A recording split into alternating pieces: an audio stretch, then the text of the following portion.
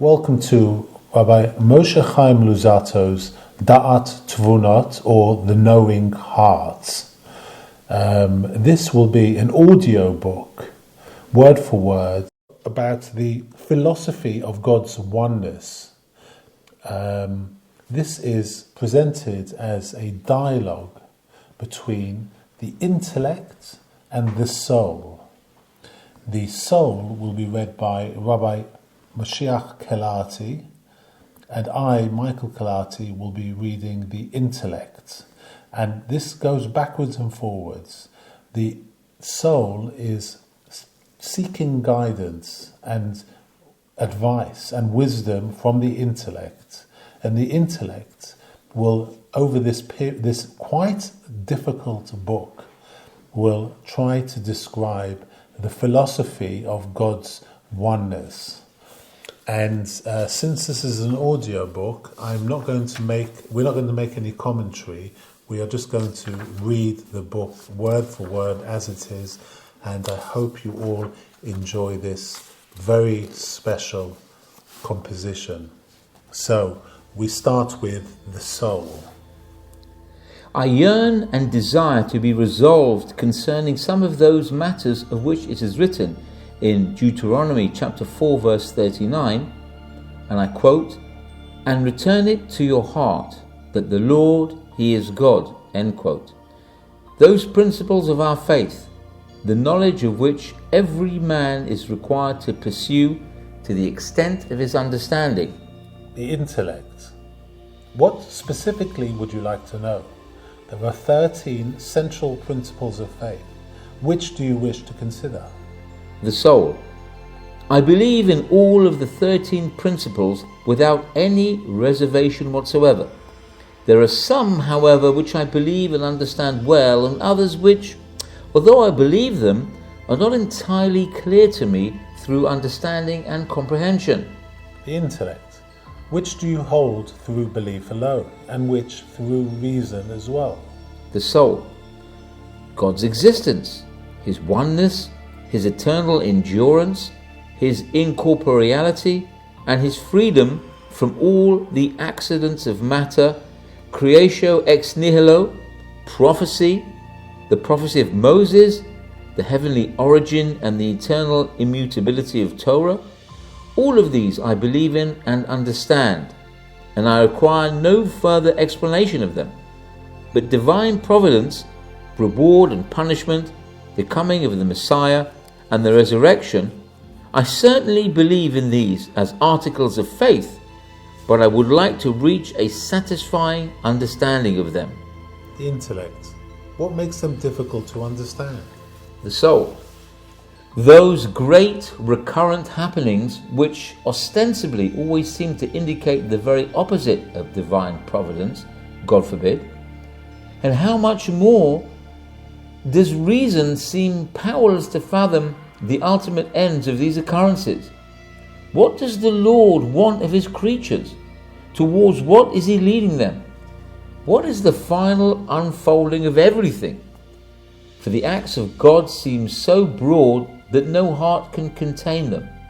I would like you to teach me the proper way to see the rightness of these things, without veering right or left. The intellect. But included in these are some very difficult and deep matters, such as the suffering of the righteous and the prosperity of the wicked, which perplex the greatest of sages and prophets, even Moses, our teacher, which simply cannot be understood. The soul. Those details which I cannot understand, I will not pursue, but let me have at least a cogent understanding of general principles, so that I will possess in any event some counsel and rationale in the broad spectrum of these matters. And as to what I cannot understand, I will say to myself, the labor is not yours to complete. Intellect. That the Holy One, blessed be He, has founded His universe on justice, and that He conducts it in righteousness and faithful justice, you will find to be absolutely clear, beyond any doubt whatsoever, as the faithful shepherd Moses has testified in Deuteronomy 32 verse 4, and I quote, "The rock, his work is complete. For all his ways are justice. A God of truth without wrong. He is righteous and just." The soul. The righteousness of this justice and the depth of this complete design that you've mentioned is what I would like to have clearly explained by you, point by point. Intellect.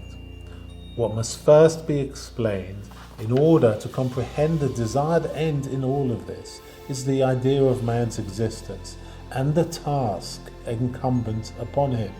The soul. This certainly is a subject which requires careful deliberation if it is to be correctly understood in all of its details. Intellect. The prime foundation upon which the entire structure stands is that the Almighty desired that man perfect himself and all that was created for his sake, and this in itself will be his merit and his reward. His merits in that he will have laboured and striven to attain this perfection, which, when achieved, he will enjoy as the fruit of his labour and the prize of all his toil. His reward in that he will finally have attained this perfection and will rejoice in goodliness for all eternity. So, this is a many-faceted foundation, and I wait to hear what you will build upon it, for then I will understand retroactively what it includes. But first I'd like to ask you a general question. Is there any reason as to why the heavenly will desired this? Intellect. The answer is simple and hinges on the answer to a different question, namely, why did the Creator desire a creation? So, give then an answer that applies to both. Intellect. What we can understand here is the following. The blessed Creator is the very essence of good. It is the nature of good to bestow good. That is why the Lord created men, so that he could bestow good upon them. For where there is no receiver, there is no bestowal of good.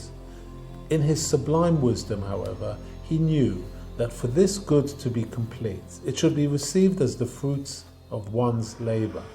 For then the recipient would feel himself the proprietor of that good, and would not be shamefaced in receiving it, as if he were receiving charity.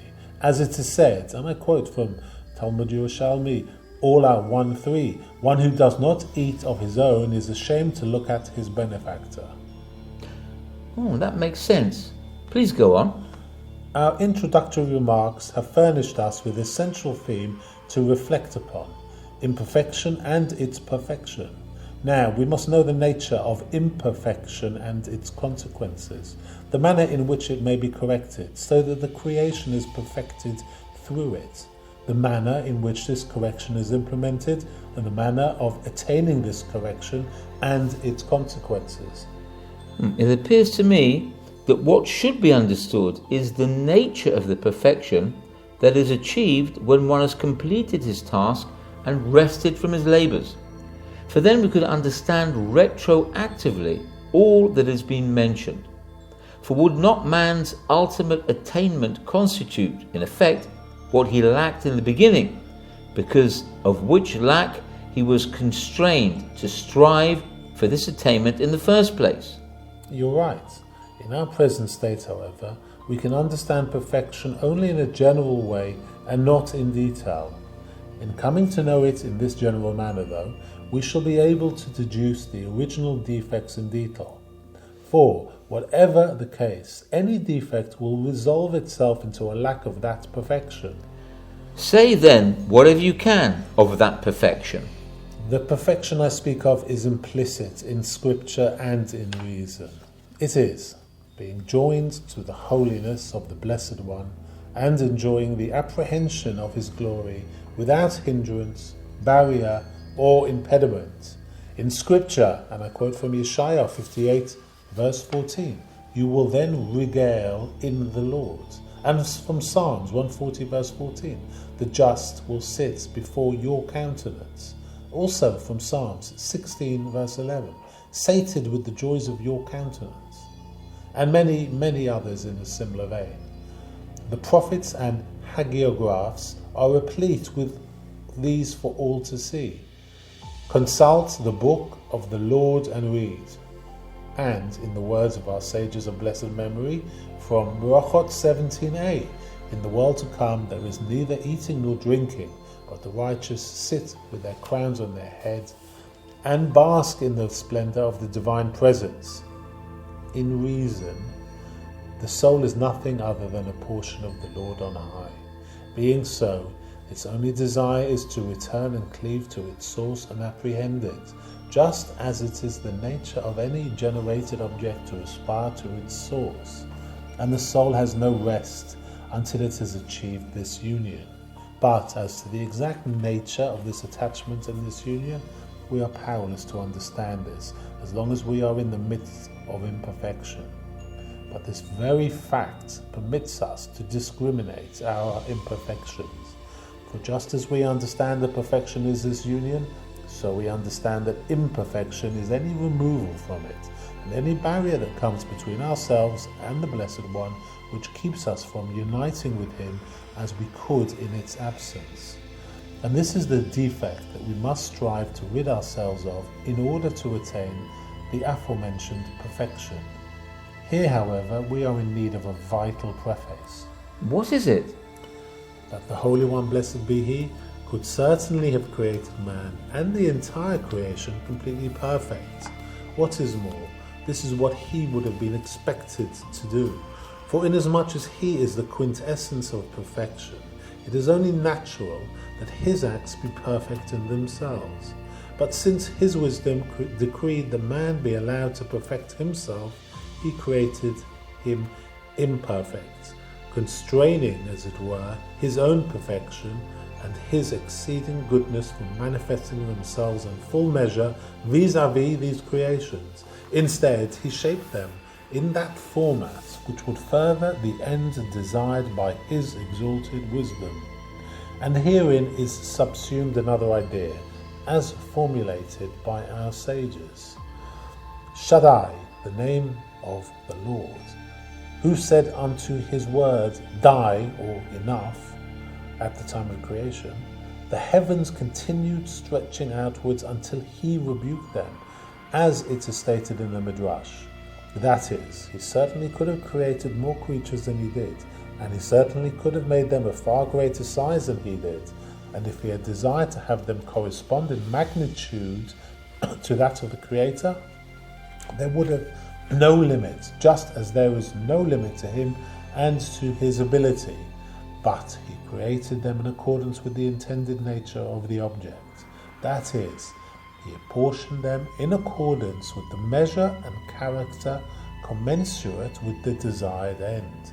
In so doing, He circumscribed, as it were, His great, infinite ability, so that it not realize itself in His creatures to its full extent, but only within the limits of the creatures generated by it.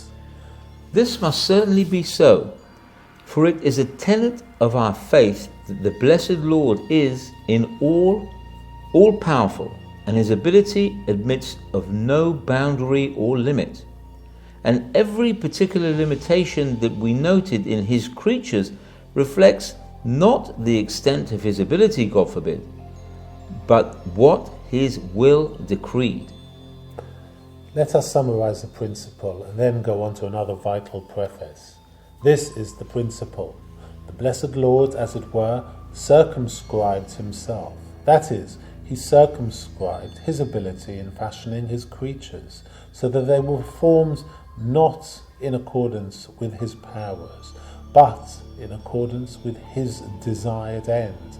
He created them imperfect, so that they should perfect themselves, and so that their perfection be their reward in the merit of their having laboured for it. All this in His desire to bestow complete good. Now let us hear this preface that you spoke of. We must now understand whence man is to derive the power to perfect the imperfections he was created with. But we are now venturing into a great broad sea, for we must deal with many weighty propositions before we come to the end of our subject.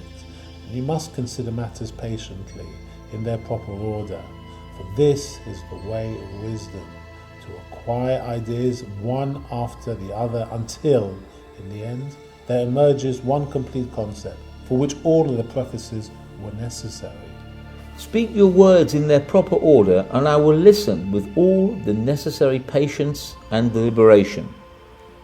First, you must know that although we have already said that the Holy One, blessed be He, desired to provide a perception of the grandness of His perfection to His creations, it is certain that it is not His intention to provide them with a perception of all His perfection, which has no bounds, limit, or end of any kind. But to the contrary, it was His intent to reveal to them only a minute facet of His perfection, the apprehension of which would constitute all of their pleasure, as we have mentioned. And this only stands to reason, for it is impossible for created objects such as we to apprehend all of the perfection of the Holy One, blessed be He, as it is written in Job 11 verse 7, "When you find the reaches of the Lord, will you attain to the end of Shaddai?" All then that man can attain will not amount to even a drop in the great sea of perfection of the Holy One, blessed be He. This is self-evident to all who are wise of heart, as it has been stated already in Psalms, capital 106, verse 2, "Who shall speak of the strength of the Lord?" Now, when we consider the entire pattern of the Blessed One's deeds, the greatness of what He has wrought since placing man on earth, and all that He has promised us through His holy prophets, what emerges clearly from all this is the essential oneness of the Blessed One. It is to be seen that all the other attributes of His unbounded perfection are not clear to us at all, for we lack the power to apprehend them. For example, we know that He is wise, but we cannot plumb the depths of His wisdom. We know that He knows, but we cannot conceptualize His knowledge. It is in this regard that our sages stated in Tikkun Zohar, and I quote, "You are wise, but unfathomed by wisdom. You are understanding, but unfathomed by understanding." And since we cannot attain these qualities, it follows that we are forbidden to probe them, falling as they do under the injunction of, and I quote from Chagiga 13a, "What is removed from you, do not probe. What is concealed from you, do not seek out." And similarly in Sefer Yetzirah 1, "If your heart runs ahead, return to your place." But as to His oneness, to the contrary, this can become manifest and absolutely clear to us. It follows that it is not sufficient that it be clear to us, but we must transfer this understanding to our heart and implant it there firmly, with no reservation whatsoever. And it is precisely this that Moses, our teacher, commanded us by word of God in Deuteronomy chapter 4 verse 39. "And you shall know this day, and you shall return it to your heart, that the Lord is God in the heavens above and on earth below. There is none else." And the mouth of the Most High itself testifies and proclaims that the net sum of all His great workings in this world is the revelation of this absolute oneness, as it is stated in Deuteronomy 32 verse 39, "See now that I am He, and there is no God with me." Now this verse is stated after an account of all that is destined to transpire in the world, all of this being implicit in the Ha'azinu song, as is clear from even a superficial reading of the verses themselves. And the vision concludes, and I quote from Yeshaya 43 verse 10, "See now that I am He." And in the words of the prophet Yeshaya, it is stated explicitly, "So that you will know and believe in me, and you will understand that I am He. Before me no God was created, and there will be no other than me. I am the Lord, and there is no Saviour beside me." Also from Yeshaya 44 verse 6, "I am the first, and I am the last, and there is no God beside me." Furthermore, from Yeshaya 45 verses 6 to 7, so that they know from the east of the sun and from the west that there is none beside me. I am the Lord, there is no other. I fashion light and create darkness, make peace and create evil. I, the Lord, do all these. Now, so that they know, quote, so that they will know and understand, quote, implies that God wants us to know with knowledge and understanding. And the very sum of all the success that he promises Israel is the manifestation of his oneness in the presence of all, as mentioned countless times in the writings of our prophets of blessed memory. And I quote from Isaiah 2 verse 11, and the Lord alone will be elevated on that day. Zechariah 49, and the Lord will be king. On that day the Lord will be one, and his name will be one. Zephaniah 3 verse 9, for then I will revert to the nations, so that all will call in the name of the Lord and serve him with one resolve. In sum, our constant daily testimony, and I quote from Deuteronomy 6 verse 4, hear, O Israel, the Lord our God, the Lord is one. It emerges then that all that is really manifest to us is God's consummate, infinite perfection, is his perfect oneness. For when we closely scrutinize all that is done under the heavens, we witness the perpetual workings of a uniform process, the end of which is the revelation of this truth alone. We must now understand this oneness and its implication, as Scripture states, and I quote from Deuteronomy 4 verse 39, and return it to your heart that the Lord, he is God.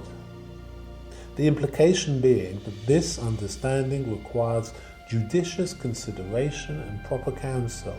As I have already stated, this is a great wide sea upon which we must set sail with all the fullness of our souls. What understanding is needed for this? Oneness implies that the Holy One, blessed be he, is absolutely one and that there is none beside him. Yes, this is certainly true in general, but there is more to it than that, and this is precisely the intent of the verse in Deuteronomy 4 verse 35. It has been revealed to you that you may know that the Lord is God, there is none beside him. Upon which our sages have commented in Sanhedrin 67b, even as regards witchcraft. That is, when we say that the Holy One, blessed be he, is one, it is not enough that we understand him to be one in being, i.e., that there is no necessary being but him, and that there is no creator but him. But we must also understand that there is no authority or ruler but him, and no conductor of his world or of any being in his world but him. And there is no checking of his power or restraining of his will. And all this because of the oneness and absoluteness of his authority. This is the intent of the verse from Deuteronomy chapter 32 verse 39. See now that I am he, and there is no God with me. I kill and I bring life. I wound and I heal, and there is no escaping my hand. And from Job 23 verse 13, and he is one, and who can turn him aside? And so we acknowledge before him also from Job chapter 9 verse 12, who can say to him, what will you do? Know this to be a major tenet of our absolute faith, as we shall explain further with God's help. Indeed, the primary import of this understanding is the discountenancing of certain false conceptions which have intruded themselves into the hearts of men, some into the hearts of idol worshippers, some into the hearts of the unlearned population at large, some into the hearts of the Gentiles, and some into the hearts of the first corrupt sinners amongst the Jews. The idol worshippers were two kinds. The first kind regarded the Holy One, blessed be he, as above mundane things and oblivious to them. They regarded others beneath him, such as the stars of heaven and their constellations, their ruling powers and all their hosts, as superintending the affairs of the world. Accordingly, they established forms of worship for them, and erected altars to them, upon which they slaughtered and offered up sacrifices to call their beneficent influence down upon themselves.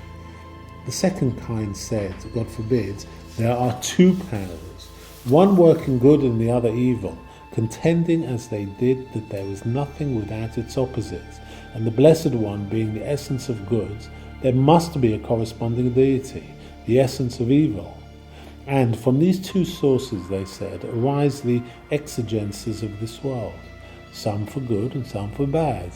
This is what is alluded to in the heretic statements to Amemar, and I quote from Sanhedrin 39a. The upper half of man is governed by Hormes, and the lower half by Ahormes. The third conception is that of the population at large, who see the affairs of this world as proceeding from natural laws implanted by the Creator in terrestrial objects. Accordingly, they regard their own exertion and zeal as the constructive factor, and their own lethargy as the destructive, in the spirit of, and I quote from Deuteronomy 8 verse 17, my power and the strength of my hand have wrought me this gain. They are also given to saying that everything depends upon the stars, that there is one destiny for all, that all is nature and no more, whether for good or for bad. The fourth conception is that of the Gentiles, who say Israel has sinned, there is no salvation for them in the Lord. They branded them despised currency, saying that God chose them and gave them the choice of being righteous or evil, but they sinned. They thereby prevented the Holy One, as it were, from continuing to benefit them. In accordance with Deuteronomy 32 verse 18, you have weakened the rock of your birth.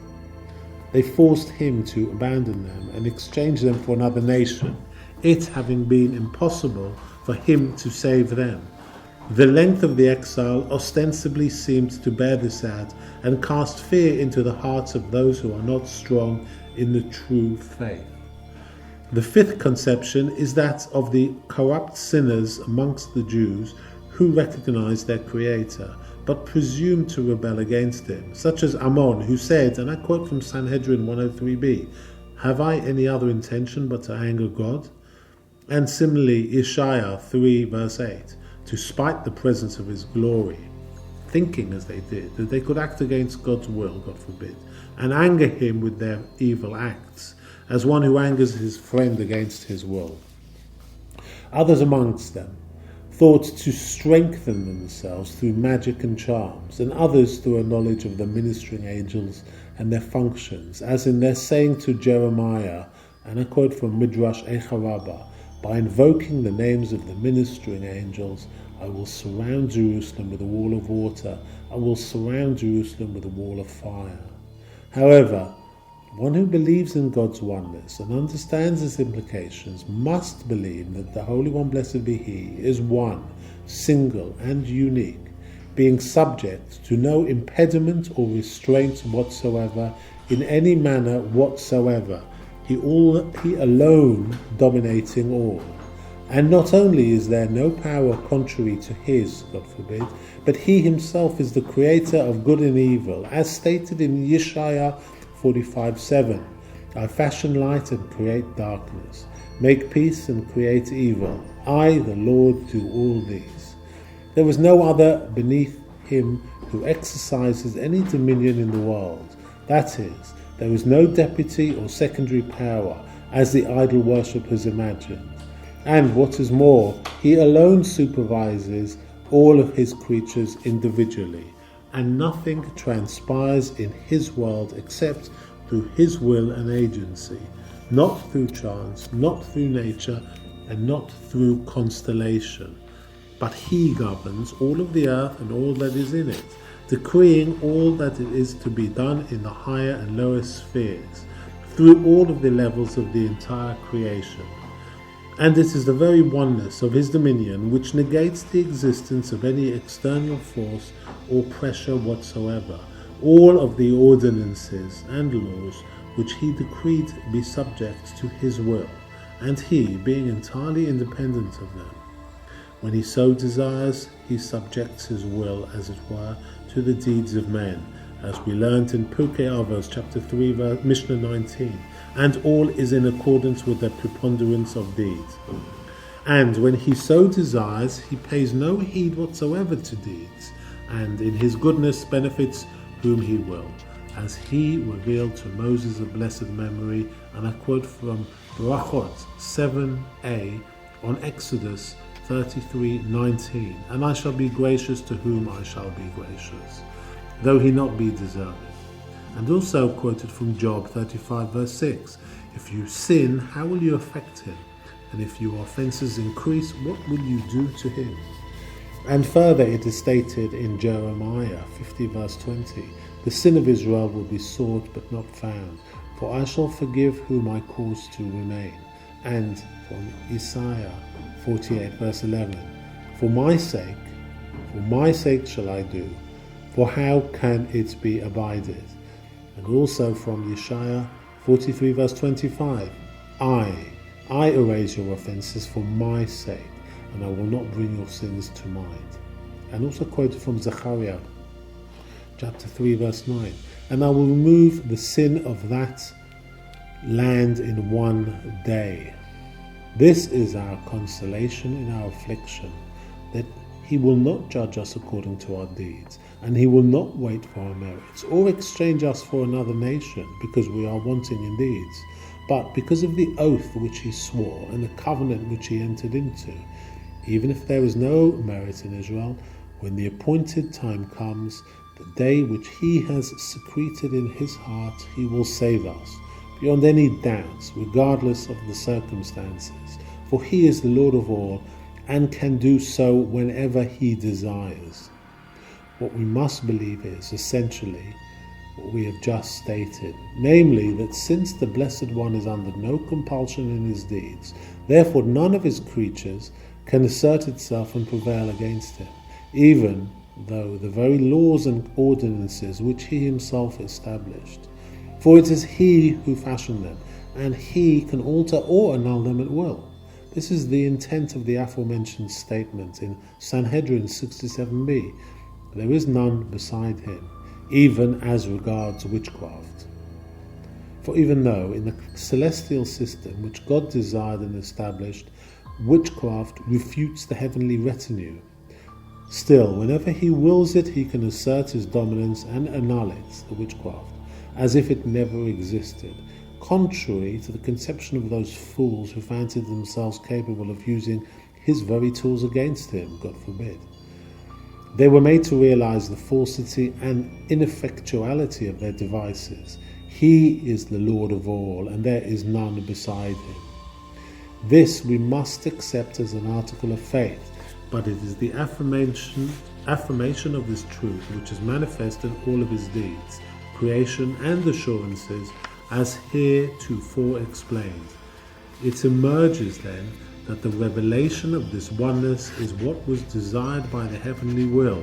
It is in accordance with this intent that he formulated the laws of his creations, and everything that he caused to happen is what is necessary for the realization of this end. Thus we can very well say that the entire universe and all that we can understand of it, all of it depends and rests upon the idea of the perfect oneness of the Blessed One, which he wished to make manifest before the eyes of his creations. A corollary of this is that when we understand what the revelation of his oneness inheres in, we shall likewise understand the laws of his creations, how they are structured and on what principles they rest. And it shall be explained further, with God's help, that from the Lord's desire to structure and govern his world along these lines derives the entire system of man's imperfection, the perfecting of his service, and the receiving of his reward, something which derives from no other order. This I'm anxiously awaiting to hear, how all of this derives from the revelation of his oneness. What we must understand well is the idea of the defects found in nature, of the evils found in it, which are not in accordance with God's perfection, and because of which the sinners went astray, each in his own way, as explained before. For certainly, considering God's perfection, he should do only good alone. I will therefore now clarify this for you with the help of God. When we say that God is one, we thereby understand that there is none beside him, that he has no counterpart, that none can deter him, as opposed to all of the other misconceptions we have mentioned. It follows that it is not sufficient to attribute goodness to God, but that it is necessary, in addition, to disassociate its opposite from him. But all the other qualities we may think of are not defined in terms of opposites at all. For example, the idea of foolishness does not enter into the definition of wisdom, the latter being understood as the mind being replete with the properly founded ideas. Evil does not enter into the definition of saintliness, which is understood as the doing of good in respect to all. Oneness, however, does lend itself to definition by opposite, vis-à-vis the absence of plurality, so that the other qualities are defined in terms of the affirmation of the good in itself, and oneness in terms of the negation of evil. You see then that if the Holy One, blessed be he, decides to reveal all of the other qualities of his perfection, since they are all qualities of goodness, they are defined only in terms of the affirmation of good, and their revelation could not involve the manifestation of evil. But in his desire to reveal his oneness, in which is subsumed the negation of evil, it was possible to create evil and deny to it the absolute existence and dominion, so that the full spectrum of this quality would be manifest. And do not take issue with me by contending that to make wisdom manifest it is likewise necessary to reveal ignorance, and to make saintliness manifest, to reveal cruelty, a quality being understood only through its opposites.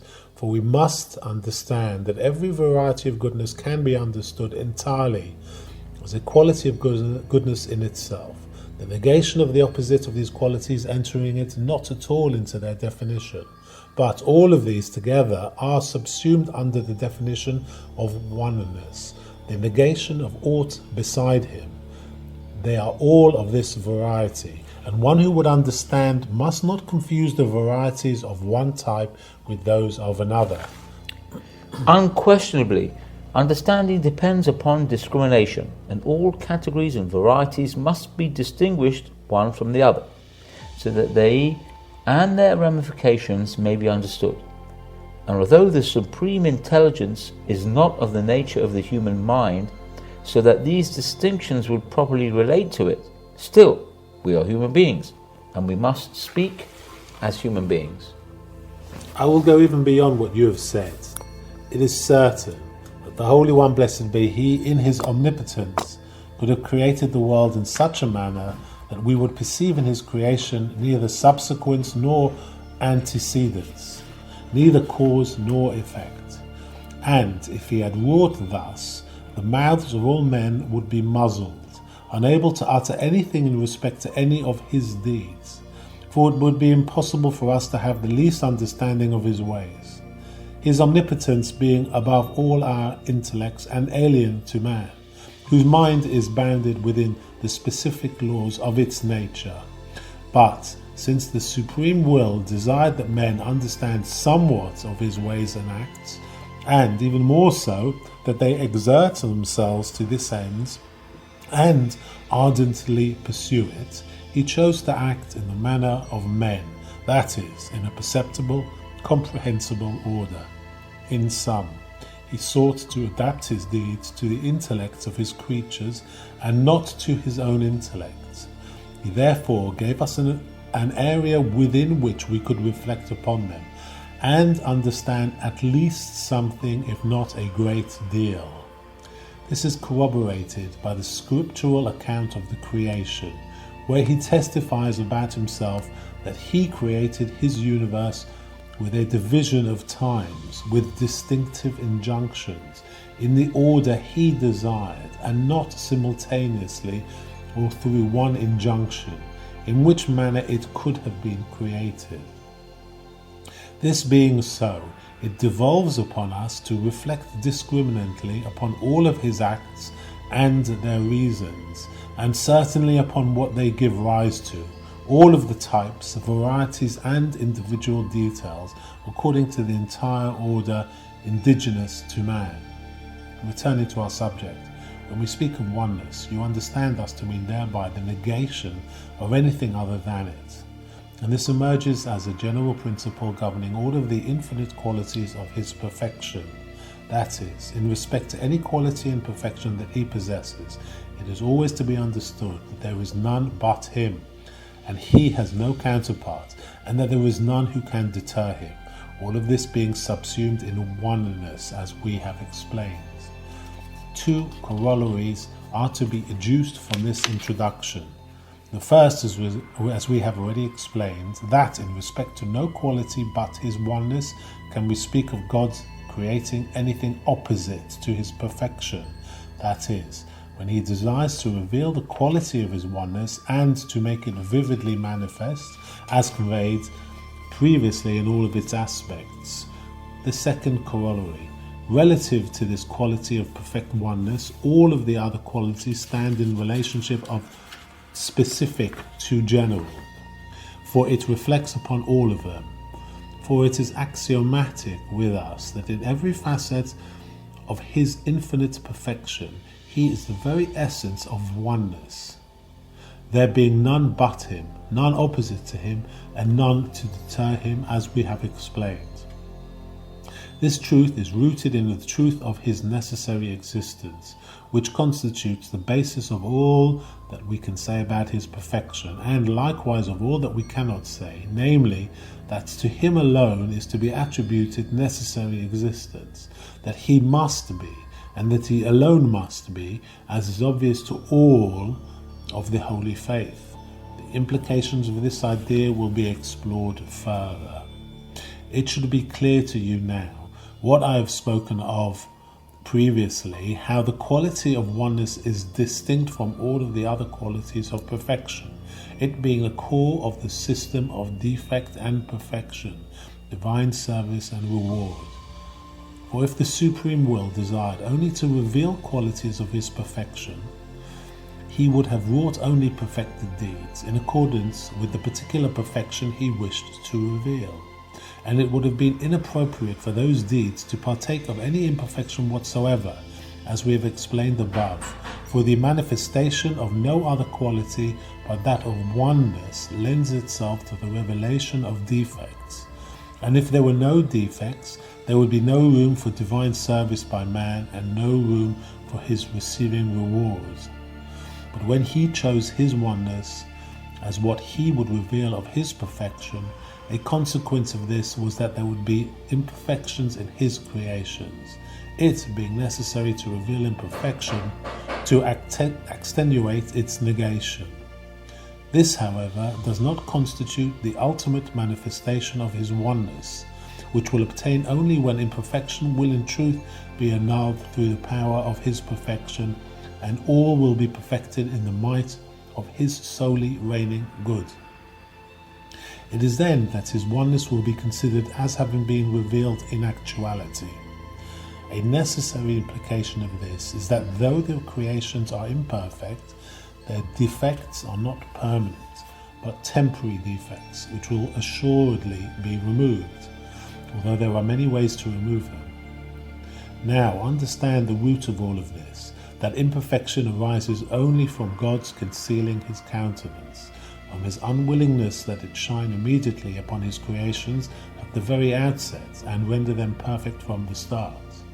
On the contrary, he concealed his countenance from them and rendered them imperfect, for the light of the king's countenance is life, in truth, and its concealment the source of all evil, as we shall explain further with God's help.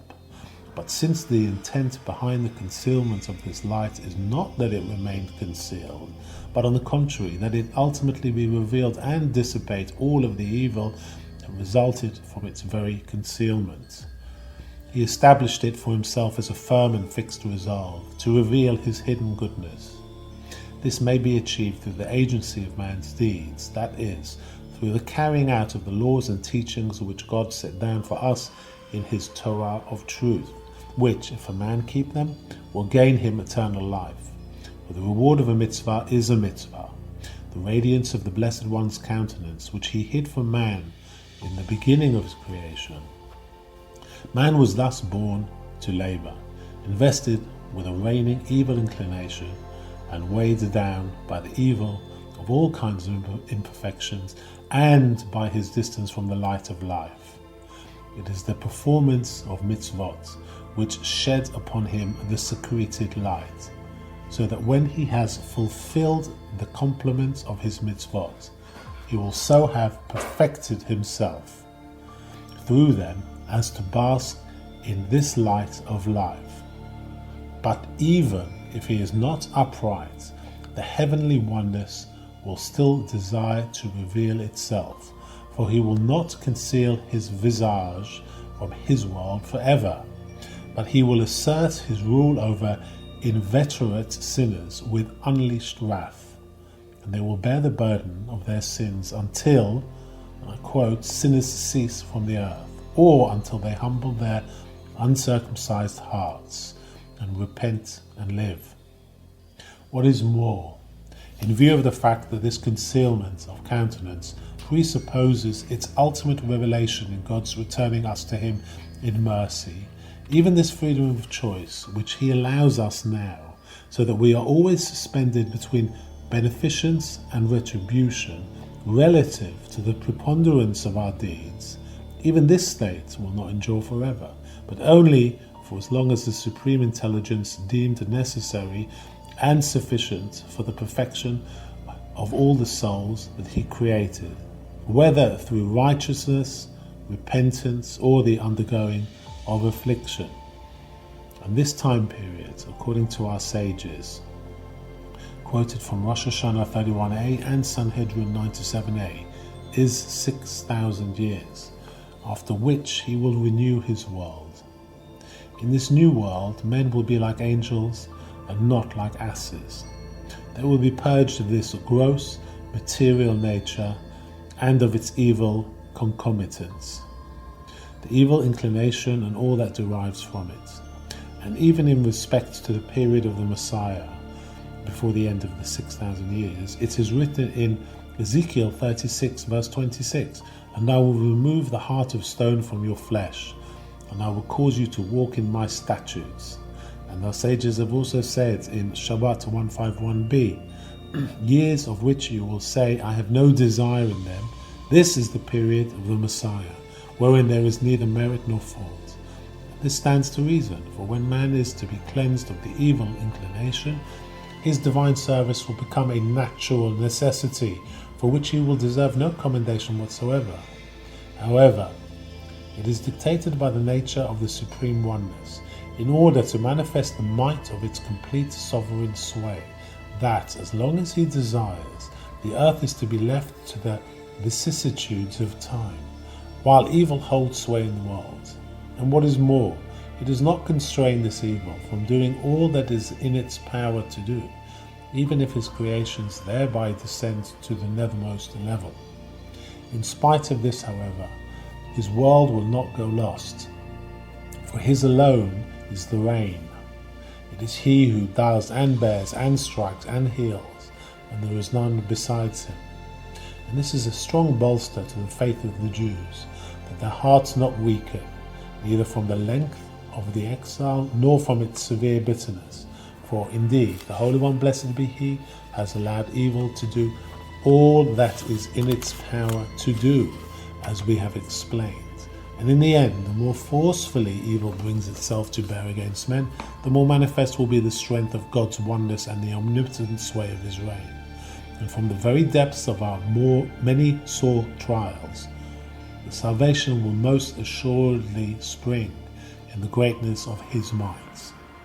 It is true that men could be meritorious in their deeds, recognize the truth, and abandon the deceitful paths of this world in their desire to draw near to their Creator, and all this through their realization that everything opposed to the way decreed by God is of the category of evil decreed by the supreme will and created by the concealment of the visage of his goodness.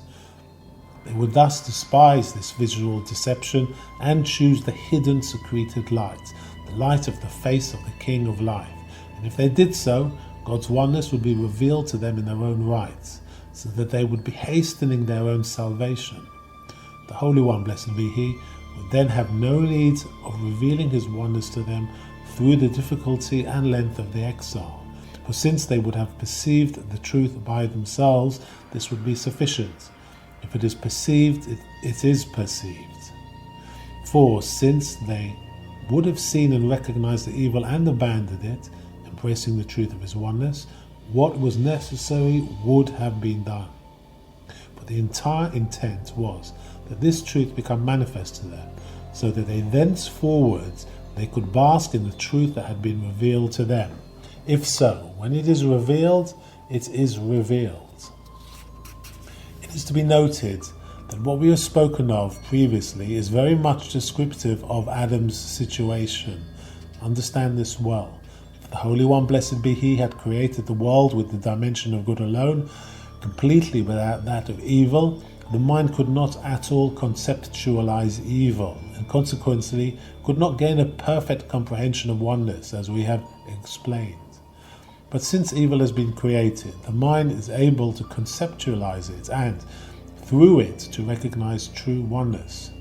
Adam indeed perceived evil, this in the form of the tree of knowledge of good and evil, that the Holy One, blessed be He, forbade it to him.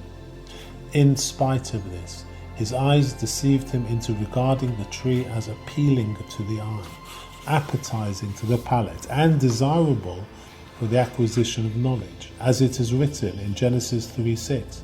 And the woman saw. It emerges then that he saw immediately that there was room to err by saying, God forbid, that there are two ruling powers, or by embracing any of the other evil conceptions proposed to him by the serpents. Now, the truth is, Adam was extremely wise and should have employed his wisdom to analyze the matter properly. What is more, he already knew it as a truth, by virtue of this wisdom, that everything he saw contradicting what the Blessed One had made known to him regarding the truth of perfection was nothing more than deceitful falsehood, pertaining to the category of evil that he had created to demonstrate the truth of his oneness, and to test man himself in order to invest him with merit. And if he had remained steadfast in his faith, and had not been led astray by his evil inclination, but, to the contrary, had strengthened this faith of in his heart, he would have been accounted as having attained to the supreme oneness. For he had already seen and conceptualized evil, and had also apprehended through his wisdom that all evil had been created by God only for His honor. It would have been sufficient if he had strengthened himself in this faith and not transgressed God's commandments. And this only until Sabbath Eve, as our sages relate. For then the Holy One, blessed be He, would have done in one day what He does now in 6,000 years. That is, He would have ultimately have shown him in actuality that what he believed of his oneness was true. For in one moment He would have removed all evil from the world. But Adam was led astray in the beginning by his lust and desire, and in turn invented rationalizations to smooth his way, very much along the lines reminiscent of our sage's pronouncement in Sanhedrin 63b. Israel embarked upon idol worship only to permit themselves forbidden relations openly. And in a similar vein in Sanhedrin 38b, Adam was a heretic. It thus became necessary to show him indeed what he did not choose to perceive through reason, the true nature of evil, and to impress upon him that even though it was given such a large area of freedom, ultimately all would return to the reign of the one good. And all of this is embodied in the hardships of the world, which were decreed upon him so that he would eventually espouse the belief that he could not sustain in the beginning. Thus, it would be revealed to him empirically and in detail what he could have apprehended and perceived immediately in the beginning. The same applies to his descendants after him. If they desired to apprehend this idea and to fix it in their souls by means of reason, it would have been sufficient. for it is only necessary that they know it, and they would know it. If it is clear, it is clear. But since men have not been upright in their deeds, but, to the contrary, have pursued the deceptions of their eyes with respect to all of the evil misconceptions that we mentioned previously, the Holy One, blessed be He, must reveal to them what they could not conceive of by themselves. And this, in effect, is the orientation of the exile, wherein He has concealed His countenance more and more, so that evil has asserted itself to the fullest extent. As stated by our sages in Sota 49a, there is no day whose blessing, or euphemism for curse, is not greater than that of the day before. And in the end, suddenly, the one blessed Lord will return to His sanctuary, the glory of God will be revealed, and all flesh will see it together. And now, because of the magnitude of the concealment of His countenance, knowledge has deteriorated, and all deeds are defective, as, through the same cause, the creations themselves have undergone deterioration and diminution, as stated in Sota 48a. The flavour of fruits has been lost, along with all of the other sad occurrences that our sages have related to us and which we see with our own eyes. The earth is empty and void, and our sages have stated in Sota 49b, audacity will prevail and dearness will soar. All of these are aspects of the intensification of the great evil. Yet, when the glory of God is revealed, all minds will return to the proper path, all deeds will be perfected as in the beginning, and men will cleave to their Creator, as it is written in Joel 3:1. I will spill out my spirit on all flesh. And also in Jeremiah 31 verse 33, and a man will no longer teach his neighbour, saying, know the Lord, for all will know me, from small to great. And the universal aspiration will be to be sanctified in the holiness of the Blessed One, as it is written in Yeshaya 2:3. And many nations will go and say, let us go and ascend the mountain of the Lord. Let Him teach us His ways, and let us walk in His paths. And this will give rise to the amelioration of nature as a whole. As it is written in Psalm 72 verse 16, grain will be abundant in the land, in the peaks of the mountains, and in Yeshaya 11:6, and the wolf will dwell with the lamb. In summation, when the Supreme Will chose to pursue this path, He allowed room for all that was necessary for the true perfection of His creatures. For in concealing His countenance, He has left room for imperfection, and in leaving room for imperfection, He has left room for the divine service, which would bring about the needed perfection. And since the purpose of this concealment is only ultimate revelation, this leaves room for the perfection of these defects through the force of the revelation of perfection. And since the concealment is destined for revelation in any event, even of itself, an end has been set for the days of free choice. For ultimately, the entire universe will achieve complete perfection, which will be followed by the period of reward for the divine service that had preceded, as stated by our sages in Eruvin 22a, and I quote, today to perform them, the mitzvot, and tomorrow to receive their reward. Please summarize what you've thus far stated on this subject, for indeed much has been said. The principle is short and easily acceptable. The Supreme Will desires to reveal and make manifest the truth of His oneness, that there exists no power whatsoever contrary to His, and it is upon the foundation that He built His world with all of its laws. The purpose of the concealment of His countenance and His allowing room for the existence of evil is the ultimate revelation of His oneness, the eradication of evil, and the manifestation of the oneness of His reign. In the interim, room has been provided for man's divine service as long as imperfection exists, and perfection awaits revelation. And after this revelation, there will ensue a period of reward for the divine service that had been preceded. I'm still left with some slight room for question. Why must we say that everything rests on this principle of oneness? Is it not sufficient to subscribe to the first idea which you stated at the outset, that the Holy One, blessed is He, desired to bequeath perfect goodness to His creations, and saw fit to this end that they require it through merit and not as charity, for which reason He instituted reward and punishment in the world, so that they acquire this good as reward, and for which reason He instituted pure freedom from will, so that there be room for reward and punishment. But the fact of the matter is that it is oneness that is destined to be revealed. For we have seen the assurances of the prophets, which we have adduced previously, to the effect that the Holy One, blessed be He, will redeem Israel in any event, even without merit, and that He will remove the evil inclination from men and compel them to serve Him. All of this is in opposition to the idea of reward and punishment and freedom of will, and if the intent were in truth to establish free will and reward and punishment, that is, for the world to be constantly composed of individuals with freedom of choice to be righteous or wicked according to their wills, so that things would always go well for the righteous and badly for the wicked, then it would be necessary for the state to persist continuously, without interruption.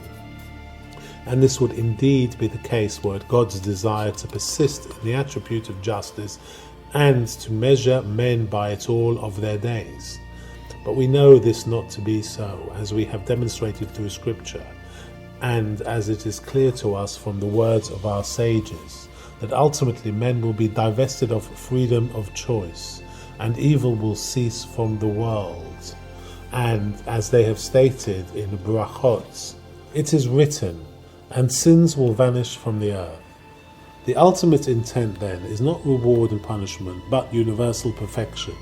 It is just that the Holy One, blessed be He, has linked the two systems together as one, in the depth of His design, channeling all towards the universal perfection. We shall yet speak of this further, with God's help, when we discuss divine providence in detail, for it is a very deep and fundamental doctrine. We have been speaking until now in generalities, and we must now come to specifics. We have established that all of the aspects of laws of creations rest upon the ultimate revelation of God's oneness. And in this regard, we have established that there are two periods. The first, that in which He is hidden but destined to be revealed, and the second, that period which is subsequent to His revelation. And it is upon these two periods that we see man's divine service and the receiving of his reward to rest. For this point on, we must distinguish every detail we can in respect to each of these two periods, that is, the details of the concealment of His oneness in themselves and the details of His revelation in themselves. For in view of the fact that one leads into the other, there must be of necessity be a linking point which marks the transition between the two extremes. Let us begin in order, the first task being to understand the details of the concealment of His oneness, the first of the periods, and the nature of His dealings with us during this time. And at this stage, we shall have to explain all of the aspects of divine service and all of its implications, the preparation requisite for its performance, and all of the other considerations that enter into this discussion. There is a great fundamental preface that I must set down before we can venture forth into analysis of the ways of God and the modes of His conduct that we are discussing. Oh, what's that? We are cognizant of ordinances and rules whereby the Blessed One deals with us, His creations, righteous modes and ways decreed by the depth of His wisdom. As a result, we attribute to Him many qualities, as in all of the descriptions of our prophets of blessed memory, and we term Him merciful, gracious, strong, along with all of the other qualities attributed to Him. Here, however, we must understand and know with firm conviction that none of these descriptions and titles corresponds in any way whatsoever to the true essence of the Blessed One, in that none of His acts are performed by Him in the same sense that a man acts, in accordance with his nature and strength, but they are all representative of what He wills to do in accordance with the intellects of the creatures that he willed to create, and within the limits of their potential alone. The sages have expatiated upon this idea in many places. What is incumbent upon us to believe in this respect is that the existence of the Blessed One is unquestionably self-evident, but his essence cannot be conceptualized by us in the least, and what is more, it is absolutely forbidden to us to embark upon such an inquiry. As our sages have stated in Chagiga 11b, if one reflects upon four things, it is better if he had not come into this world. And also from Chagiga 13a, do not inquire into what is removed from you. You have no business with mysteries. In sum, anything that the human intellect can conceive of and envisage is certainly not of the essence of the Blessed One, for he is elevated and exalted above all thought and conception, and possesses not a single one of the properties of his creations, whether great or small. The greatest perfection in his creations is a defect relative to him, but we do not approach his nature in any way whatsoever, for anything found in his creations, good or bad, perfection or imperfection, is entirely new, invented by the will of the Blessed One, adapted entirely to our intellect and station, and reflective in no way of the intelligence and essence of the Blessed One. On this score, Scripture unequivocally proclaims in Yeshaya 40 verse 25, "And to whom will you compare or liken me, says the Holy One." To sum up, the Creator is absolutely free of anything found in his creations, whether perfection or imperfection. He alone being perfect in true perfection, which allows of no imperfection whatsoever. He is absolutely inconceivable to us, none of our qualities being attributable to him. However, in his will to create creations and to guide them, to bequeath of his goodness to them, so as to confer blessings upon them, and to allow them some revelation of his glory, which is exalted above all blessing and praise, so that they may bask in his light. He established, as it were, a system of just conduct, to wit, this entire system that we see and hear of, having invented, as it were, forms of influence and modes of conduct by which to act and by which to direct all his creations to a choice, select goal. And now, as to his qualities, they are certainly his qualities, and attributes may certainly be ascribed to him. However, they are not things necessary to him at all, but all willed by him, and their existence is entirely dependent upon his desire and his will.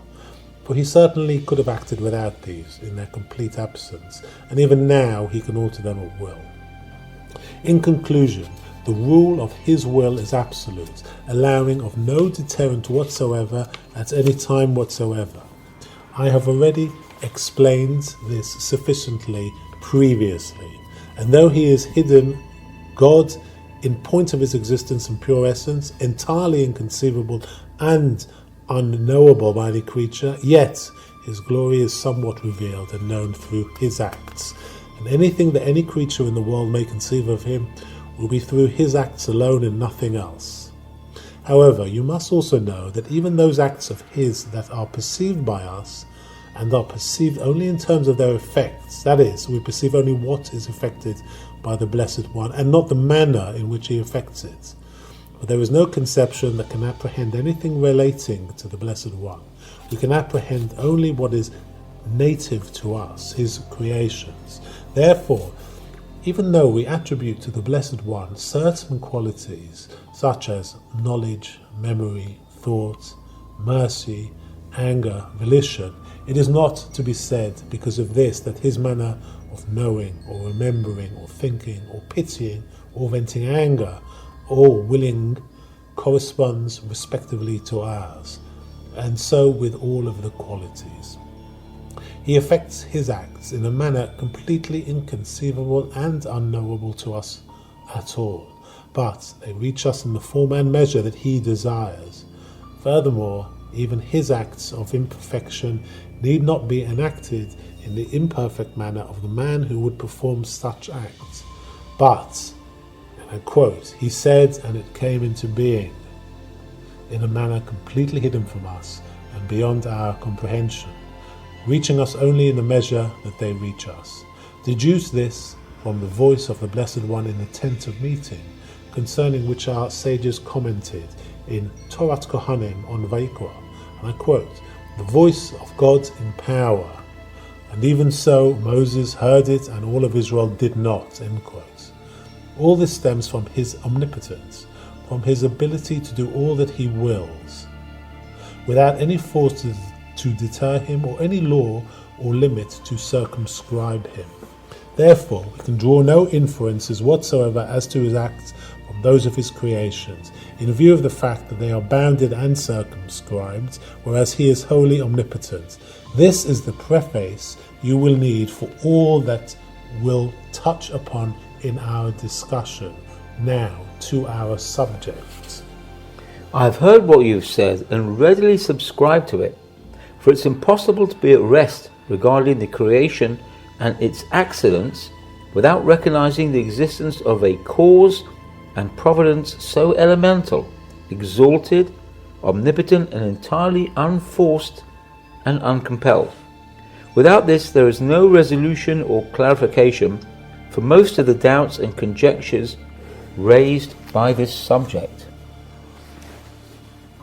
The first of the periods which we must now explain is that of the concealment of his oneness, as obtains at present the entire period of divine service, as we have explained. In point of his perfection, as stated previously, God could certainly have rendered all of his acts perfect, so that they possessed only complete perfect good, with no taint of imperfection or evil whatsoever. However, in his desire to deal with his creations according to the ordinance that we have mentioned, he invented an altogether new order, not in accordance with the supreme perfection, but only with the needs of the creations, to provide them with merit and ultimate reward. And this is the way of good and evil, reward and punishment, according to which good and evil are evenly balanced, both entering the world, so that good is set forth for the righteous just as evil is for the wicked. Within this construct, the creations sometimes assimilate imperfections and sometimes perfection. The forces of evil are permitted to exercise their influence, and the corrupting powers to work all the evil that God has invested in them. And room is provided for the nations of the world, the worshippers of idols, and all of the other evils in the world that are in relation to whose ultimate removal were stated the assurances of our prophets of blessed memory, as in Yeshaya 2:18, and the idols will pass entirely away, and in Zechariah 13:2, and I shall remove the spirit of defilement from the land, and also in Yeshaya 25:8, death will be swallowed up forever, and also from Yeshayahu 11:9 and 65:25, they shall work no evil or corruption in any of my holy mountain, and in the vein also from Brachot 33b, all is in the hands of heaven except the fear of heaven. For the Holy One, blessed be He, does not wish to stand in the way of men if they desire to do wrong, and this is the source of all the great erosions the world has undergone from the day God created man, and there is no rest for the righteous in this world, for man's evil upon it is great.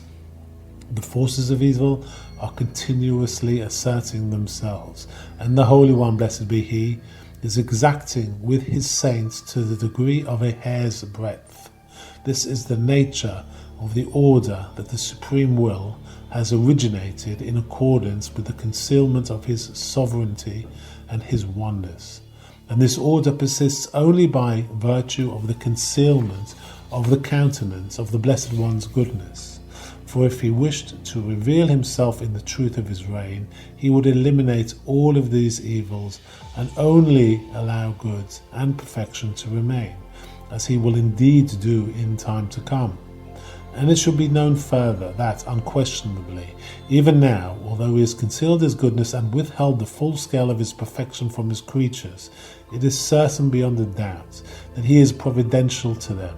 For whence would they derive being, existence, and endurance, if not from His providence? If so, he certainly exercises his providence, but his present providence compared to what it would be if he desired to exercise it in proportion with his perfection is only as a shadow compared to a man, or as a slight impression left by writing on a piece of parchment after the letters are removed from it. The generality of this providence is referred to as darkness and not light, relative to the perfect providence that could obtain if he wrought in proportion to his perfection. As far as we are concerned, however, this is, in any event, all of our lives, for it is exclusively by virtue of this providence that we live and endure.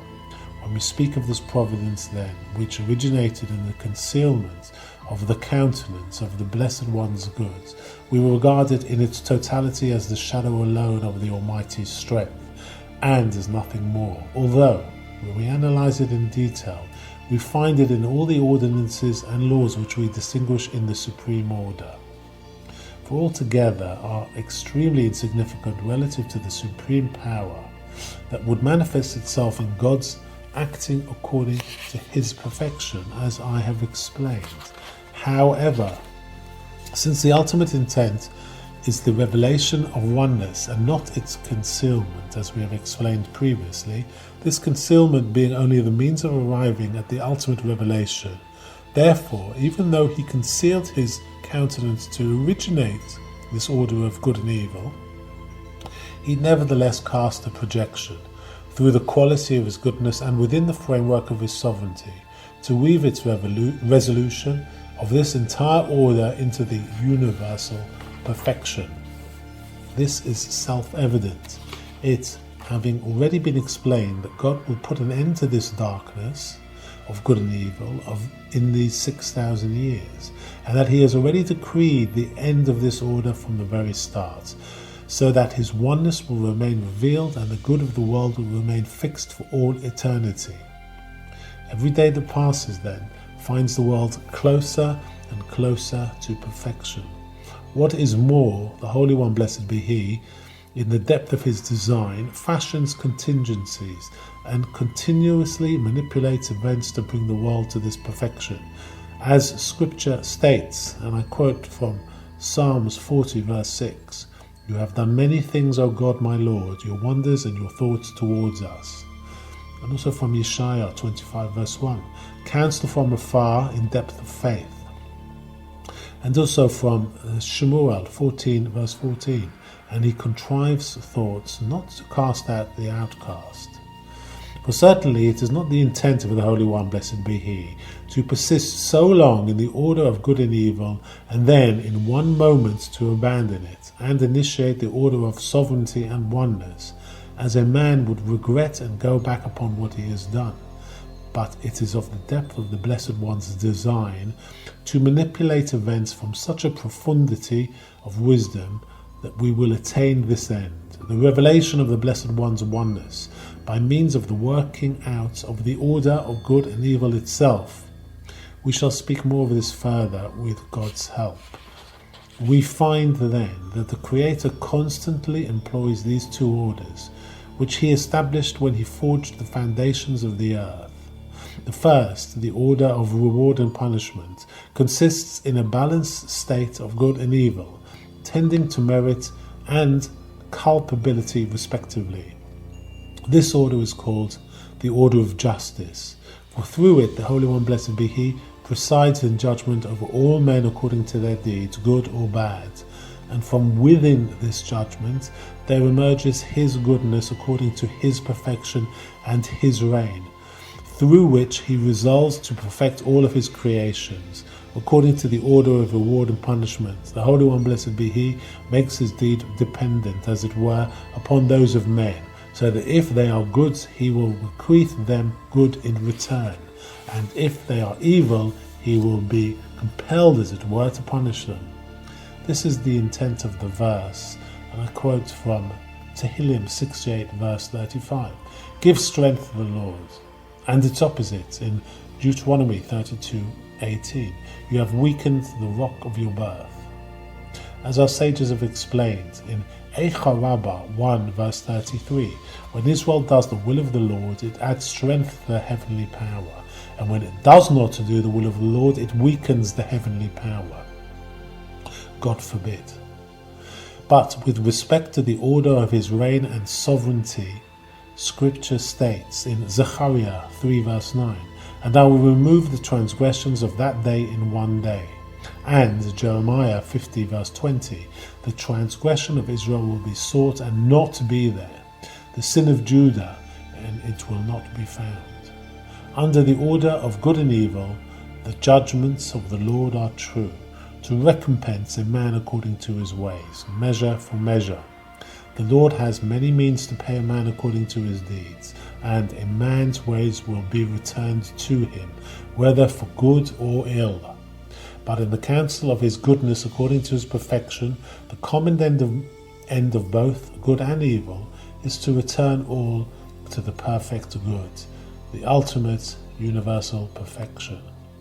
It is in this respect that Scripture states in Malachi 3 verse 6, "I am God, I have not changed."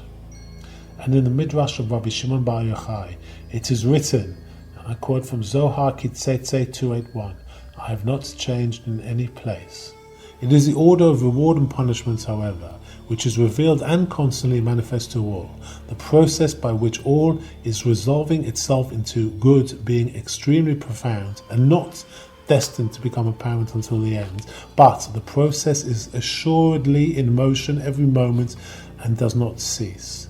It is clearly seen then that the Creator circumscribed his perfection, as it were, when bringing his perfections into being, creating them imperfect and not complete, and assigning them a kind of order and a manner of providence which is nothing but the darkness of the Blessed One's concealment, from which proceeds the balance of good and evil, which allows for the existence of sins and their blemishes, for punishment and defect. In spite of this, however, in his goodness, he has projected for his creatures an ultimate, complete, universal perfection into which the world is resolving itself each day, and into which he draws the concomitants of good and evil themselves, to result in complete perfection in the oneness of the Blessed One's sovereignty. Please summarize what you've stated until now. The Holy One, blessed be He, has employed two orders in his conduct of the world. One, the order of justice, and the other, the order of the single divine sovereignty and reign. The order of justice is that of good and evil, in which reside all the aspects of good fortune and ill, with all of their effects. The source of this order is the veiling of the countenance of his goodness and the concealment of his perfection. The order of the single reign is that of the perfection of all of the creations through the power of the Blessed One, though they would not be deserving of it in themselves. It is this order which operates secretly within all the workings of justice itself, to turn everything to perfection alone. Its source is the Blessed One's elemental goodness, which, even though it is hidden, does not leave off directing us towards the good. The order of justice is revealed and manifest. That of the divine reign is hidden and concealed. I still need some clarification of this order of divine reign that you've mentioned, for I do not understand well the working of the Blessed One's elemental perfection. For ostensibly, in 2 is not of the order of perfection, your having stated that the true perfection is not apprehensible. You have questioned well. I will now make the matter clear to you. The elemental perfection of the Blessed One is completely beyond our apprehension. This is the true perfection, which is entirely unknown to us, and it is by its very nature exalted and elevated above all the affairs of his creatures. For as soon as he willed to guide his creations, he established and willed these modes of conduct, which are all adapted to the level of his creations and in no way whatsoever representative of him, so that his pure essence is entirely removed from them. And what is more, even in these acts themselves, which are adapted to the level of his creations, he did not do what he could have done, but to the contrary constrained his goodness, as it were, so as not to do what he would have been expected to do in point of his goodness. For even in willing to guide his creatures and reveal himself to them on their level and not on his, he could, notwithstanding, have revealed himself to them and conducted them within his very framework of their level, in perfection alone, without defect, as will indeed be the ultimate nature of his ordinance. And from the point of his goodness and loving kindness, this would consist in his revealing himself in great goodness and bountifulness, and from the point of his perfection, in his rendering his acts perfect, without defect. But he constrained all of this and willed to render them imperfect and lacking in radiance as they were. However, in any event, he did not will to leave his world so, constantly heaved about the maelstrom of good and evil, but it was the counsel of his great goodness to establish an order and a deep design to channel all things from within the order of good and evil itself into the universal perfection which they are susceptible.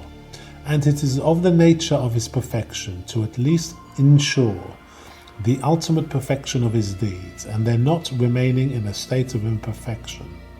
However, this does not at all represent the true perfection of his deeds in accordance with his apprehensible essence, for such purity does not relate to us in any way whatsoever.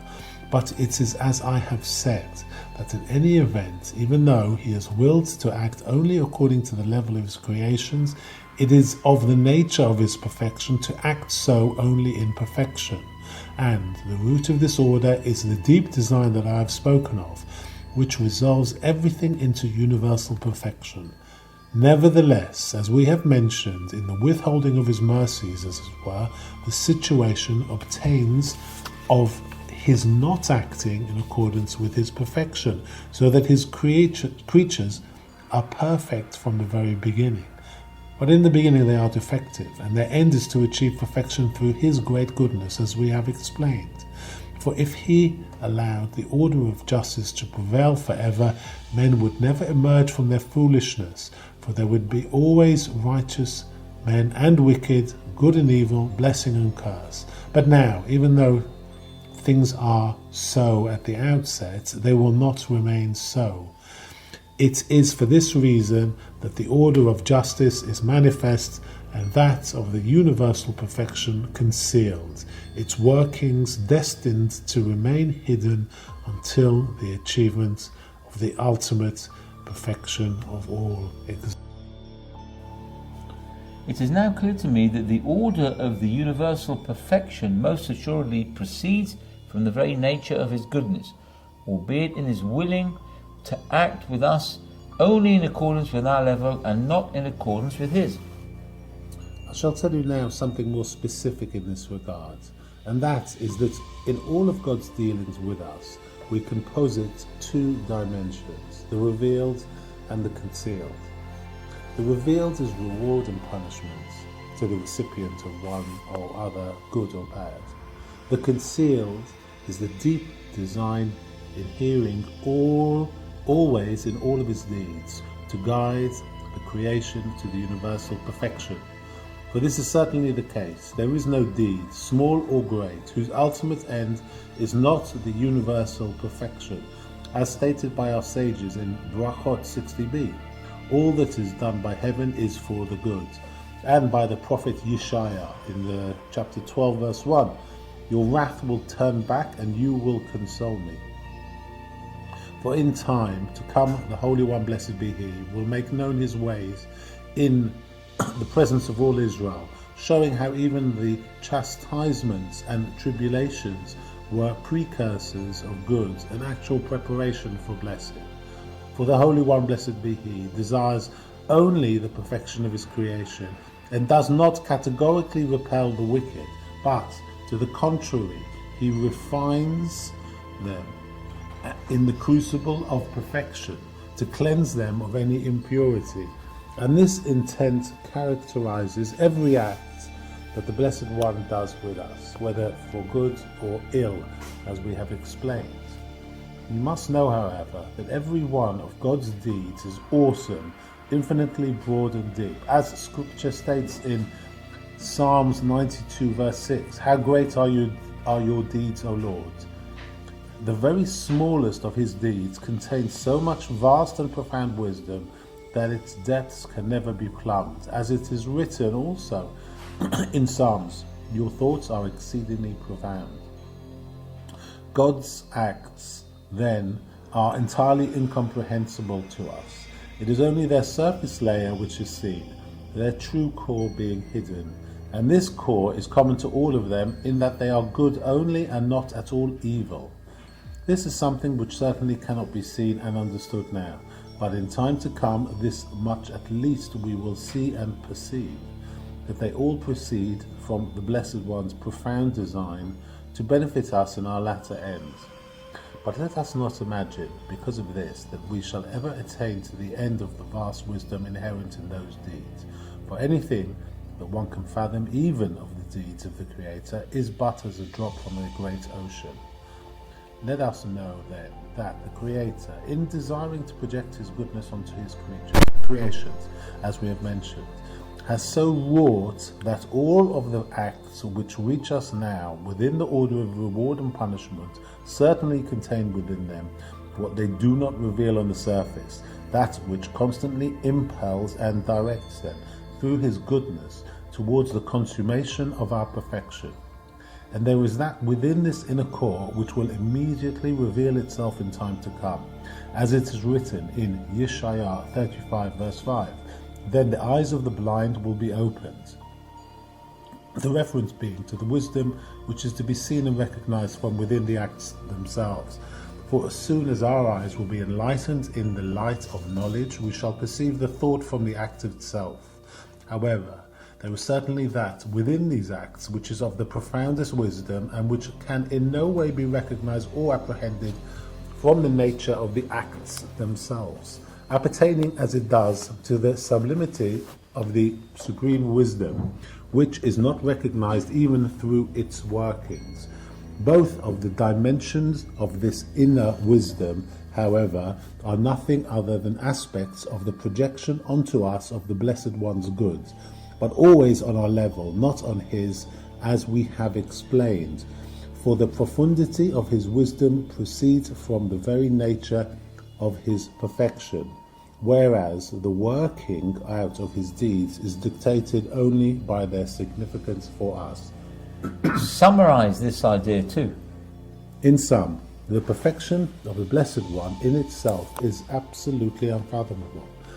But in his desire to manifest his goodness, at least in respect to those acts which are on our level and not more, he contrived the designs and systems of ordinances which would result in completeness and perfection for the entire creation. And this is the hidden element in all of his deeds, the common denominator of them all.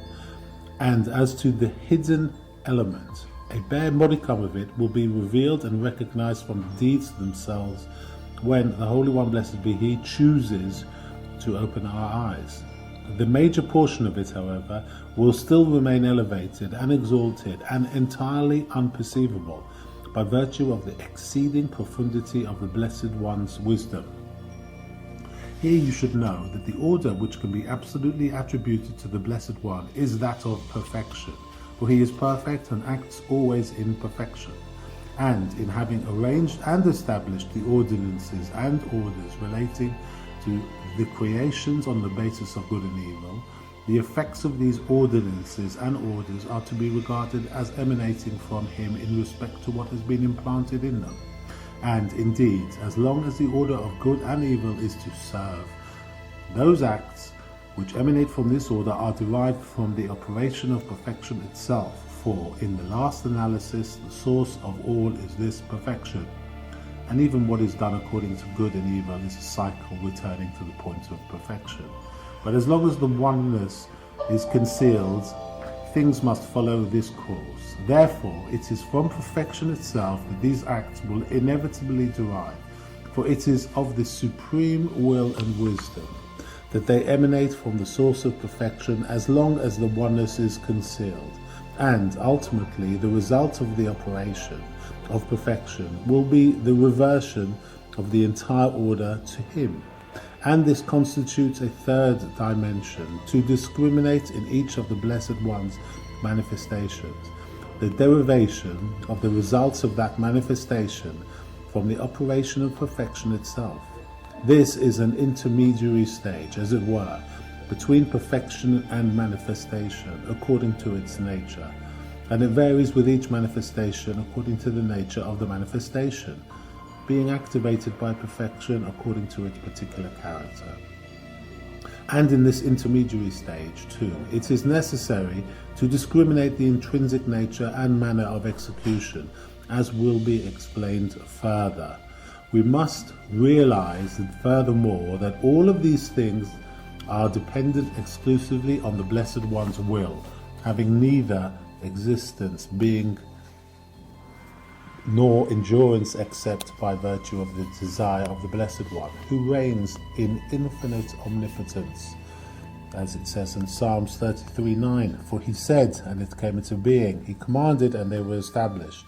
Therefore, the force of the Blessed One's will is recognized in all of them, for it is he alone who maintains them in all of their aspects, in all of their divisions and details, just as it is he who maintains all of the creations in all of their characteristics and in all that pertains to them, neither they nor anything about them having any existence outside of him.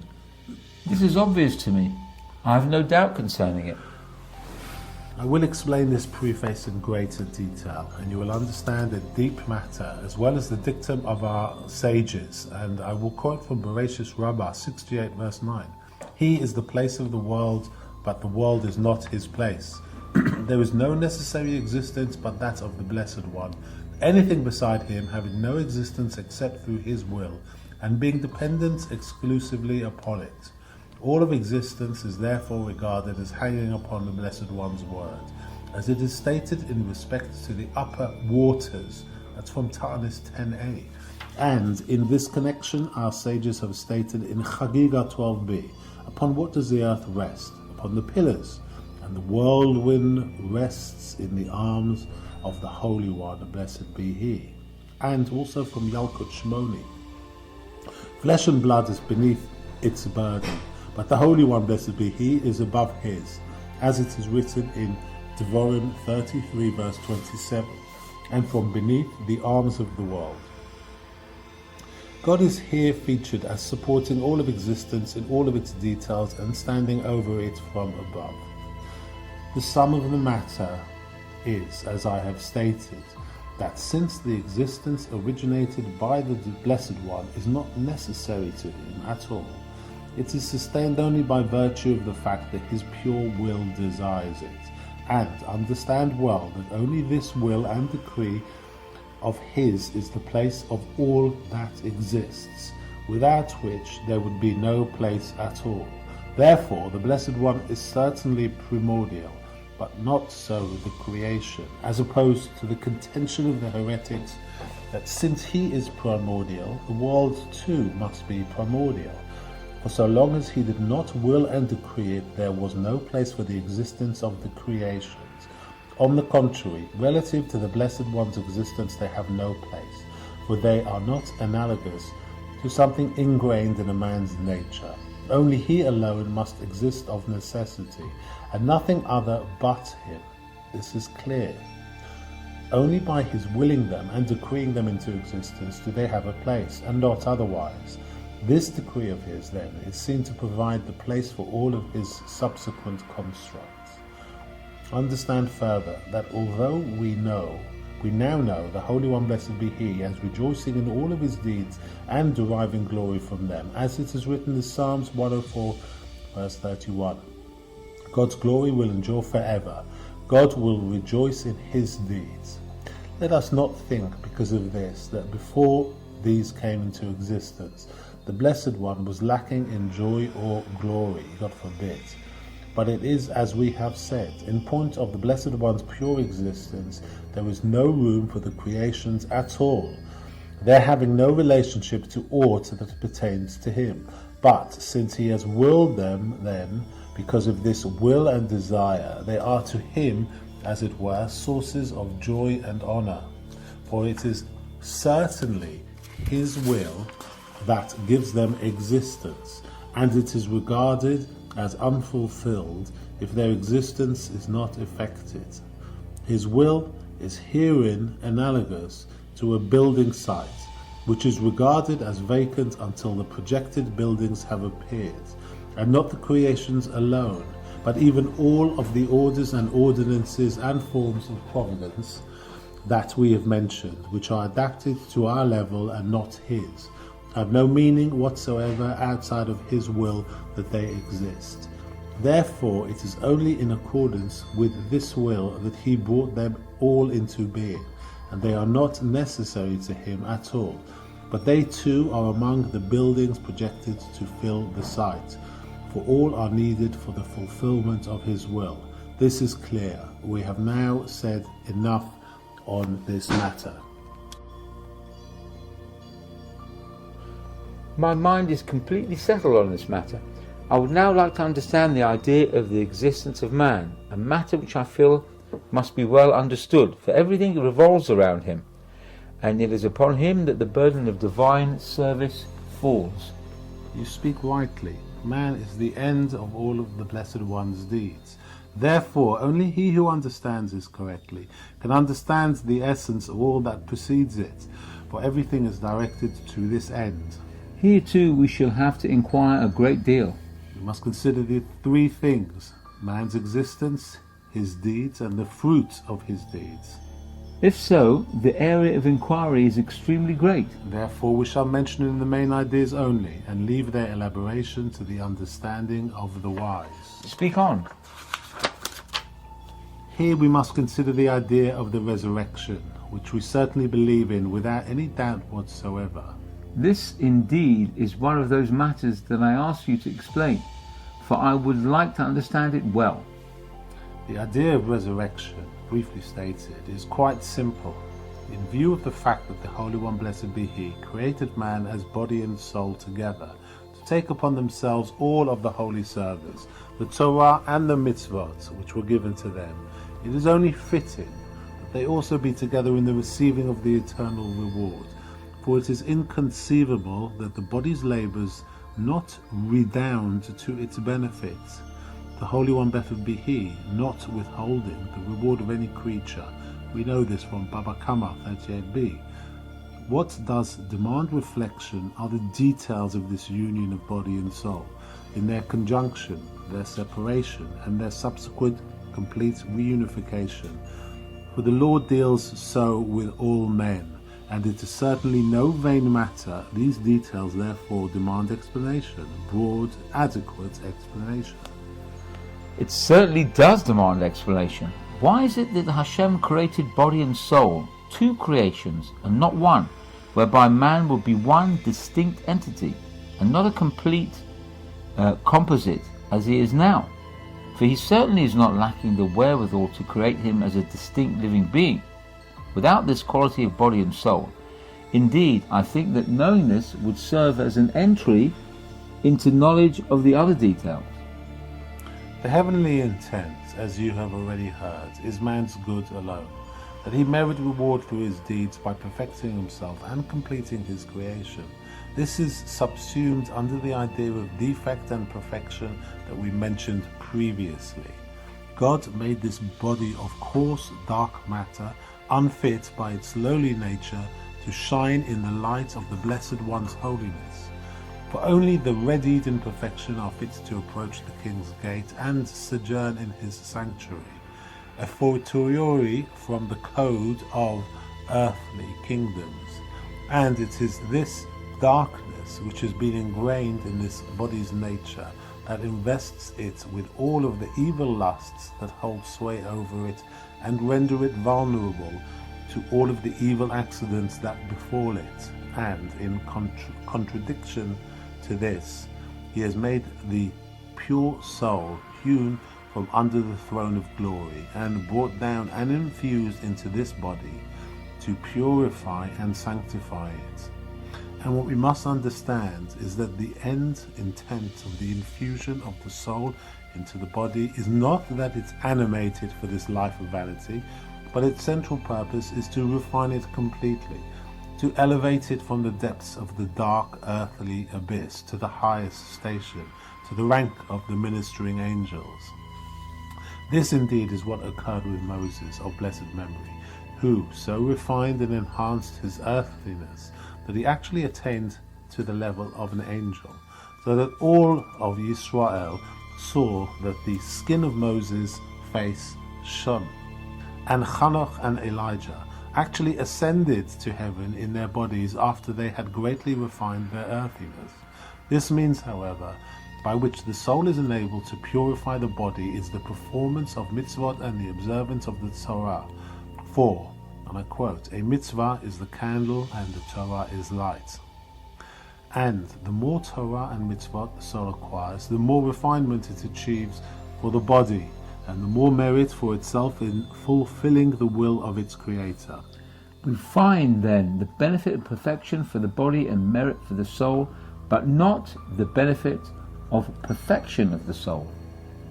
We shall yet speak of this with the help of God, but let us now complete our subject. This refinement is the prime activity of the soul in this world, after which it is subject to other considerations that are more appropriately discussed elsewhere. On this matter, it has been stated in the Zohar. Rabbi Chia said, "Come and see, so long as the body resides in this world, it is lacking in perfection. If it is upright, having travelled the path of righteousness and having died in its integrity, it is termed Sarah in its perfection, the soul being referred to as Avraham. And this is the fruit of all its righteousness, the enhancement of the Blessed One's glory through the perfection of his creations, God having created everything for his glory. And this is all that virtue of deed results in vis-a-vis heaven, and for which reward is conferred upon it from above. For as the pleasure is renders its creator, so is the reward it is rendered in return. But the sin of Adam, has necessitated the quaffing of the cup of death by the entire creation. There is no alternative to it, and it is for this reason that the soul cannot effect this refinement before death. This accounts for the phenomenon of those righteous men who died through the counsel of the serpents, as stated by our sages in Bava Basra 17a. Their not having been able to achieve perfection without death, even in the abundance of their righteous deeds, but after the body will have returned to the earth whence it arose, and will have been completely purged of the foulness with which the serpent infected Eve, then, when it will be reconstituted, the soul will descend into it with all the strength of its virtuous acts and the splendor of the heavenly radiance in which it basked in Eden in all the strength of its deeds, and it will illuminate its body with a great light, which will purify it completely and heal it of all the evil that had been rendered vulnerable to at the outset. This receives expression in the Midrash HaNe'elam, Vayera, and I quote, our sages have stated, the soul, whilst in Eden, is nourished by the heavenly light and clothes itself in it, and when, in time to come, it re-enters the body, it is with that light itself that it re-enters. And I quote also from that Midrash, the Holy One, blessed be He, stores this body in the ground until it decays and is purged of its foulness. We find then that man's divine service and his receiving reward center around two periods, which make up his entire existence. For now, in this world, the body is coarse, dark, and defective, and the soul must charge it with light to sanctify it, to refine and illuminate it. And the completion of this process ushers in the period of receiving reward, when they will both present themselves for eternal goodly reward. What we must now understand is the degree of potency allotted the soul in its investiture of this body. For if its potency were very great and its illumination extremely intense, It would suffuse the body with so much radiance that the body would undergo a sublime transfiguration. Its defects would give way to perfection in an instant, and the evil inclination, the prime tool of imperfection willed by the Creator for the purpose of free choice and reward or punishment, would hold no sway over man at all, just as it holds no sway over the angels by virtue of their great enlightenment, the perfection of their knowledge, and their exalted nature. Know this to be so. In respect to the time to come, it is written in Isaiah 11:9, "They shall work no evil or corruption in all of my holy mountain, for the earth will be filled with knowledge." And in respect to the same time, we quoted from Ezekiel 36:26, "And I will remove the heart of stone from your flesh." All this in light of the greatness of the soul, which will be even more exalted at that time. However, on the other hand, if the soul in its essence were lowly and not great, it could not sustain the intensity of the greatness and sublimity that awaits it in times to come, exceeding that of the ministering angels. But the truth is that the soul in its essence and source is exalted in greatness, but so that it enter the body, the Holy One, blessed be He, diminishes its light and potency, leaving it only as much as is appropriate for the body of this world. It can be compared to that time to the moon, to which it was said in Chulin 60b, "Go and diminish yourself." Whereas in respect to the time to come, it is stated in Yeshaya 30 verse 26, "And the light of the moon will be as the light of the sun." It is in the power of the soul, according to the perfection of its deeds, to make ascent after ascent until it reaches its supreme height. But because of the lesser magnitude assigned it in this world, it remains cabined and confined within this homely body all the days allotted to it on earth, to be tried and proven through the trials of the evil inclination. Indeed, it was for this purpose that the evil inclination was invested in man, as our sages have stated in Zohar 106b. The evil inclination was created solely for the purpose of trying man. And in accordance with the quality of its deeds, the soul merits for itself the ennoblement of ascending level after level, so that in the time of reward all souls carry their deeds with them and rise in station in accordance with them. And it is on this plane that they return and refine their bodies at the time of resurrection, after which they will rejoice in a superabundance of perfection eternally, as we have explained previously. In sum, the soul in itself must be rooted in greatness and must derive from an exceedingly noble source to be fit for all the good glory stored up for it in time to come. But it is lowered in stature for its ultimate elevation and benefaction, the Blessed One circumscribing it. Go and diminish yourself, to enter this ugly body and remain there all the days of its vanity. And there he prescribed for it all this Torah, to observe and to heed it. These are the things that pertain to it whilst it is in his body. However, because its power has been weakened and its light dimmed by this diminishment, the body remains ugly as it is today, though the soul is within it. But according to the righteousness of its deeds, the soul is judged in time to come, rising in its ladder of ascents, so that when it returns to the body for a second time with its new light, it will effect in what it cannot effect now, complete refinement, transformation into a glorious, resplendent being, as we have explained. For whereas the beginning, in order to enter the body, it had to diminish its light, in the second entry, on the contrary, it must come with all of its light, so that the refinement is effected completely. And there is a benefit to the soul itself by virtue of its perfecting the body, to rise higher and higher, to add strength to strength and glory to glory. What is more, even when it is in this world, within the body, it achieves ascent and ennoblement in accordance with its deeds. For there is no comparison between the soul of a man who has occupied himself with his study of Torah and with mitzvot, and achieved knowledge of the glory of his Creator, and a soul devoid of all these.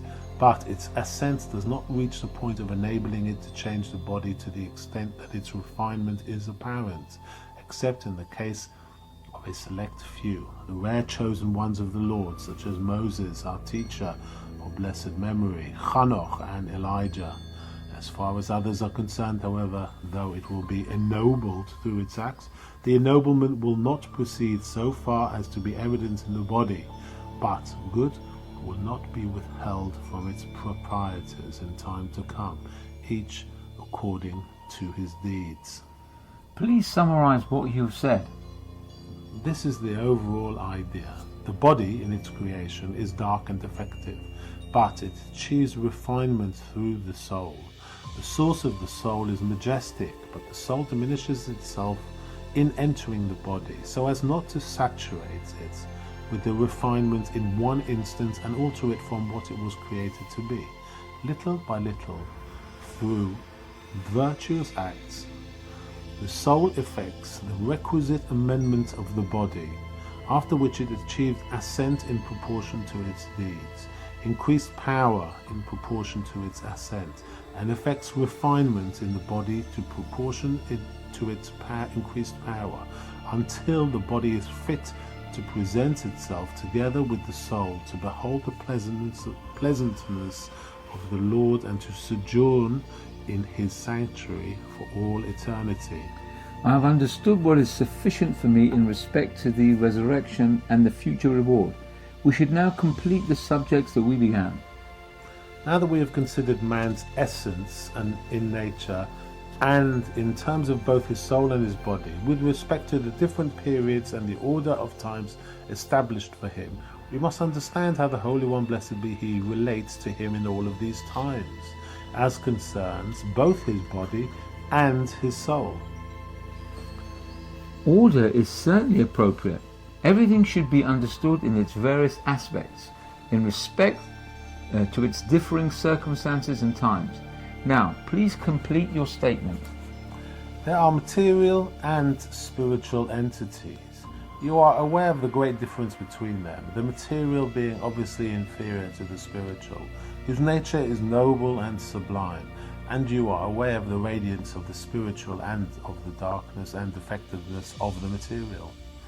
We have then before us two kinds of creations, a creation of great illumination and broad projection, and a creation of little illumination and limited projection. And these two modes, that of creation with illumination and that of creation without illumination, the first proceeds from God's goodness and the second from the absence of God's goodness. You will observe that all of the concourse of the spiritual is in holiness, whereas with the material all is mundane, lowly and despicable. The sum of man's labours under the sun is nothing but vanity, and man's ascendancy over the beast is as naught. To eat and drink and engage in commerce, all of these are lowly and insignificant things. In short, all of these aspects of matter and of nature are darkness, not light.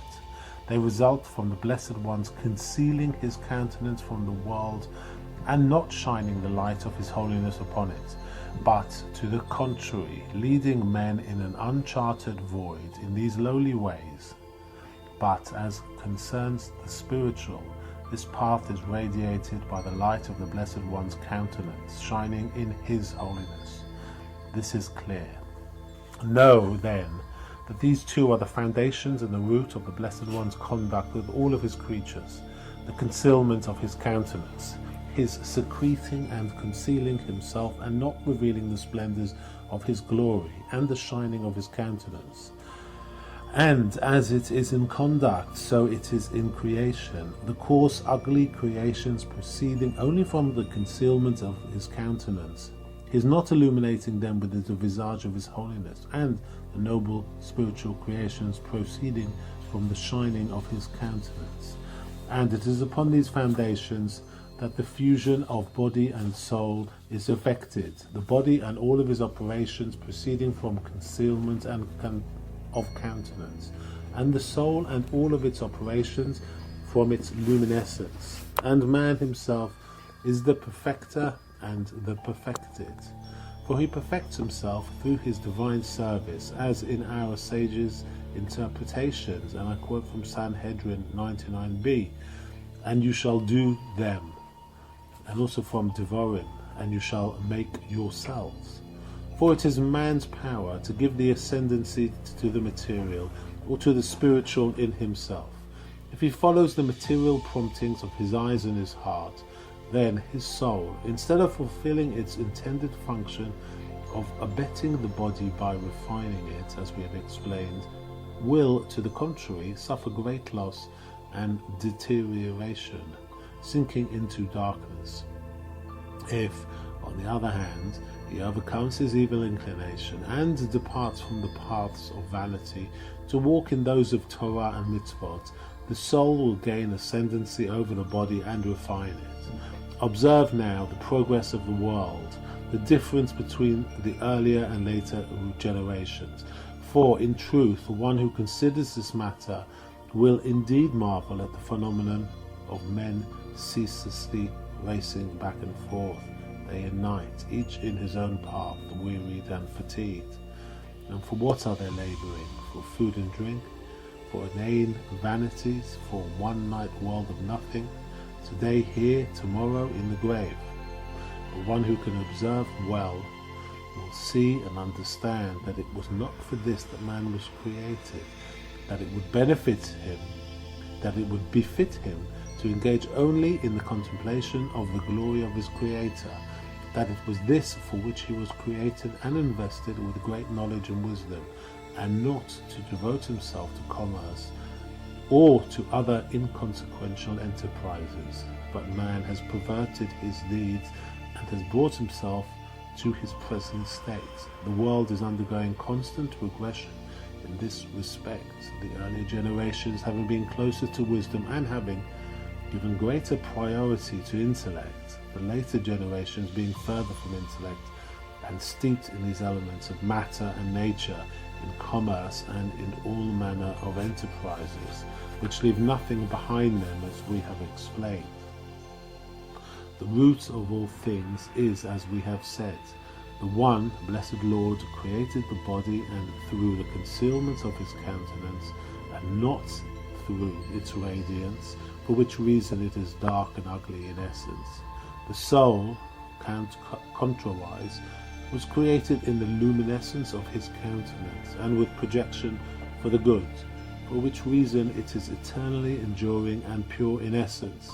However, if man asserts his body and gives it the ascendancy, the Blessed One, measure for measure, will relate to him only in concealment of countenance, so that he will be far from the light of life, from wisdom and from knowledge, and steeped in the mire of material pollution and the vanities of this world.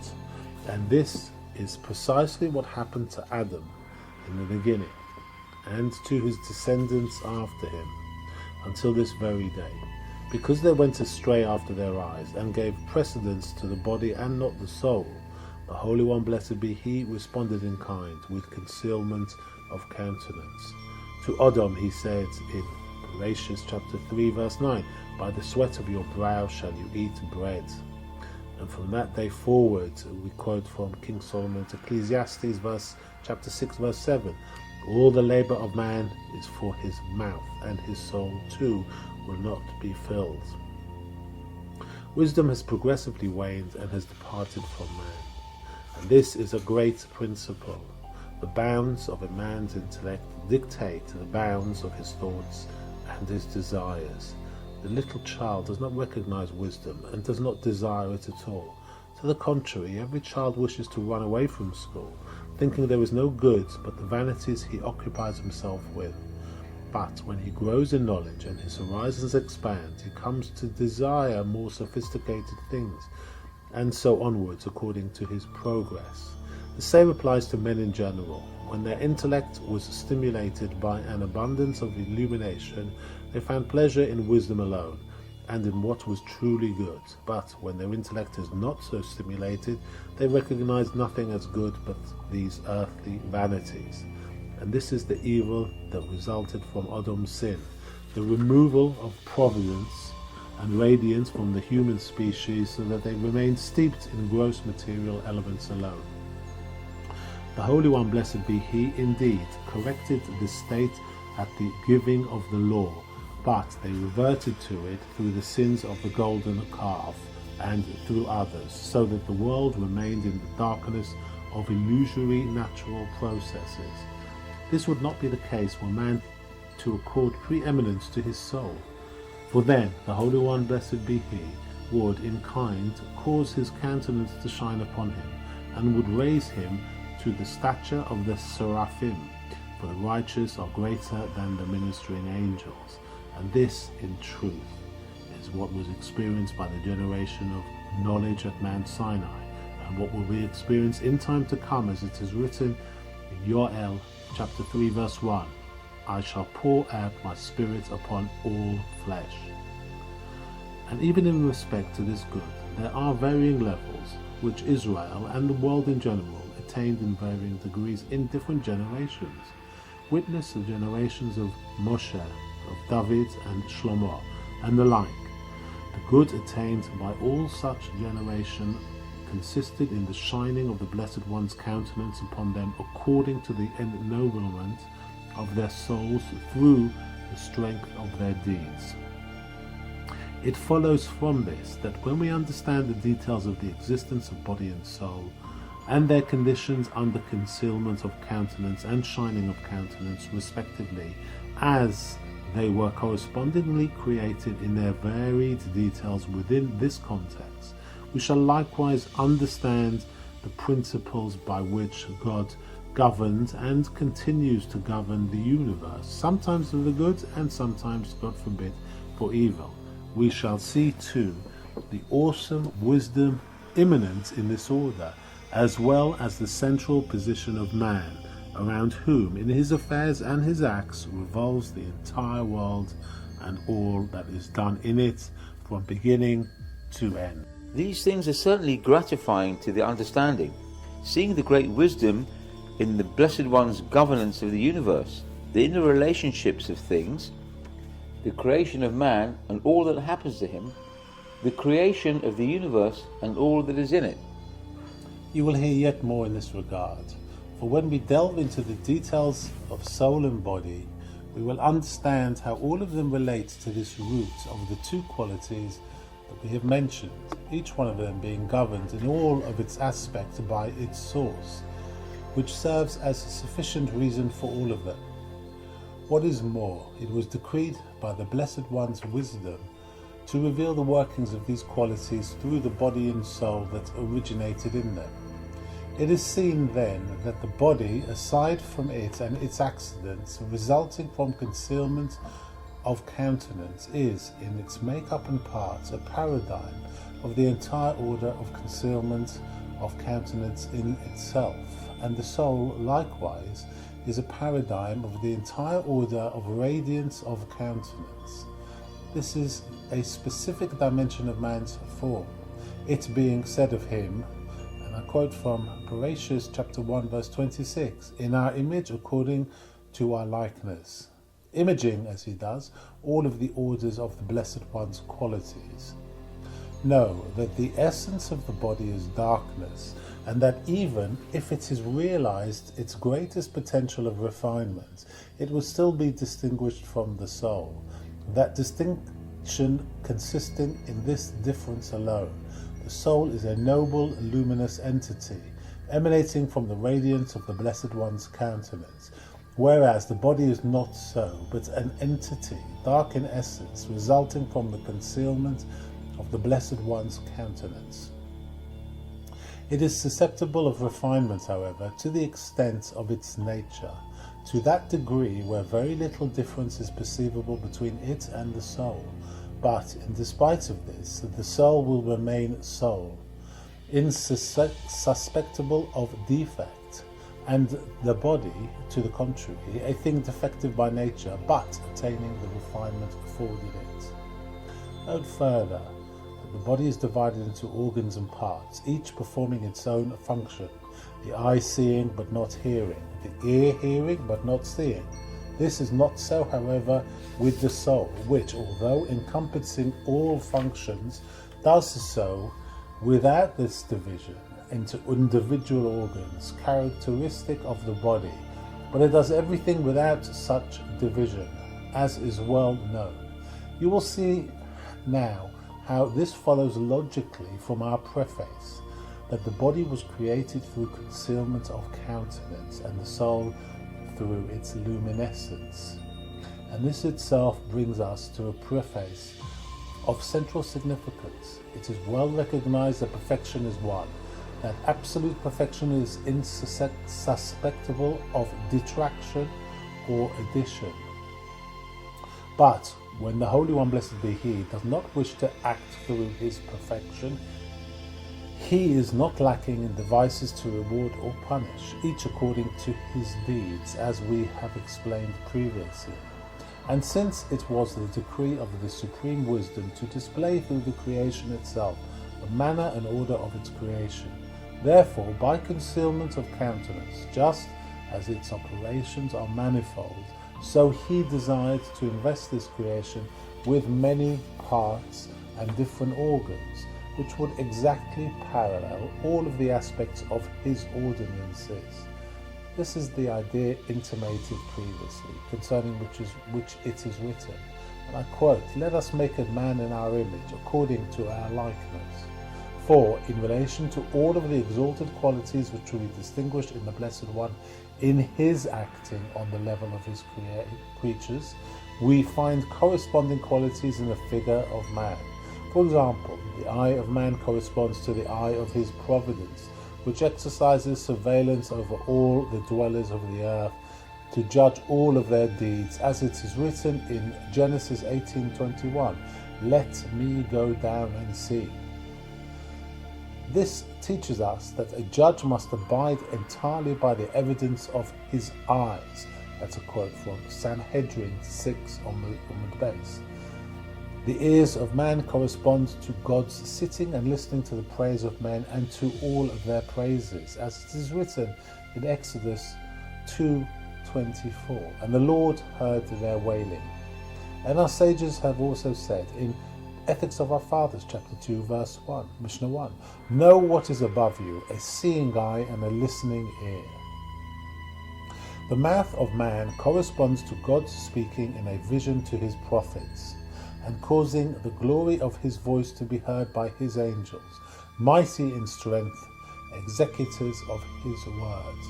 And similarly, all of the other components of the body can be well understood as paralleling in their form and function the qualities to which He resorted in the making of His creations. And the general structure of man's body, right and left, with the doubling of parts on either side, 2 eyes, 2 ears, 2 hands, 2 feet. This corresponds to the twofold nature of the Blessed One's qualities, whether for loving kindness or for punishment, for turning to the right to merit, or to the left to culpability. This is the order adopted by the will of the Blessed One in withholding His perfection, which equalizes all in goodness. And just as the parts of the body are thus distinguished and differentiated in terms of their functions, so all of the accidents of man within the order of concealment of countenance are aspects of the particular devices employed by God in His governance of the universe, according to all we witness of the vicissitudes of time day by day. Perfection, however, as I've mentioned, is one superimposing itself over all imperfection to perfect it, and suffering no disjunction in itself, but effecting perfection indiscriminately in all that requires it. And the same is true of the soul, which was created in the radiance of the visage of the Blessed One's perfection, the intent being that it gain ascendancy over the body and refine it, so that the Blessed One respond in kind by revealing his own perfection to correct all distortion and defect in the universe, as we have explained previously. But the body is prey to mischance as long as it rules in man. For the Holy One, blessed be He, will in kind conceal the visage of His perfection, so that the world and man will remain under the ordinance of the ever-turning wheel of life, in the manner of all temporal creatures, who are subject to whatever fortunes the passage of time may bring upon them.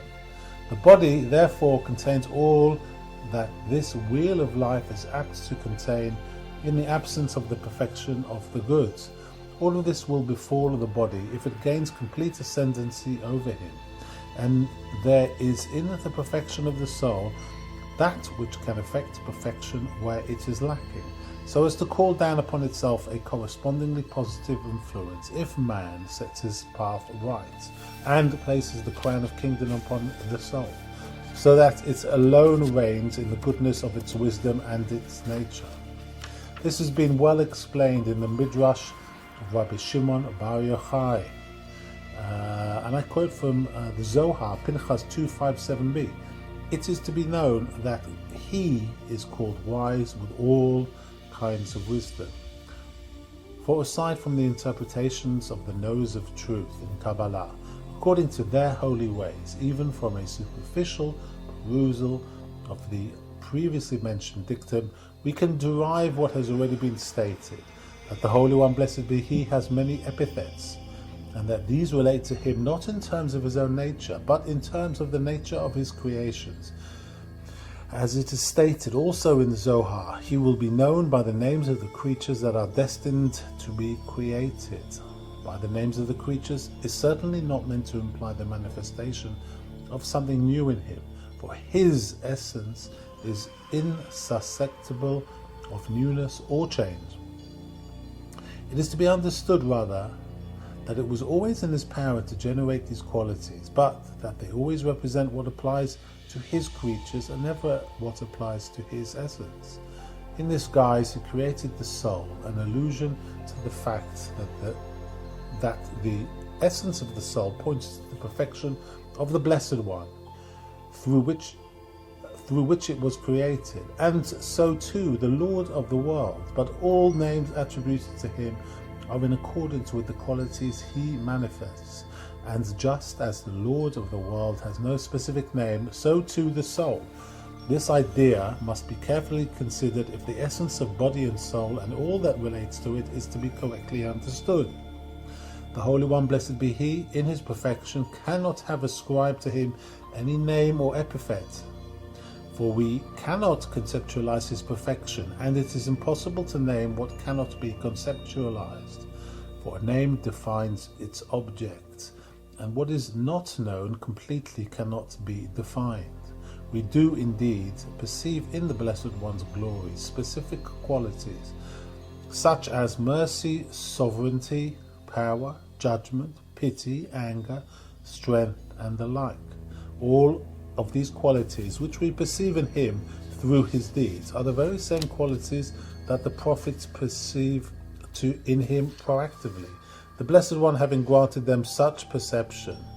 And to the extent of our perception of His glory, we ascribe such epithets to Him as Merciful One, Ruler, Almighty, Judge, and the like. And though the Blessed One in His perfection is without bound or limit in these qualities that He willed in them specific bounds and limits. Therefore, one quality is designated mercy, another sovereignty, another power, another love, and so with all. So that in mercy, for example, there is only mercy, and in sovereignty only sovereignty. And there is only that degree of mercy and that degree of sovereignty that the Blessed One willed, and so with all. And it is not to be said because of this that the Blessed One in His perfection possesses these powers in these proportions only, but that all hinges upon His will, as we have explained, for it is in His power to change all this. To the contrary, His perfection itself is subject to no limitation whatsoever, but because He willed to adopt these qualities and to act through them, we attribute the corresponding epithets to him. Thus, let us not understand when we call the Holy One, blessed be he, merciful, that he is so in essence, as we would say of a human being who possessed the characteristics of mercifulness, that this trait is rooted in his nature. Let us not assume that we can in any way conceive of the Blessed One's essence, God forbid. We have no right to entertain such an assumption, it being impossible for us to form any idea whatsoever of his true essence. When we term him merciful, let us rather understand that he wills a quality called mercy, which accords not with his essence, but with that of his creation, and that it is correspondingly limited, because he wills this quality and acts through it if we call him merciful. But his perfect, pure essence is certainly removed from all of these considerations. This must be the nature of our faith in the Blessed One, as I have already explained previously.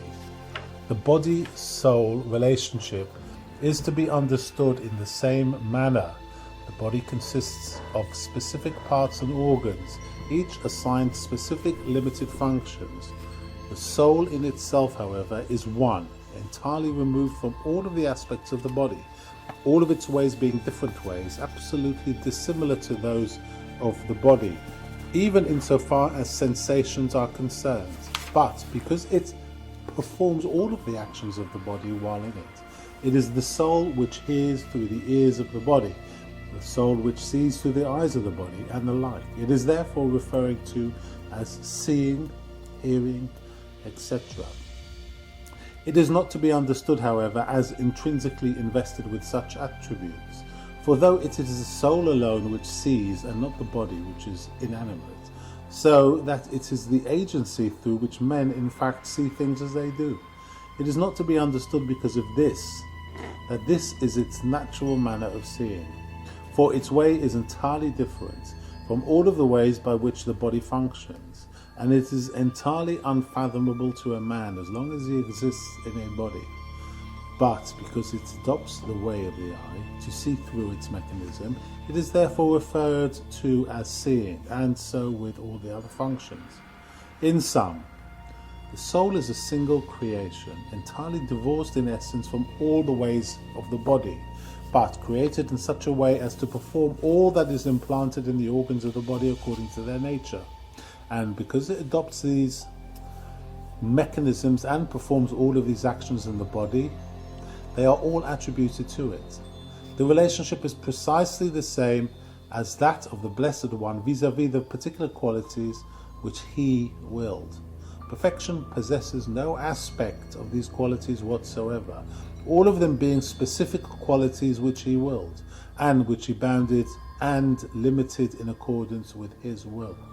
But because the Blessed One, through the quintessence of perfection, acts through these qualities, we refer to him by the corresponding names and epithets, and attribute the corresponding acts and descriptions to him. In point of his perfection, however, he is entirely removed from all of these things, having no connection at all in terms of his essence with these ways and acts. This formulation is cogent in respect to both body and soul, and is a great door opening into an understanding of all man's acts in all of his times.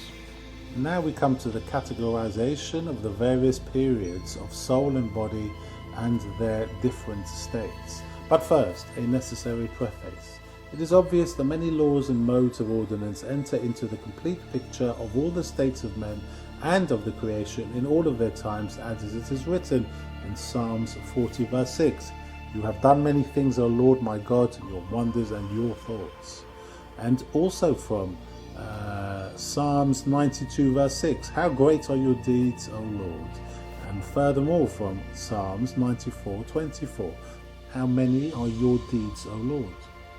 But in any event, the specifics must of necessity fall under general rules which are not too numerous, unlike the specifics which are already necessarily numerous to suffice for this entire creation. This certainly stands to reason. There are no particular instances which do not stem from general principles, and whereas the collation of the former wearies the mind, it is receptive to the assimilation of the latter. Let us therefore pursue the principles and not the instances. This is the attitude of our sages.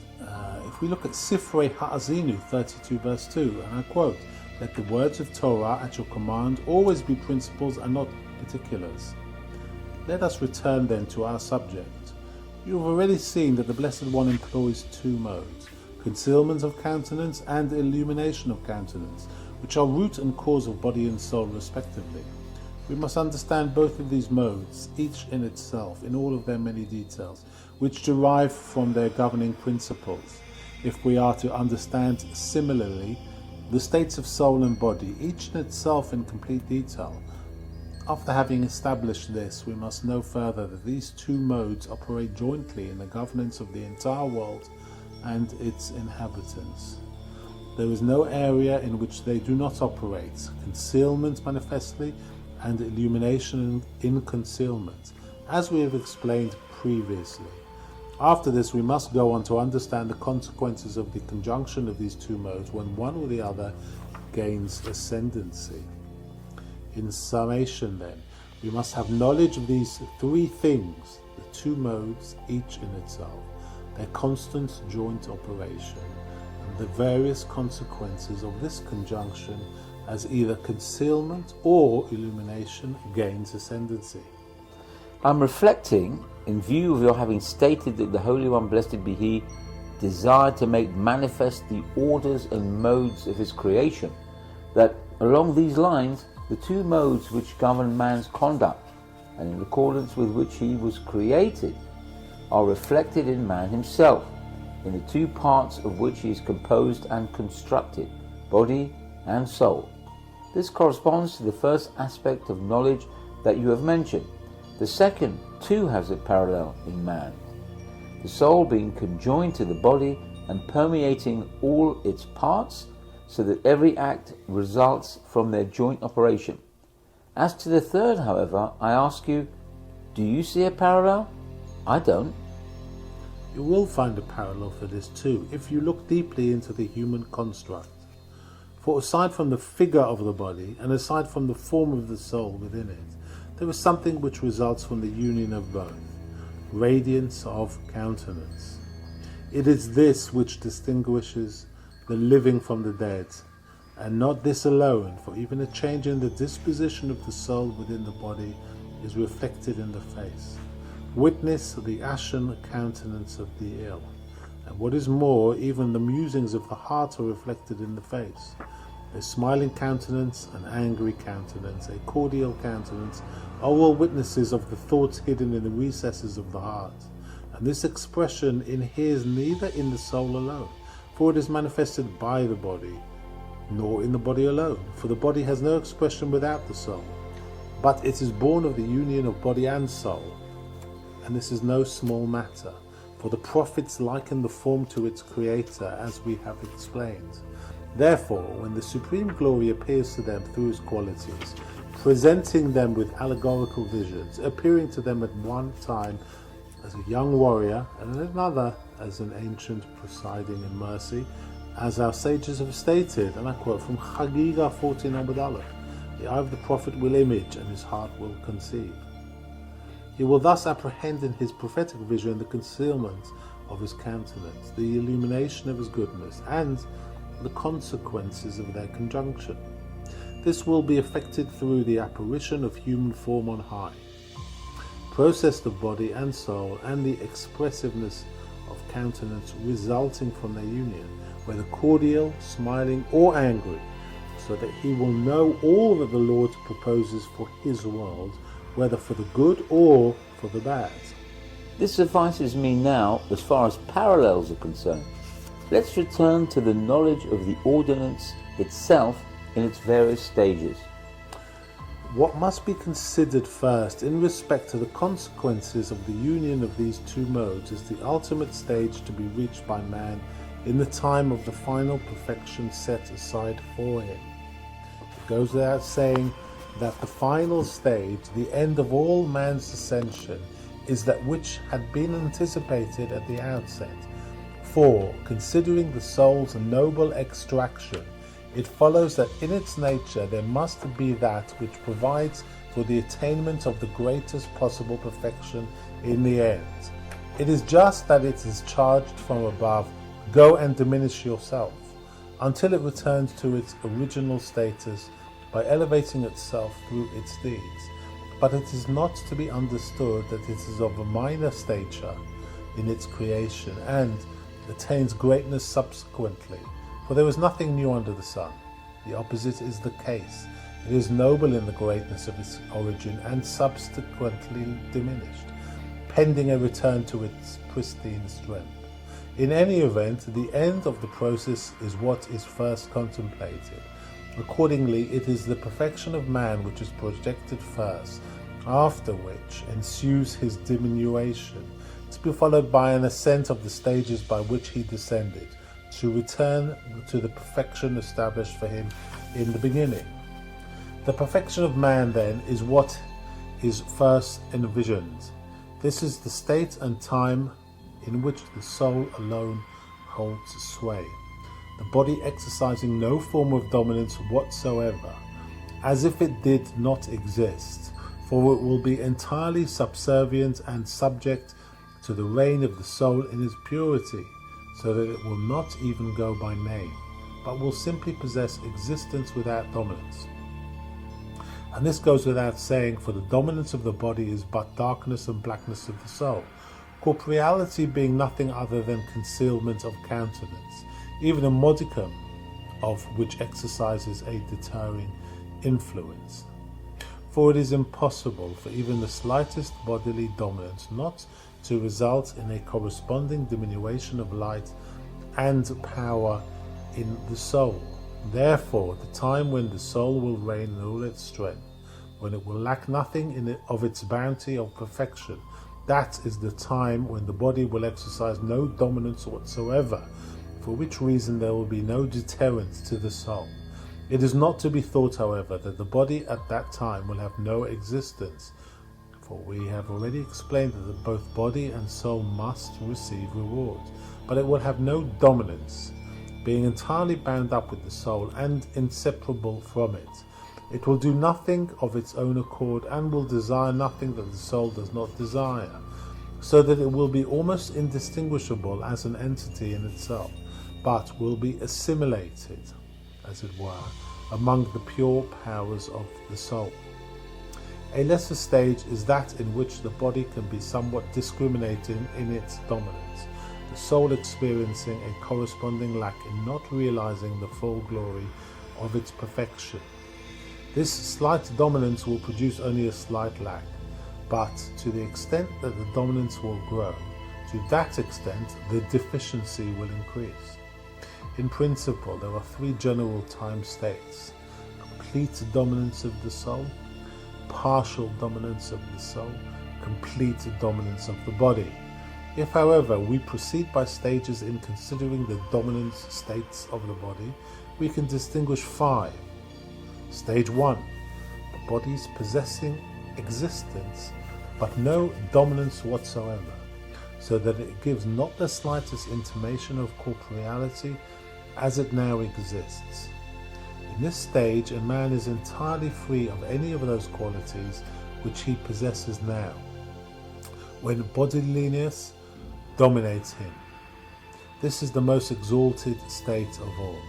Stage 2. The body is experiencing a modicum of dominance, so that there is a kind of memory in man of what he was like when he had a body.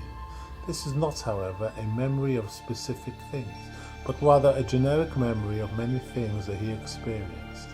The state is analogous to that of a man who has experienced much suffering and had laboured and wearied himself in a succession of difficult situations, so that there remained in him a general feeling of weakness and fatigue.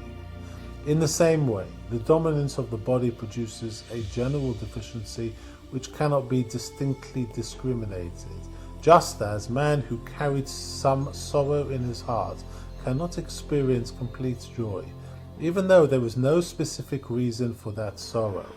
Similarly, the soul at this stage does not have the strength to expand in all of its power, but feels a slight heaviness, the exact nature which is not known. Stage 3. The body is exercising specific dominance, not in all its aspects, however, but in some of them, so that there remain some elements of corporeality in the man, the slightest elements, but still corporeal ones. It is obvious, though, that in all of these conditions there are no substantial ramifications of these elements of corporeality, as I shall explain further with God's help. Stage 4. The body is exercising dominance in all of its aspects, all corporeal properties inhering in it. But just as the soul now in this world is as a stranger in the land and must follow the ways of the body, so the body will then be as a stranger in the land, the soul being sovereign, and the body will have to follow its ways, as is stated in Shemot Rabbah 47 verse 6. When you come to a city, follow its customs. To what can this be compared? To the situation of Moses, our teacher, when he went to receive the Torah for Israel. He did not lose his body and did not change, but because his body was as a guest in the world of the souls, it departed from its accustomed behavior and emulated the mores of the souls. As our sages have stated in Baba Metzia 86 on the base, a man must not deviate from the customs of the land. It is seen then that the body's change at that time is not intrinsic, but is rather an adaptation to a particular place, so that the change is not an absolute one. There are still no ramifications proceeding from these aspects of corporeality, for, as we have explained, the body is like a stranger, having to follow the ways of the soul. But in this fourth stage, all the aspects of the body are distinguishable and known. It is just that they are not in their native setting and must suspend the normal workings of their nature in deference to the soul. From this level upwards, all the aspects of the body cannot even be distinguished, and it goes without saying that they have no ramifications, for they follow the ways of the soul. Stage 5. The body is exercising dominance in all of its aspects, like a man who is lord of his home, all of its aspects manifesting themselves in full force and in all of their ramifications. This stage is divided into two parts, but it is still one stage. This is because the aspects of the body, even as body, can manifest themselves in two ways: in a mundane manner, the manner of beasts, typical of most men, or in the manner of holiness and divine service, as we read in Proverbs chapter 3 verse 6, "In all your ways know him." All of one's acts proceeding from correct intent, as will be the case in time to come, of which it is stated in Ezekiel 36:26, "And I will give you a heart of flesh," as would have been the case with Adam had he not sinned. But in any event, there are both aspects for corporeality, for eating is necessary, drinking is necessary, they cannot be dispensed with. Whether it be mundane eating and drinking or holy eating and drinking, both are aspects of corporeality.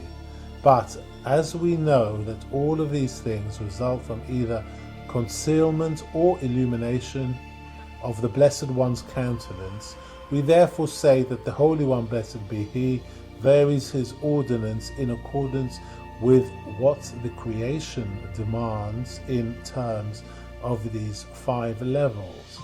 For on the lowest, the 5th, He conducts His universe to a great extent through concealment of countenance, and to a far lesser extent through illumination of countenance. On the 4th level, He diminishes concealment and increases illumination. On the 3rd, He reduces concealment little by little and increases illumination more and more, and so on, until the 1st level, where illumination is so strong and concealment is so negligible that dominance remains with the soul alone, and the body retaining none whatsoever. What makes this 5-stage division necessary? This is the nature of the matter. It is obvious that all of these states can obtain, and that they proceed by stages, one after the other: existence without dominance, dominance in general, partial dominance, complete dominance, but as a stranger out of one's sphere, complete dominance in one's sphere as a man who is lord of his home. These 5 stages proceed from the very nature of the process. They are not subject to whys or wherefores. All you need to know now, however, is the division I mentioned to you in the beginning: complete dominance of the soul, partial dominance of the body, complete dominance of the body, this being what is necessary for an understanding of God's ordinance as a whole. And as to the 5 stages that I mentioned, let them be well remembered by you, for I know that you will find things in the words of the sages, a proper understanding of which is contingent upon this preface. This, however, is not their place. If so, let us speak of these 3 time states. Our sages have taught us that this world will exist for 6,000 years, after which, the 7,000th year, it will lie waste, and succeeding that, will be renewed by the Holy One, blessed be He. This is quoted in Sanhedrin 97b. They have said further about the 7,000th year, also quoted from Sanhedrin 92 Omid Aleph. What do the righteous do? The Holy One, blessed be He, fashions wings for them, and they hover above the waters, as it is written in Yeshaya 40 verse 31. And those who hope in the Lord will be regenerated in strength. On the surface, we detect 3 times 6,000 years. The 7,000th year, the renewal of the world. For 6,000 years, the world remains as it is now. In the 7,000th year, the world has not yet been renewed, and the righteous are in a form in which they were resurrected, except that the Holy One, blessed be He, fashions wings for them. In the 8,000th year, the Holy One, blessed be He, renews His world completely. In the world as it is now, we see the body in a state of complete dominance, as a man who is lord of his home, this being its place and no other. In the 7,000th year, however, the righteous rise from the earth, and the body remains outside its natural sphere, as a man wandering from home, or as a guest lodging for the night. For this reason, it will manifest no dominance, but will correspond in status to that of Moses our teacher, blessed memory, in his ascent of Mount Sinai. Once he rose above the earth, he no longer followed the ways of the earth dwellers. It is in this respect that our sages referred to the 7,000th year as, and I quote from Sanhedrin 97 Omid Aleph, a day which is all Sabbath, eternal rest. The body resting from all corporeal functions, which are represented by the days of the week. At this stage, however, the body has not yet abrogated its nature, for the creation has not yet been renewed. But from this renewal onwards, a period referred to as, and I quote from Eruvin 22 Omid Aleph, tomorrow to receive their rewards. There is no further need for the dominance of the body, such dominance being necessary only for the performance of divine service in its time, but its essence will be subsumed in that of the soul, so that it will rejoice eternally in the heavenly goods. But are not the 7,000th year and the renewal of the word outside the realm of our knowledge?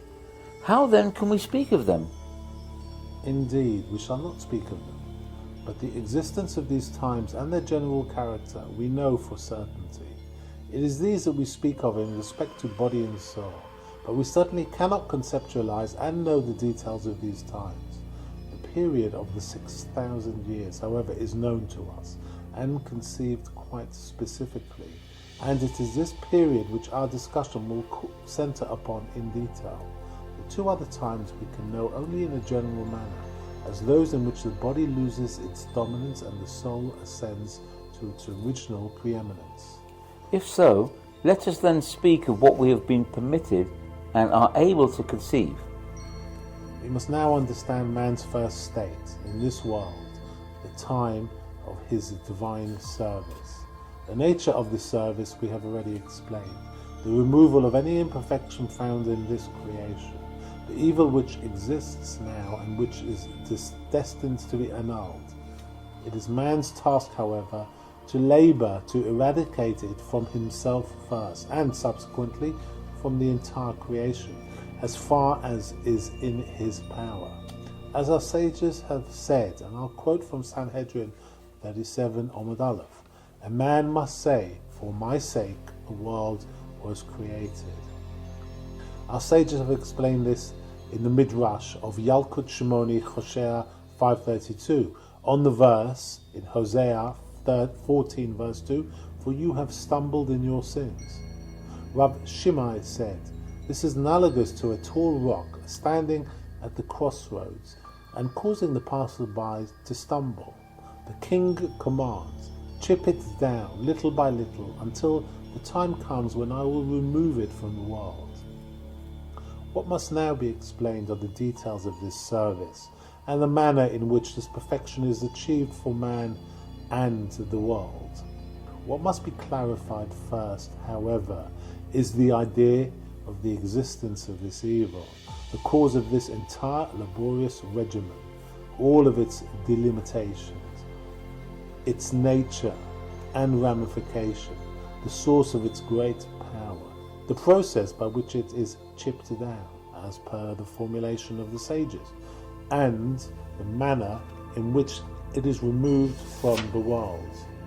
Evil is an entirely novel phenomenon that the Creator willed and created to try men by, so as to give them room for divine service. There was no intimation of this phenomenon, nor anything approaching it before the Creator originated it. For the Blessed One is the essence of good and perfection. Anything which is good, though originated, is regarded as attributable to the Blessed One and as somewhat approaching his nature. But this evil, to the contrary, is something that is entirely opposed to his nature. Neither it nor anything approaching it having name or remembrance at all before being originated by the Creator, as we explained. But it lies within God's omnipotence to create something which is entirely contrary to his nature, to make it known and acknowledge that his power is absolutely unlimited, as it is written in Yeshaya 45 verse 7, I fashion light and create evil. I, the Lord, do all these. Still, the Blessed One who created it did so only that it can be eradicated, as we indicated in the previous citation of the sages, and he created it only within those limits and with that nature that he willed, for in the last analysis the intent is only to pick from evil goodly fruits for the righteous, so that they enjoy a just reward in this world. This certainly must be thoroughly understood, for I see that it embraces many ideas. I must first set down a very fundamental preface. Please do. You must know that all that possesses being or existence does so only by virtue of the Blessed One's providence, the former being in direct correlation with the latter. This concept was well explained by the great sage Maimonides of blessed memory in his Guide to the Perplexed, in many chapters of the second section, including the 10th. This concept is illustrated by the influence of the stars, which we know to have engendered all the activities of this terrestrial world. As our sages have stated in Bereshit Rabbah 10 verse 6, there is no blade of grass below which does not have a star in heaven that strikes it and says grow, as he explains. These, however, act only according to the powers invested in them by the Creator, and exert influence only within the bounds of what they receive from him, for he is the source of all providence. It is in this respect that in chapter 12 he interprets Jeremiah 17:13, and I quote, "The source of living waters, the Lord," and also in Psalms 36:10, "For with you is the source of life." This was uttered by King David, may peace be upon him, in reference to the bounty of existence. The overall idea, according to Maimonides, is that when it is clear that he is incorporeal, and it has been established that all works are his, we may speak of the world as originating in his providence, and of his providence as giving rise to all that occurs in it. Similarly, we speak of God as being providential of his wisdom. You have already heard that all that is wrought for us by the Creator, there is not one deed that relates to his pure essence, which is exalted above all creation and praise. For he in himself is certainly elevated above all that applies to his creatures. But all of his acts are aspects of what the Blessed One had originated in his will and desire. They are varieties of providence that he willed and originated to exercise their influence within the order that he decreed in his awesome wisdom, all relating to the nature of the entities that he willed into being. It is seen then that both cause and effect originate in God's will, that cause being the varieties and ways of providence, and the effect the creations. And the Blessed One originated varieties and manners of providence in accordance with the varieties of entities that he willed, for each different form of providence gives rise to a correspondingly different kind of creation. This is clear. The providence of wisdom is of one kind, that of strength is another kind, that of wealth is still another kind, and so on with all the others. Is the Holy One, blessed be he, then, not able to create all things with one form of providence? By providence is meant what comes down to the creatures from the Creator in his working something for them. What we perceive of it is not in point of the doer, for we do not know how the Holy One, blessed be he, acts, but in point of what is done. And when power and strength come down from the Creator to the created, the providence through which they come down is the providence of strength, it having been the supreme will that the providence results in strength. When wisdom comes down, it is the providence of wisdom that it generates it. Reverting to our subject, good and evil, we see good and evil arising in this world. How do you conceive of their channels of providence? Well, isn't this obvious? What is good proceeds from the providence of good, and what is evil proceeds from that of evil. I'll tell you two things. First, there is no providence of evil, God forbid, with respect to the Holy One, blessed be he. For he is the source of good, and evil cannot proceed from the source of good. Where then does evil come from? Isn't it written in Isaiah 45 verse 7, I make peace and create evil?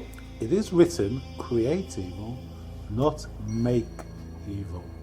He brings evil into existence, for if he did not do so, it would not exist, but he certainly does not make it actively.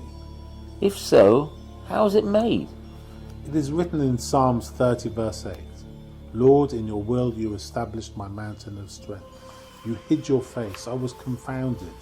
Also in Psalms 104 verse 29, when you hid your face, they were confounded. And Moses, our teacher of blessed memory, stated in Deuteronomy 31 verse 17, I would hide my face from them, and they will be consumed. The idea is that the Holy One, blessed be he, does good directly through his providence of good, but evil is nothing other than the absence and suspension of his providence to a lesser or a greater degree. The providence of good comes with all that is needed for the benefit of its object, and its complete suspension and absence would result in the complete nullification of its object. If, however, the providence itself is not completely suspended, but only certain aspects of its perfection, its object will reflect this imperfection, but it will not be completely eliminated. For example, the providence of existence and life, when complete, in all of its salutary features will produce in its object life and health, and if it is completely withdrawn, its object will perish. If it is not completely withdrawn, however, but only some of its characteristics and aspects of perfection, its object will not perish, but will become ill and live a life of suffering. This is clear. We cannot then speak of good and evil as two varieties of providence, as you thought, but they are the results rather of the manifestation of providence or of its absence, completely or in part. This is the first point. What is the second point that you were going to speak of? If we look into the nature of things, we will find that evils are nothing other than the lack of the corresponding goods themselves. If we took all of the varieties of good in the world and gained a thorough understanding of them, and so with all the varieties of evil, we would find that the evils are nothing other than the absence of those goods themselves. We cannot therefore speak of two varieties of providence, but of providence and its absence or suspension, whether completely or incompletely, as we have explained. If so, this world, which is certainly a composite, where we find good and evil, we must say of it that it was created in two ways, through providence and through suspension of providence. Is this to be wondered at? Is it obvious and indisputable that all that is good proceeds from the Blessed One's providence, and all that is evil from the absence and suspension of that providence? And if we witness good and evil, let us understand that the Lord has wrought two things. He has manifested and withdrawn his providence, so that these two creations were created. But this I do not understand. You're saying that creations proceed from providence stands to reason. But how can they proceed from absence of providence? Existence cannot result from non-existence. We seem to be confronted with an inescapable alternative. Either evil was directly created by the Holy One, blessed be He, or it could not have been created and made to exist at all. When we say that the Holy One, blessed be He, created this world, we must understand that first there was general creation and then specific creation. That is, first nature itself and then its constituents. When the Blessed One willed to originate nature with good and evil, there was certainly a providence emanating from Him for the origination of nature, and this is the good. But part of this providence itself was lacking. That is, its positive orientations and aspects of perfection, which give nature its character of good. And it is this lack which originated in nature a corresponding lack of good, which is the generality of evil. For nature is certainly rendered defective when providence does not abide within it. Now, after these two states were originated in nature in general, its individual constituents were created, some within the order of good and others within that of evil. Certainly these constituents too were brought into being through providence, for as we established at the outset, nothing has being without providence. But this providence followed that mentioned previously, the providence which engendered in nature as a whole existence and defect. It follows therefore that there could be taken from the general creation of nature, from the good and evil that had already been originated, what was necessary for the composition of its individual constituents. Observe that I am not speaking here of the complete suspension of providence, for this would unquestionably result in the complete elimination of its objects, this being the absence I spoke of, which cannot cause presence. But this providence was occluded only partially in respect to some of its characteristics and elements of perfectibility. This is comparable to a man's falling ill but not dying. In the same way, nature in general is rendered defective by this partial withdrawal of providence, whence originates evil, which is nothing other than a flaw in the perfection of nature. But our axiom remains inviolate. The Holy One, blessed be He, does good alone. He does not do evil. The latter proceeds only from the absence of His providence. I have finally understood how evil came into existence. We must now complete this subject by exploring all of its delimitations. An important preface is first necessary, even though it foreexisted in the nature of the Blessed One to perform all of these deeds, for he is not susceptible of any change at any time. Still, these things cannot be referred to as having existed in potentiality and awaiting materialization in actuality. This is one of the errors stumbled into by believers of the eternity of the universe.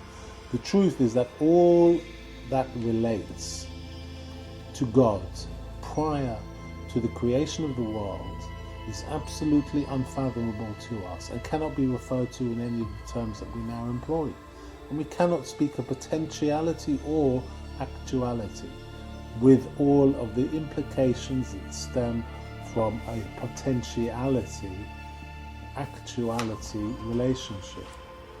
But when he wished to create the world, he himself originated the phenomenon of potentiality and actuality, and he himself made the world and all of its creatures in the beginning in potentiality and subsequently in actuality, thus originating this order of potentiality and actuality. For through his first command in the creation of the universe, the world existed in potentiality, and afterwards it materialized in actuality. It is this idea that is intimated in the dictum of our sages, and I quote from Rosh Hashanah 32:1 Aleph. In the beginning, from Genesis 1:1, also constitutes a command of creation. It is different from the other commands in that at this point the universe existed in potentiality and had not yet emerged into actuality. It is when the world was created in potentiality, however, that all of these elements of providence that we mentioned came into being, after which they emerged in actuality according to their status in potentiality, as we explained. I shall reveal to you yet another deep concept relating to this matter, the general essence of the world in all of its times. The root of all is that the Blessed One desired and willed to bequeath of his goodness to the beings that he willed to create. And to this end he originated an order of illumination and providence proceeding from him and adapted to the level of these beings that he willed to create. What the Blessed One desired in this providence is that it constitute a providence of holiness itself, emanating from him, God being the essence and the source of holiness, and that it have consequences of holiness only, as is the case with the angels, who experience nothing but absolute holiness. In the same way, the exclusive content behind the origination of this providence is that something of the Blessed One's holiness be imparted to his creatures, so that they may ultimately bask in the splendor of his holiness. But because he willed the existence of this lowly world, he likewise decreed that his providence be of a lower order, to give rise to these lowly earthly things. This is certainly demeaning to it, for it was not originated for this purpose. It emerges then that the lowly earthy aspects of his providence that we witness constitute a diminution and demeaning of this providence itself. For it is constrained to clothe itself in these forms, which are a degradation to it, the providence of the Blessed One, the source of perfection and holiness.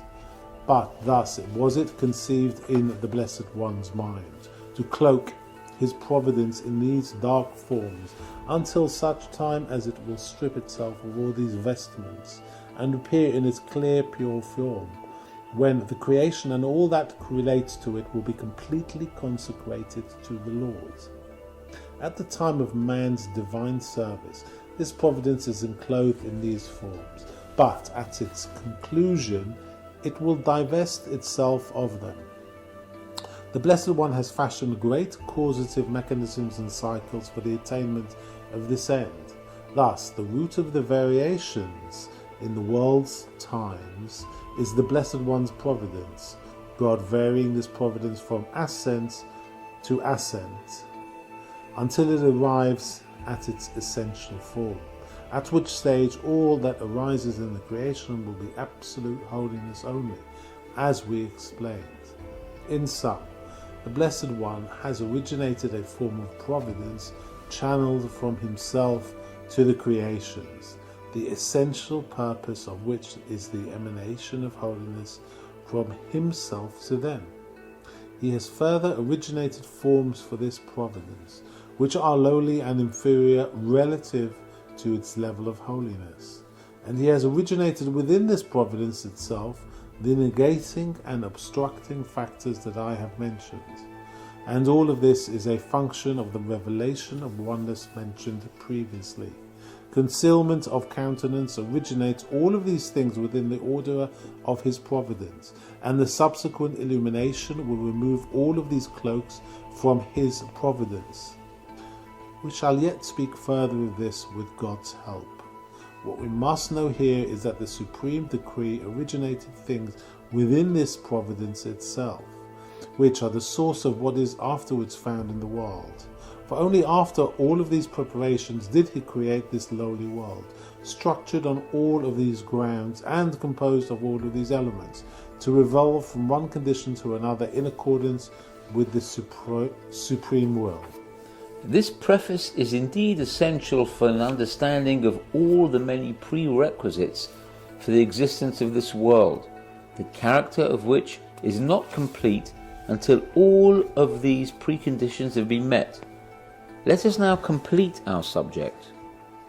We have already mentioned that this evil was created only within the limits desired by the supreme will, and though the Creator originated prospective nullification for the created entities, he did so only in respect to imperfect entities. The perfect entities will not be nullified but will exist eternally. For this reason we now witness such nullification of the world's entities, a phenomenon which will not obtain in time to come. For it is only because the creation is now imperfect that he decreed nullification for it. In time to come, however, the new heaven and the new earth will be originated. Their creation will be perfect and they will not be subject to nullification.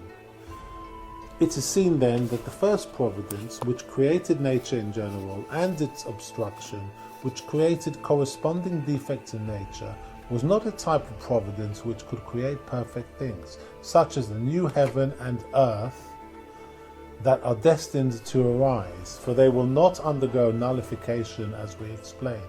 But this providence had in its nature to create only imperfect things, and for this reason it was invested with the instrumentality for nullification, a requisite for the existence of defect in nature. And the second providence, which engendered the individual constituents of nature, compounded of good and evil, is one that isolates the evils so that they do not obliterate the creation. They are kept within bounds by the power of God's decree, and constrained by his command not to grow in strength and blot out what exists, but to obtain in such degree and bound as is necessary to establish the character of existence. And they are so adjusted as to grow in strength at such times as such intensification is needed, and to diminish in strength when necessary, all as dictated by the needs of the time in accordance with the decree of the supreme will. The result is that there are certainly imperfections and defects in nature, but they are not so great as to blot out the creation. The evils are so attuned, however, as to ultimately intensify to the degree in which its object will be obliterated, for all that exists is destructible, and their existence hangs on a very fine thread within the fabric of the supreme wisdom. It is to be noted that the supreme understanding, which originated the first providence that we have spoken of, dictated the origination of nullification. It is for this reason that this providence was not created perfect from the beginning, so that there be negation and evil in the world, as we explained, and not, God forbid, because of any lack of ability or strength in the Creator. What is destined to be done in respect to the new heaven and earth that we mentioned could have been done from the beginning, but heaven and earth were expressly created imperfect so that they would be subject to nullification. In the second providence, however, designed to give existence to the individual creations, the intent of the supreme thought was to truly rescue them from obliteration and withhold it until the appointed time, as we explained. Accordingly, nullification was not nullified, but evils were bounded and placed within the confines necessary for the establishment of the character of the world, as we explained, until the time came when all evil would be removed from existence and all of the creations would remain perfect and eternal. Remember, however, what I have already spoken of previously, that the foundations of all of the God's conducts with us are two qualities: concealment of countenance and illumination of countenance, the results of which are perfection and defect, and proceeding from them, good and evil.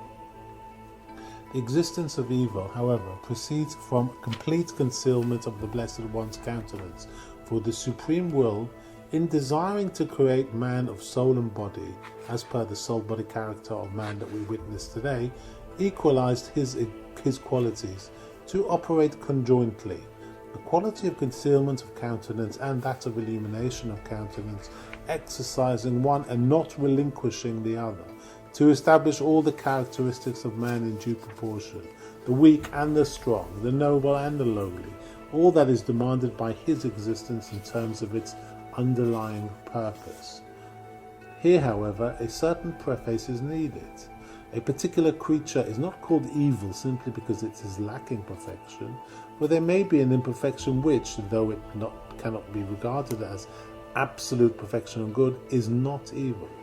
For example, the angels are certainly lacking vis-a-vis complete perfection, a state attributable to the Creator only, and among them there are many ranks and levels, one angel being lower than the other and lacking something in respect to him. Still, their imperfection is not so great as to create in them what is absolutely evil. For they are completely free of envy and hatred, they have no evil inclination, they are not given to sleep or fatigue, and they are not subject to sickness or health. But human beings are lower than the angels and deficient in respect to them, and their deficiency is so great that there is in them what is evil, possessing, as they do, an evil inclination, and being subject to sickness and death. The animals are even more imperfect, lacking in intellect or speech, and being foul and sullied. And there are destructive angels, angels of destruction, and spirits of impurity that are evil in themselves, the very opposite of good and perfection, those which the Blessed One conceals himself from completely, in keeping with Bereshit Rabbah 3:6. The Holy One, blessed be He, does not ally his name with evil. It is the chain of imperfection, however, which ultimately produces evil. For when this chain extends itself, and imperfection is added to imperfection, eventually it will generate what is absolutely evil. Before the Blessed One originated the special order of conduct for the purposes of his creatures, there was no room for any imperfection whatsoever. But when he originated this order, this amounted to his originating an order which, in its resolution, would produce evil. For once imperfection exists, absolute evil is bound to follow. One of the chief phenomena originated by the Blessed One in that of measurement and limit, for in his abstract state, measurement and limit do not obtain. But in accordance with his desire for an order of levels, he fashioned all with measurement, and ordered all creatures by level, one beneath the other, from first to last. And on each level he measured how much there would be of imperfection, and how much would remain of good and perfection. And according to this measurement, Thus is the nature of what is generated on each particular level, in all of its facets and modes, all operating within their own context, each within its own framework. Because the Blessed One manifests two qualities conjointly, concealment of countenance and illumination of countenance, as we mentioned, there are engendered the entities of soul and body, the body being inferior in nature to the soul and containing imperfections that are absent in the latter. But this does not make it evil, since, however, the Blessed One wills to originate an entity of evil, which is the exact opposite of this perfection, as we explained. He concealed his countenance to the greatest possible extent, until, when it was completely concealed and entirely unilluminated, there arose absolutely malign entities, and he created, and I quote, the corrupter to destroy. Evil, then, is found to consist in the Blessed One's withdrawing himself from the direct governance of the universe, conducting it from afar, in the intensity of the darkness of his concealment, investing in this nature all the excises of good, all the juridical mechanisms to execute judgment upon all that is hidden and upon the world. But the anger of the Holy One, blessed be He, is only momentary. He assumes wrath only to the degree necessary for the creation of those fiery serpents, destined for Gehenna, with which to smite the evildoer to the extent of his evil. After this he reverted and set his countenance, as it were, towards the individual creations, that they arise, exist, and not be obliterated, though they may be susceptible of such obliteration. The righteous one thus set his path for the perfection of the creation, and not for its undoing. And he turned and shone his face upon the world awaiting creation. If he had generated great illumination, the creatures would have been created in their ultimate perfection, that is, in the forms of their eternal existence. But he did not do so. Instead, he created creatures existing and enduring, but not eternally. However, he placed it within the unravelling of his ordinance to move all that he created for his honour to perfect itself in his perfection, to the end of his illuminating his universe with a great intense light, the result of which will be the perfect eternal existence of the world. The evil that he created he will remove from the earth. What is more, all creatures will acknowledge his having benefited them by what he did in his earlier epoch, as it is written in Isaiah 12 verse 1, I will thank you, O Lord, for your wrath against me. I have already discussed this previously. Please summarize what you have stated until now. The Blessed One, in his desire to originate a general creation of good and evil, so that his creatures will be compounded of both, manifested a providence creating the presence of good in nature, and that good was stamped into it. Then he turned and removed the perfection of that providence by completely concealing his countenance of his goodness, as a result of which all of nature's defects were stamped into it. After that he reverted, and through the illumination of his countenance created creatures, the constituents of nature, in one compound of good and evil, in their present characters, existing but subject to perdition, not being eternal. And ultimately he will cause his countenance to shine with great light. He will remove negation from nature, and his creatures will remain perfect and eternal. I shall now explain to you the essence of man in respect of the existence of evil which we have mentioned. Please continue, I'm listening. The essence of man proceeds from profound, unfathomable wisdom. For the Creator fashioned many great creations, one greater than the other, and greater than these above them. All of them are indispensable, nothing having been created in vain, but all of them stand on a single foundation, what the Blessed One desires man to do through his service, to correct all the imperfections in the creation and to raise himself ascent after ascent until he unites himself with the Blessed One's holiness, To this end, he invested the universe with all of those agencies fostering removal from him, with all of their ramifications, and with all of those agencies fostering alliance with him, with all of their ramifications. All of these are awesomely profound, and all are so attuned as to resolve themselves into the universal perfection. And the Supreme Will desired that man be involved in all of them, that they all be moved by the movements and actions of man. They can be compared, as it were, to a great mechanism, a kind of clock, whose wheels are conjoined in such a way that one small wheel moves many great ones. So has the Blessed One conjoined all of his creations in great ties, and he has connected all to man, so that through his deeds he is the mover, and all the others are moved through him. And he has concealed all behind this earthy covering of skin and flesh, so that only this bodily layer is visible.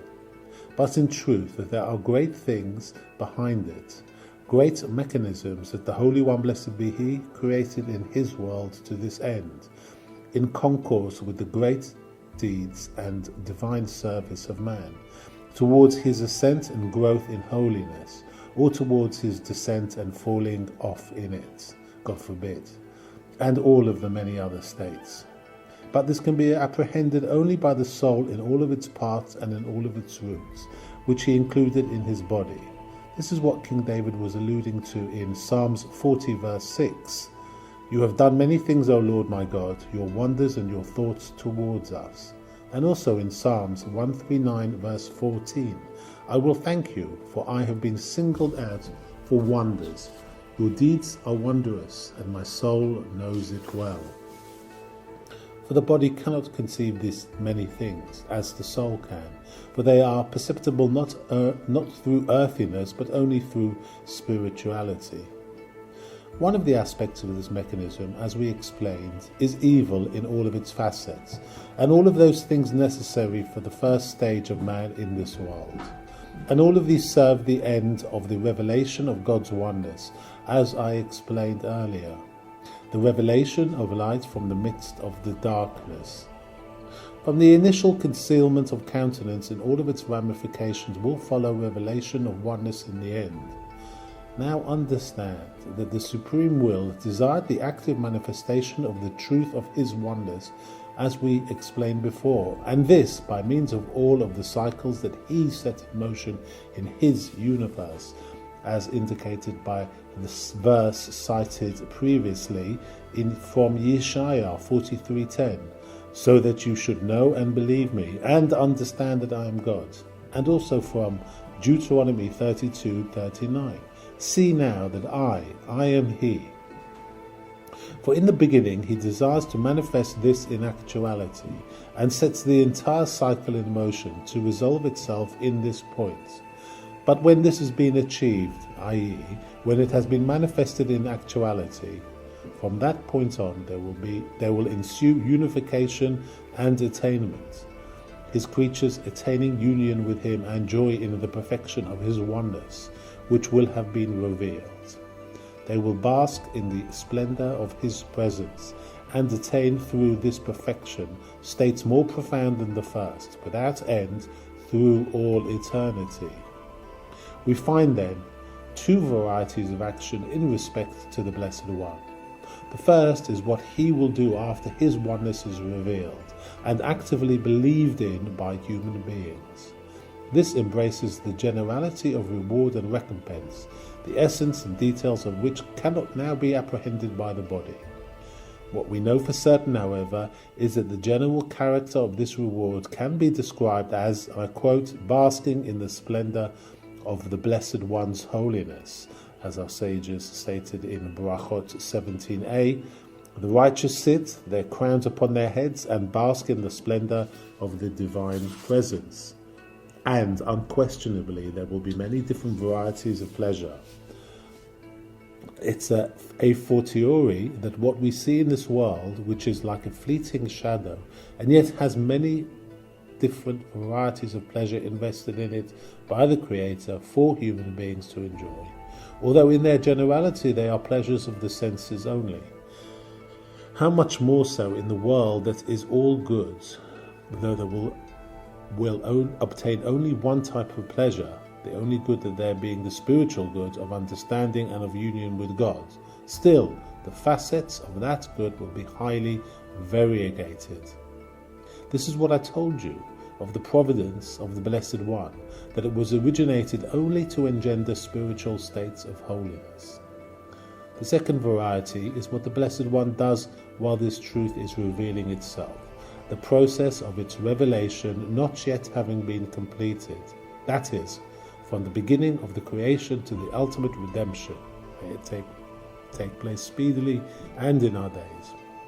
It having been said of that time, and I quote from Zechariah 14:9, "And God will be king over the earth. On that day the Lord will be one, and his name will be one." But all of these mechanisms that we mentioned previously relate to the second variety, the revelation of God's oneness, and this through the concealment of countenance that precedes the revelation, as we have explained previously. And involved in these mechanisms is the idea of evil that we mentioned. Thus, whereas evil in itself is nothing but defect and loss and destruction, still, in conjunction with the other mechanisms, to the contrary, it is the source of man's good itself. For upon it hinges all merit and possibility of divine service. And this, by its being intended not to conquer, but to be conquered. That is, it exists only to be hewn down by man, as the stone at the crossroads in the previously mentioned parable. Evil, then, was created to be destroyed, and it may be regarded in two ways: in point of its existence or in point of its eradication, or in terms of its beginning or of its ends. In terms of its beginning, it is certainly evil, but in terms of its ends, it is all to the good. For the very time it is asserting its power, it is acting as the precursor of goods. For this is the darkness through which the light of the supreme perfection will be recognized when it reveals itself in time to come. What is more, this is the elucidation of the truth of his oneness in all of its vividness, as we explained previously. And from this aspect, the darker it grows, the greater will be the revelation of the truth of his oneness when he destroys this evil. And what is more, this evil affords gain to the one who is tested by it, as in the parable of our sages, of the prostitute and the prince. This is quoted from Berachot 32 Amud Aleph. And in addition, it creates for man the opportunity for true service and action, for he perfects the creation with his own hands, removes imperfections from it, and becomes a partner in the world, as it were with the Holy One, blessed be he. An additional factor is the test of the righteous provided by the evil, not in the sense of temptation to sin, which we have already spoken of, but the test itself which arises from the Creator's concealing his countenance.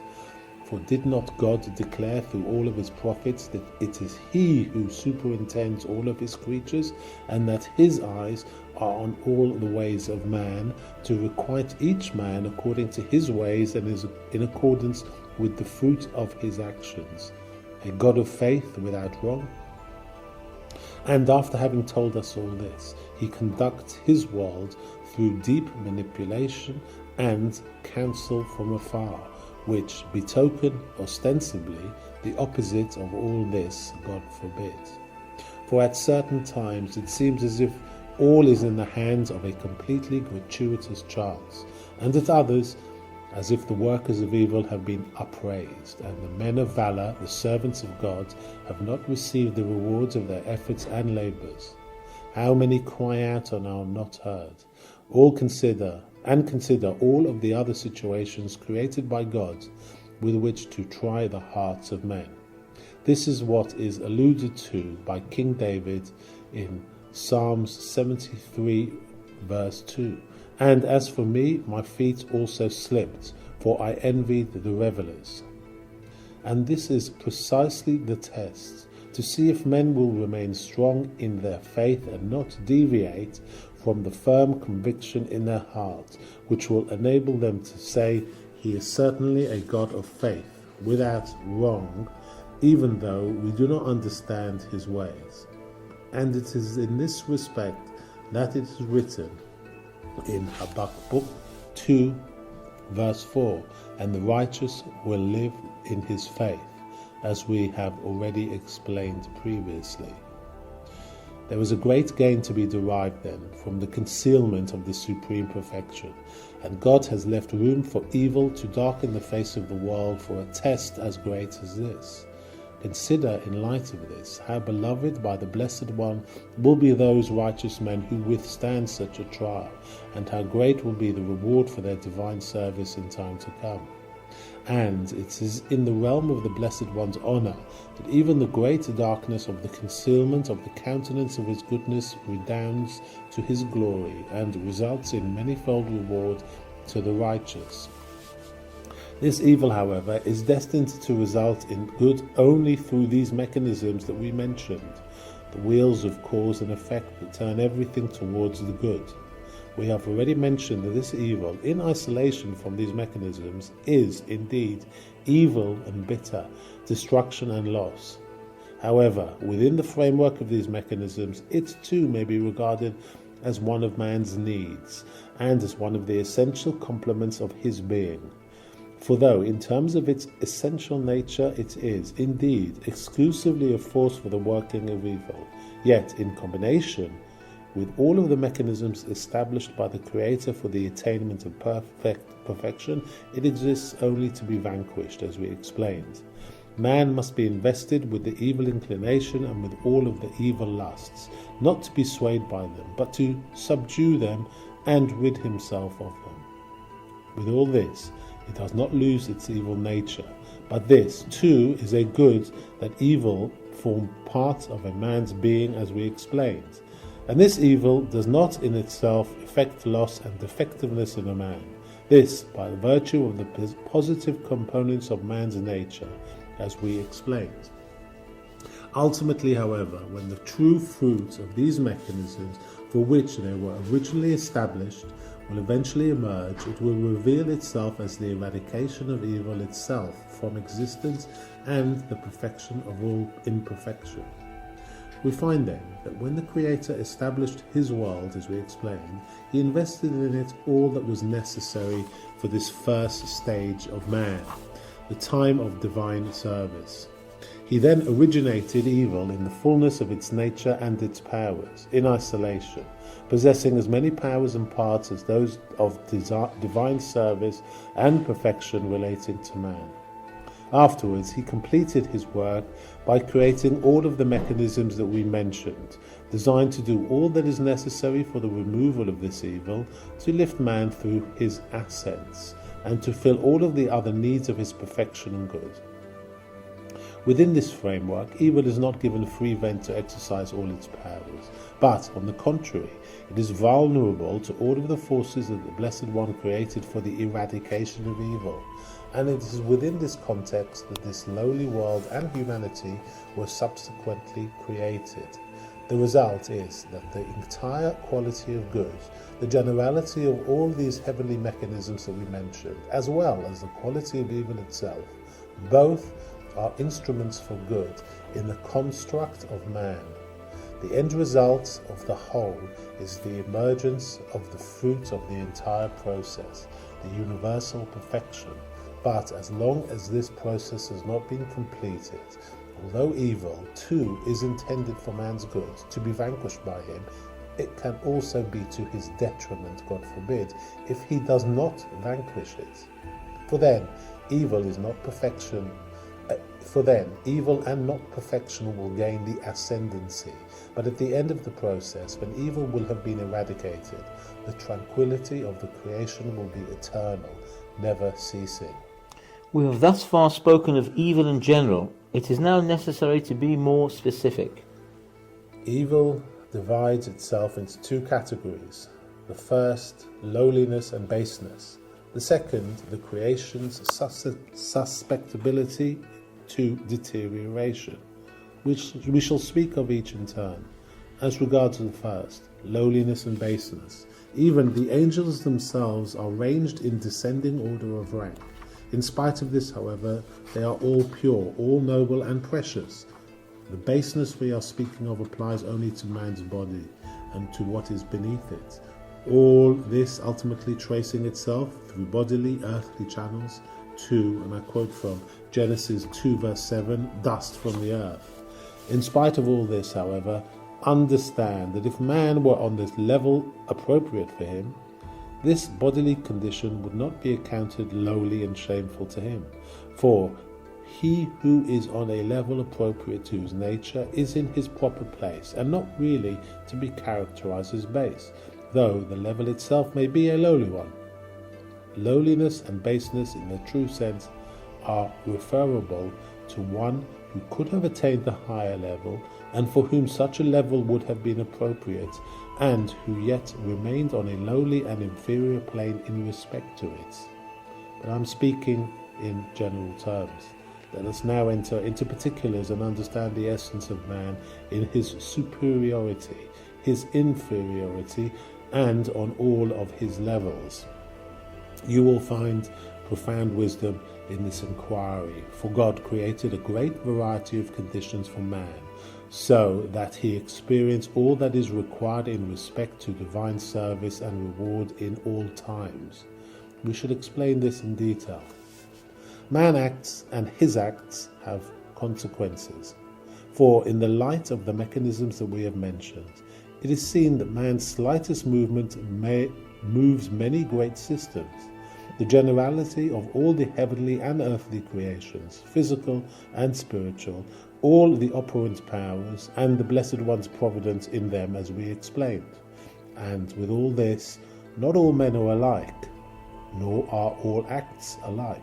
For the Blessed One has set great bounds between all of his creatures, with great infinite precision, so that two men may be seated at the same table, speaking, eating, and drinking, and yet the acts of one may reach the heavenly heights in their ramifications, and those of the other not ascend and not reproach them at all. I will prove this to you quite clearly, and I quote from Sukkah 28 Amud Aleph. Jonathan ben Uziel sits and learns. Every bird that flies over him is burnt. Thousands and tens of thousands of others sit and learn, and nothing like this happens to them. So much in respect to the doer. As regards the object acted upon, the same principle is illustrated by the instance of sanctified food, the eating of which is a great mitzvah, while the eating of non-sanctified food is not so, though they are both eaten in the same manner. The priest who eats sanctified food is performing a mitzvah, whereas a non-priest who does so incurs the death penalty. And even greater indication are the mitzvot themselves. Our sages have said in Avodah Zarah 3 Amud Aleph, greater is he who does when commanded than he who does when not commanded. The former perfects the entire creation, whereas the latter does not attain to this level. Yet they are both performing the same act with the same intent. But the truth of the matter is that the conditions of the doer and the object acted upon, and everything attendant upon them, are what alter and change the results of the acts, because Jonathan ben Uziel was an awesomely holy man, his soul crowned with holiness and great light. Every one of his acts ascended, reached the heavenly heights, and moved all of the wheels of holiness. The acts of another man, who is not that holy and not crowned with these crowns, will not undergo a similar ascent.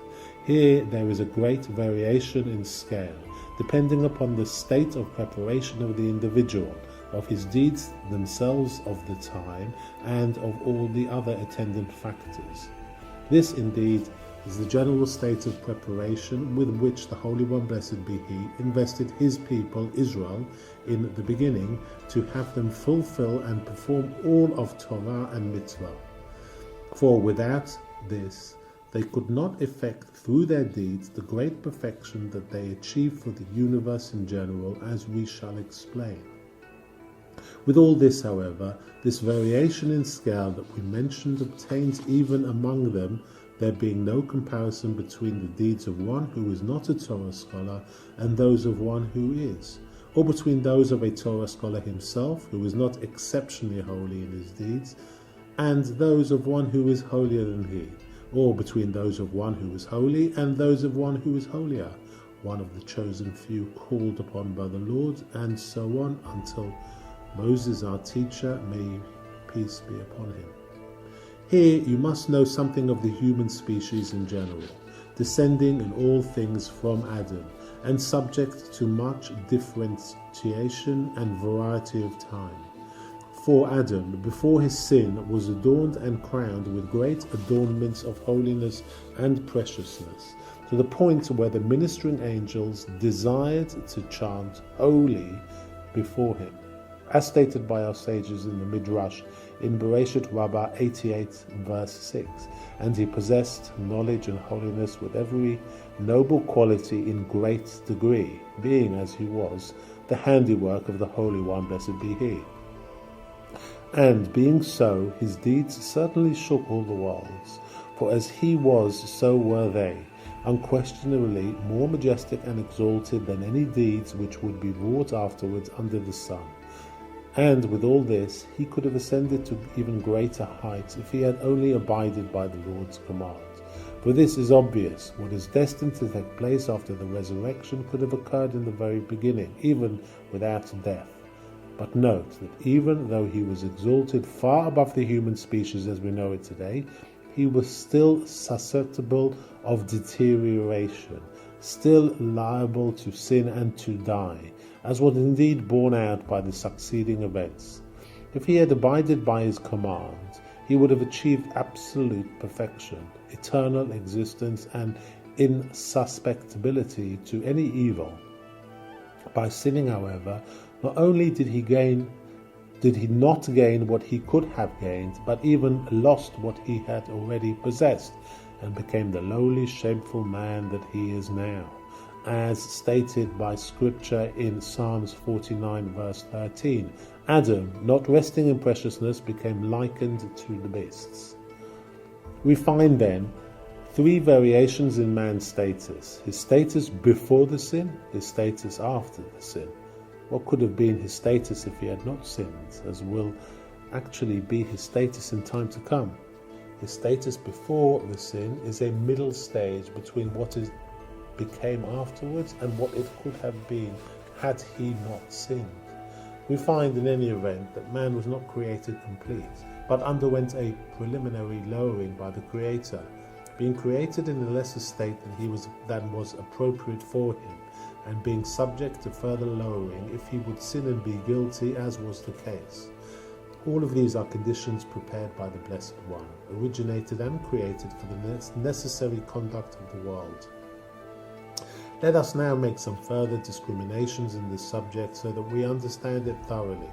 Our sages have stated in Tanchuma Acharemot, the mass of Adam's heel paled the solar orb, and they enumerated 6 things that Adam lost through his sins. This is from Bamidbar Rabbah 13:11. Amongst them, height and radiance. The idea is that the Blessed One makes everything with exceedingly great precision, and all of the aspects of things are determined by the perfection residing within them. And as it applies to our subject, even man's build and form, and the form of all that relates to him, are determined by his importance and significance. We have already cited the verse in Genesis 1:26, "Let us make a man in our image, according to our likeness." Because he desired man to be superior to all creatures, he desired likewise that his outward form be reflective of this superiority, and not his form and build alone, but he desired that all that occurs within him and all that relates to him conform to his superior state. Observe how much of cleanliness and of beautiful arrangement he invested in the creation of man that he did not invest in all the creation of the beasts. And this is the context of the profundity of the great wisdom characterizing all of the Blessed One's acts, his doing all in the best possible manner, everything through the establishment of parallels and interconnections within fitting relationships. Note that man can be in only one place at any given time and requires a period of time to move from one place to another. The angels, because they are exalted above this body, are not limited thus, but flying has been ascribed to them in their ethereality. The senses of man function only within the measure and the bounds delimiting them. Not so with spiritual entities. In sum, the accidents of a thing, in all of its aspects, are always relative to the essential nature of that being. We find then that there are two discriminations we must make in relation to man and all the other creations. First, the establishment of those things that are affected by their existence and their accidents, that is, the results of their being and acting. Second, their manner and operation, that is, their form and the form of their activities. For what moves the body can also move the soul or an angel, but each in its individual manner. And these two factors are paramount considerations in the Blessed One's activities. First, the establishment of what is affected by the activity of the creatures, and this includes all of the ordinances of his conduct and orders of his mechanisms that we mentioned. Second, the establishment in the manner of which those creations affect those results. And in this area too, there are great orders that are proper and necessary for the fulfillment of their functions. Accordingly, we find that in the beginning, before his sin, Adam was on a very high level. First, in point of his existence, that is, in terms of the results of his deeds, which rose to the world's heights, as we wrote previously. And second, in point of his form and the form of his deeds, in the very structure of his body. For the purity of his body paralleled the nature of the angels, so that his proper habitation was the Garden of Eden, which is now too the habitation of the angels and the spirits. Our sages intimated this in their statements, and I quote from Bereshis Rabbah 20 verse 12. In the Torah of Rabbi Meir it was found written, vestments of light. This has already been much commented upon by our sages to the effect that it is meant to emphasize the purity of Adam's body before his sin, a body which after his sin became coarse, gross and ponderous, as at the present day. We have actually witnessed the parallel to Adam's original condition in our world, in the instances of Hanoch and Elijah, whose bodies were actually purified and exalted to the condition of the heavenly angels. And it goes without saying that his movements and acts too were certainly of a rarer, more spiritual order as those of Hanoch and Elijah in our epoch. Note then what the Garden of Eden was. It will unquestionably continue to be a rarefied spiritual abode where the spirits abide even now. And the Torah testifies concerning Adam that he dwelt there and ate and enjoyed the fruits that grew there. But since we see it to be the present habitation of the souls, it must be that its fruits were not earthy, gross things, but far more delicate, being at least as air compared to earth. And the eating of them too was not by a body coarse and gross, as at present, but by a rarefied, almost spiritual body, like that of Elijah and Hanoch, as we explained. It is as we have said, that in accordance with the nature of the results to be achieved through the deeds, so are the ways in which the deeds are executed, and there is an exact correspondence between the nature and the conditions of all of the creations in terms of deeds, results, locale, and doer. This is clear. It is to be noted that the corporeality of Adam before his sin corresponded virtually to man's present spirituality. Consider then what his spirituality must have been like, and what the ramifications of those deeds must have been. It is sufficient to mention what our sages stated in the aforementioned dictum in Bereshis Rabbah 8 verse 10.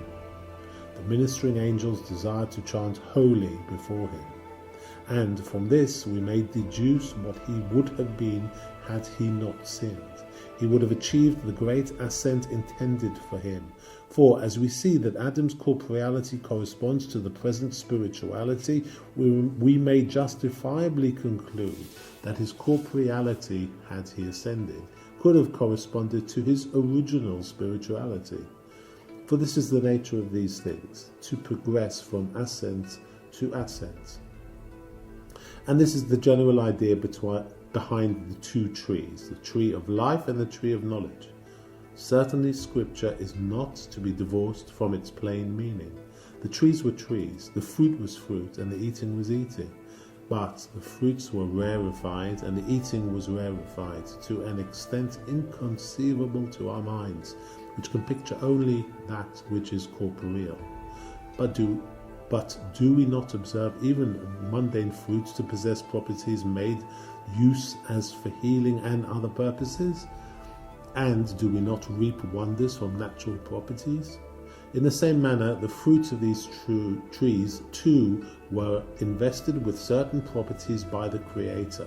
The fruits of the tree of life were invested with the property of implanting in man's heart correct knowledge, union with and love for the Blessed One, and knowledge of his holy ways, and they removed physical lusts from the soul.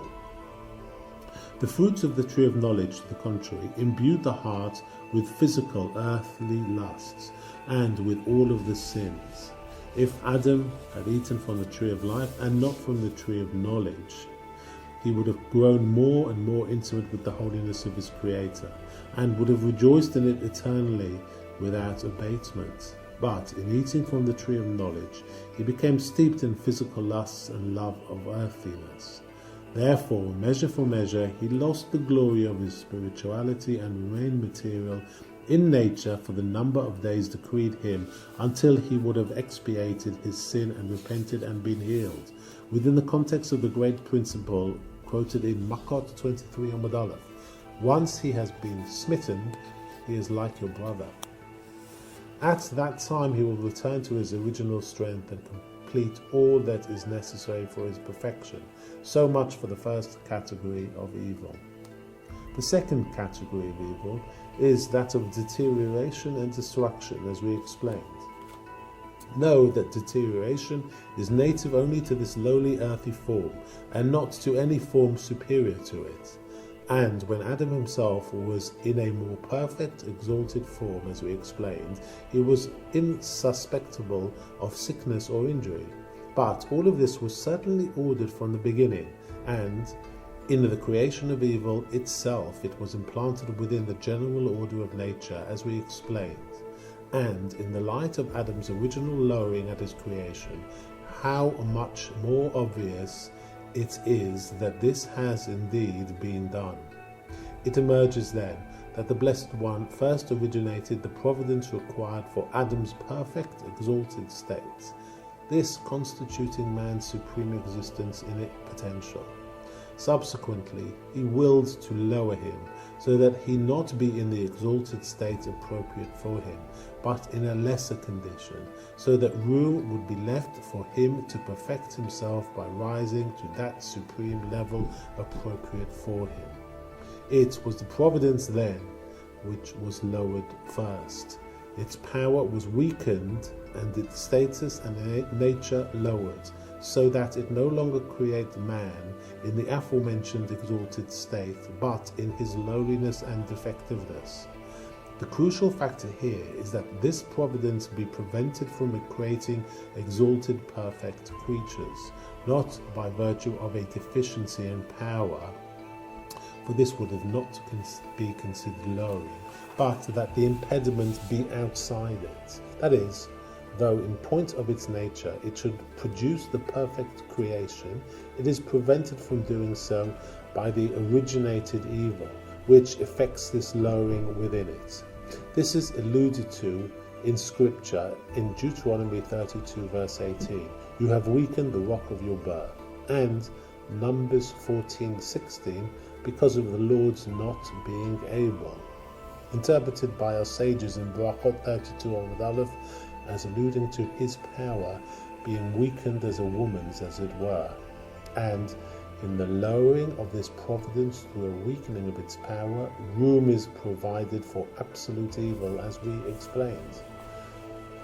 I now come to the point I mentioned in the beginning. The Creator did not implant a negation and deterioration in the nature of perfected creatures, but in the nature of imperfect ones, so that when the creatures will have perfected themselves in time to come, they will not be subject to negation at all.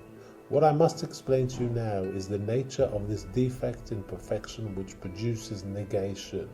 You will find profound wisdom here in the Blessed One's ordinance and in the exceeding preciousness of Israel. My only desire is to know these things completely and thoroughly, each thing and its ramifications. I shall therefore rejoice in the knowledge you impart to me. One who superficially observes the constituents of this creation will, in the beginning, find them to be scattered and separate. That is, not all conjoined to a single end, but each one an entity in itself, serving its particular end, complete in itself and independent of its neighbouring elements. For there are so many elements amongst the inanimate objects, among the vegetative and among the animates, that, one would say, there cannot possibly be an interrelationship, an interdependence and a common goal among all of them. But each one must have been created for its own purpose, and all of its aspects must serve for the attainment of its particular end, and for nothing more. With all this, one cannot fail to notice a hierarchy of levels in nature, and one who would undertake to reflect upon the creations would find all of them represented within this hierarchy. If he began from the heavenly heights and worked downwards to the nethermost depths of the earth, reflecting all the while upon all of the creations, he would find all of them appropriately scaled one beneath the other. But one who probed further in wisdom and found all of the creations interconnected in a solid bond, all being needed to complete the purpose intended by the supreme wisdom in the creation, and all being gathered together for one end, containing a multitude of conditions and a profundity of orders, these in the form of all the constituents of the creation. They are, therefore, all interrelated in the order willed by the Supreme Intelligence, and from all of them will emerge the goodly fruit which is worthy to emerge from the creation. I've already stated this to be a profound matter, for at this point wisdom must branch out and probe infinity to know the function of every creation and its place in this universal intent that we mentioned. Our sages have said in Pirkei Avos chapter 6, all that the Holy One, blessed be He, created in this world, He created only for His honor. Now we must understand that this idea of honor, for it too was originated by the Blessed One, just like all of His other attributes, as I have explained previously. When we understand this attribute, we shall understand the purpose of all these creations and the realization of this honor, how they are all needed for it, and how they are all gathered together towards this end. For the present, it is sufficient that we understand this general preface alone, that all the aspects of creation are certainly interconnected and operate conjointly towards one end. A corollary of this understanding is that their perfection is not achieved individually, but in unison with each other for the single end that we mentioned. This is, indeed, their perfection, in that it more directly serves the end for which they were created, the universal end that we mentioned. And in truth, you will see that even in His acts, there is no evil in the world except in elements in isolation, prior to their being seen as contributing elements in a complete process. But there is nothing complete that is evil. The rationale: because we know that everything done by the Holy One, blessed be He, is exceedingly good. What seems to be defective in a certain aspect in one of its conditions is offset by a different condition, the original defect consisting in a lack of completeness in all conditions. When this completeness is supplied, what is evidenced is certainly good. This is borne out by each act in itself, and the universal act, the overall cycle of the world, will also confirm this in the end, with the fulfillment of the prophetic assurance from Isaiah 12:1, I will thank you, God, for your anger against me. For at that time all the aspects of each act will be complete, and it will be truly recognized as entirely good. This accounts for our statement that in the beginning the Creator arranged nature as we explained, each species in itself along a graduated scale. And it is in this respect that we speak of negation and deterioration, that is, as they apply to each species in itself. But their interconnection and conjunction towards the universal end, to the contrary, is a correction for this, because by virtue of it, they leave the sphere of evil and are rescued from it. And this is what we have already mentioned, that everything created by the Holy One, blessed be He, in His world, He created only for His honor. And this honor is that the Blessed One rejoice in all His creations and provide room, as it were, for all of His creations to rejoice in His good. And the ultimate purpose behind all of His acts is to bring all to absolute perfection, so that the evil will no longer have any existence whatsoever. But this result is realized only in the conjunction of all of the acts. In sum, it is the species of nature in themselves, and not in their interrelationship, that negation, lowering, and deterioration obtain, but in their interrelationship is rooted their perfection and escape from evil. What you say is clear and readily acceptable, but you must still clarify the idea of Israel's preciousness, as you said you would, for I do not yet see how it fits in here. I have already explained in the variations in providence, which leads to corresponding variations in its results, that is, in the happenings of the world. But the first cause behind all this and the reason for the variations in providence trace themselves to Israel, as I have indicated to you. I shall now explain. The Holy One, blessed be He, vis-a-vis Israel, is as a father with his son, or as a man with the wife of his youth. All of the Blessed One's desire is towards us, as it is written in Song of Songs 7 verse 11. I am for my beloved, and towards me is his desire. And also from Psalms 40 verse 6, your wonders and your thoughts towards us. And from Leviticus 26 verse 9, and I will turn towards you, and I will multiply you. That is, the Holy One, blessed be He, lusts, as it were, to regale Himself with His creations and to rejoice in them. As it is written in Psalms 104 verse 31, the Lord will rejoice in His handiwork, and in His truly turning towards them from His love for them and from the joy He takes in them. As it were, He devises thoughts and never ceases benefiting them and multiplying them. And He constantly renews His goodness to them, providence upon providence in the optimum manner for their perfection and good, just as a father who turns to his son in love will devise such thoughts. The pivotal factor in all of this is Israel, for it is Israel to whom His yearning goes out, as indicated in the aforementioned verse, and I quote, I am for my beloved, and towards me is his desire. And the remainder of the creation is exclusively dependent upon them, for when God turns to them in love, He will do nothing else than originate good after good for the entire world, true, perfect good. But transgression is severe, in that it causes the Holy One, blessed be He, to turn, God forbid, from Israel, as a husband angry with his wife, or a father with his son. Of such a state it is written in Genesis 6 verse 6, and he was sad to his heart. For in such circumstances He does not rejoice in the world and its creations, God forbid. The entire providence is withdrawn and all success departs, God forbid.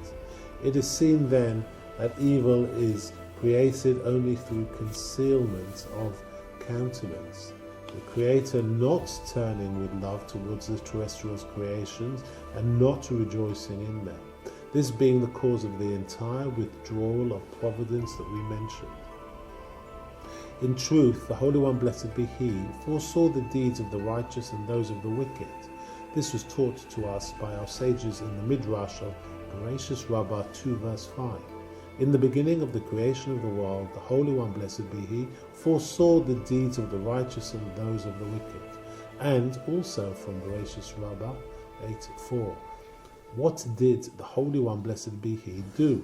He sundered the ways of the wicked from before His countenance, conjoined His mercy to His justice, and created the universe.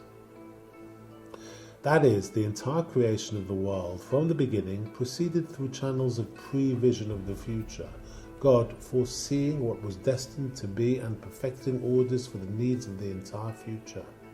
The foreseeing of the deeds of the righteous constituted joy for the Blessed One, and through it was created the entire order of beneficial providence, and the foreseeing of the deeds of the wicked gave rise to the entire withdrawal of providence and to destructiveness. And from that point on, God's entire ordinance remains of this character. The deeds of the righteous creating joy for the Blessed One and becoming the source of all good, and the deeds of the wicked saddening his heart, as it were, and becoming the source of all evil. It is noted that if the Creator had concentrated upon the foreseen deeds of the wicked, the world could not endure. But He looked away from the deeds of the wicked by virtue of their not being eternal, but to the contrary, transitory and evanescent, and seized upon the deeds of the righteous, which are destined to endure forever. And on the strength of these deeds He created the world and caused it to endure.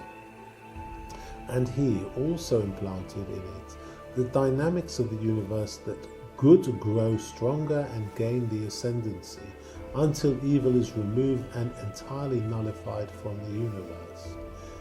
It is seen then in truth that all of the orders of the supreme governance and all of its ramifications are founded exclusively upon Israel, upon God's turning His goods to them in love, or turning away from them, God forbid. They alone then emerge as the foundation of the entire creation, with all of the others dependent upon them.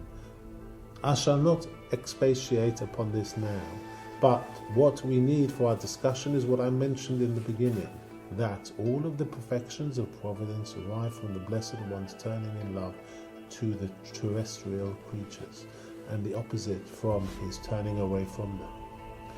At this point, we have completed all that we need to know about the creation of evil. We shall now explain what the Creator arranged for His amendment and removal from the creation, so that all of the creations will be perfected in the quintessential perfection of time to come.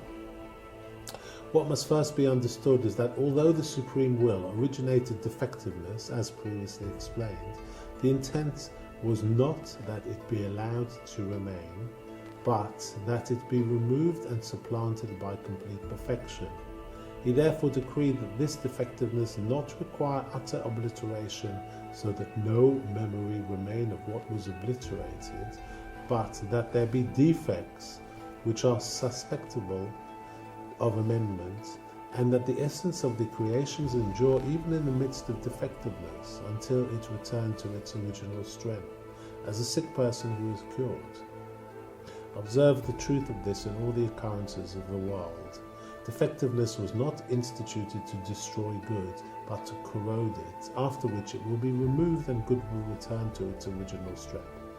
Observe that even death, the greatest negation in the world, is not complete negation, for there is resurrection, so that even though the body returns to dust, there remains, as we know, and I quote from Vayikra Rabbah 18 verse 1, a bone called luz, from which that same body is reconstructed.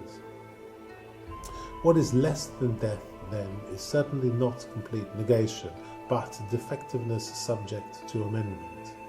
Israel in exile has been brought down to the dust, it being written about them in Lamentations chapter 3 verse 6. He has seated me in darkness as the dead of the world. With all this, however, it is written in Leviticus 26:44, And in spite of this, when they are in the land of their enemies, I will not despise them, and I will not abhor them to destroy them. And also quoting from Malachi chapter 3 verse 6, for I am God, I have not changed, and you, O sons of Jacob, I have not destroyed. The Holy One, blessed be He, does not repent of His goodly creations to despise them. And though He leaves them vulnerable to defect, He does not forsake them and utterly reject them, God forbid, but He allows them to suffer what He knows will be to their ultimate good. For this reason, He sustains their existence but lets them be refined in the crucible of the trials of many sore afflictions. Afterwards they will bloom as the vine and sprout anew, as the earth sprouting forth its produce and a garden its plants. This is born out of the action of the seeds themselves. Although they are worn away in the earth, they are not completely lost, but they sprout again from the dust. We find then that the Blessed One did not desire irrevocable negation for His creatures, His creations, but defectiveness subject to correction. And just as we explained that the Blessed One does not ally His name with negation, in that He does not associate His name with evil, so conversely it is the nature of His perfection to sustain all good things, even in the midst of defectiveness at the time of deterioration, and He does not leave off hovering over them in order to sustain the good, that it not be entirely lost. This is well seen in the case of man, as we explained before, in the parallel between the processes of man and the supreme ordinance. When a man dies, his soul leaves him and his body returns to the earth whence it came. The illusions and the idea are one. Man is constituted of the darkness of earthiness. The dark body originated through the concealment of the Blessed One's countenance, as we explained, and of spirituality that animates and refines him, the result of the Blessed One's illumination of countenance towards the amendment of the imperfection of His creations, as we likewise explained. As long as the Creator pursues this ordinance with man, man lives in his world, but when the Creator leaves off shining His countenance upon him, so that only the darkness of his nature remains, the soul will leave that body, which will be as dead as a lifeless stone. It will also be subject to dissolution and decay, the Blessed One having removed His countenance from it. And it is written in Psalms 104:29, you hide your face, they are confounded. You take their spirits, they perish and return to their dust. But because the Creator will not completely conceal the countenance of His goodness forever, for some spark of His light will illuminate the darkness of the concealment of His countenance for the continuance of the universe, this body too will not undergo complete dissolution, and the soul will not leave it completely. But there will occur what our holy teachers have received through tradition. There is found amongst the bones in the grave of life-giving element termed osseous vapor, which sustains the dead for purposes of resurrection, so that those who are resurrected are not new creations, but the very ones who have died, as it is written in Yeshaya 58:11, and He will sate your bones with purity and will invigorate your bones. This certainly stands to reason, for the Creator will certainly not despise His handiwork, but He will sustain the good and free it of evil in the resolution of His devices. We shall now begin discussing the order of the universal perfection. We have already stated that when the Blessed One originated the providence for this nature in the beginning, when the negation of this providence was yet awaiting origination, the intent in truth in the origination of this providence was not that it endure, but that it be negated, as we explained previously. However, in wishing to originate a perfect enduring providence, which would produce those results required for the universe, the intent in truth was to keep from it the evil that had already been originated for it, the very opposite of the first intent, as we explained. And this is the mainspring of the perfecting of creation, the reversion of intent to doing and sustaining of good and protecting that good from evil. The Creator then originated in all of the aspects of His providence and its levels, each level with its corresponding perfection, the entire intent being to produce good and ward off evil, that is, the negation of that had already been originated to operate in respect to that level. In this manner, He ordered all of the levels of His providence, having to do the same on each level. First, to revert intent to perfecting of good only for the creation of the creatures, as we explained. Second, to ward off the already created negation so that it's not to revert and effect negation. In truth, the Creator did not wish to negate evil, but only to ward it off, so that it exist and endure as long as was necessary for the creations. Subsistence of evil too, then, is possible only through the power of the Blessed One, He alone, unquestionably, being the Creator of good and evil. But this is the most mundane function attributable to His providence and supervision. We find then that the Blessed One ordered all the levels of His providence in accordance with the demands of the universe, level after level, after which He correspondingly provided for the production of evil and for all of its components and aspects. There exists in this evil that which parallels all of the components of the positive providence, negation having been originated for each of the latter, and likewise having been warded off from each component to which it was assigned, but not having been completely negated. However, all of the negations assigned to all of the components of positive providence are of one type only, general evil, and this entire category is attributable to the Blessed One's providence only on the nethermost stratum of all that it contains.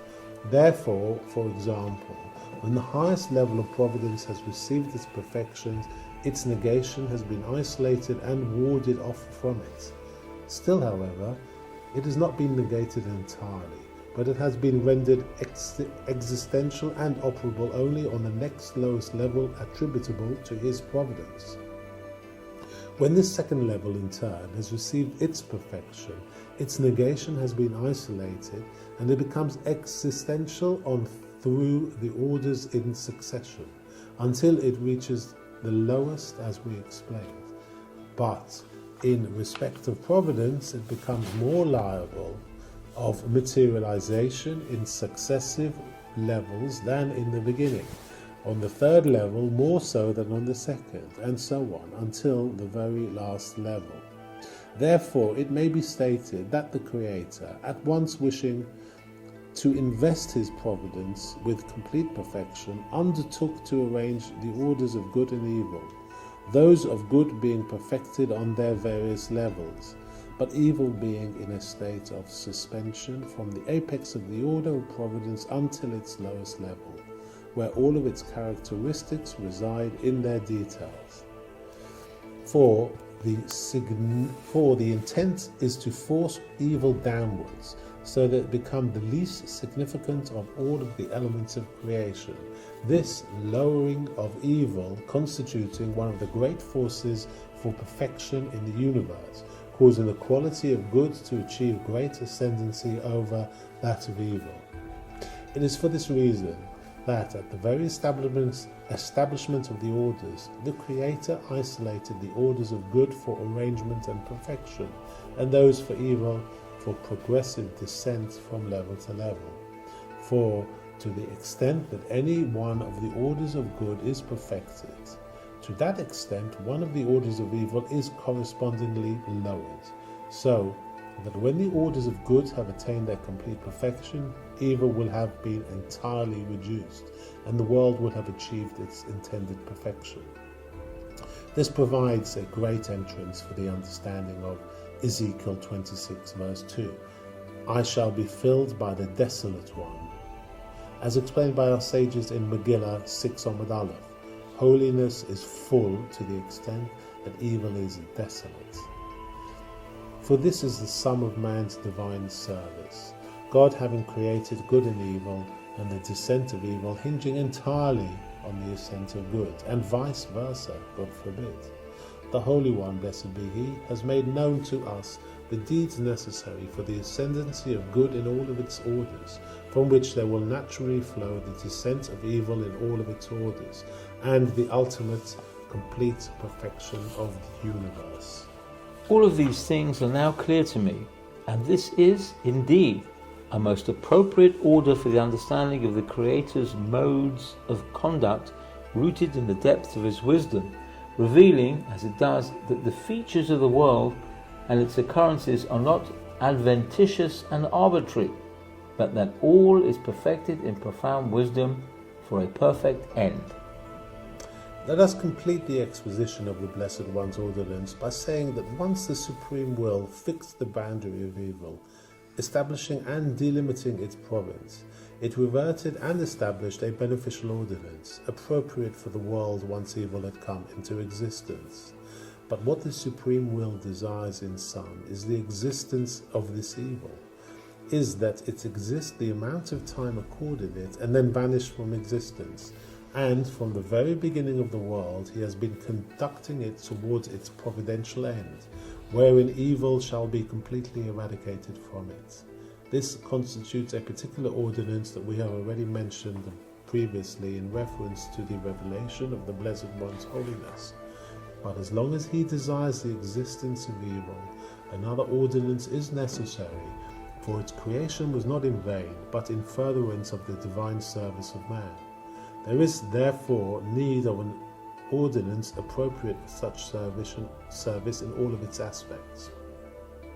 Know for a certainty that virtuous acts are of no benefit at all to the Blessed One, nor are wicked acts detrimental to him. It has already been stated in Job 35 verse 6, if you sin, what do you do to him? If you are righteous, what do you give him? But the Blessed One has originated a kind of ordinance with particular characteristics and ways that he knew to be conducive to this end. In it there is established a system of merit and liability for man, whereby it is possible to designate as benefit man's keeping of the mitzvot, and detriment his transgression of them. Not benefit or detriment to the Blessed One himself, but to what he wishes to work in us. This is the intent of, and I quote, when Israel does the will of the Creator, it adds power to the strength in heaven, which our sages have explained in Yalkut Shimoni on Ha'azinu 945. Here too, the meaning is not that he can only act through the actions of the terrestrial creatures, but that he does not will to act otherwise.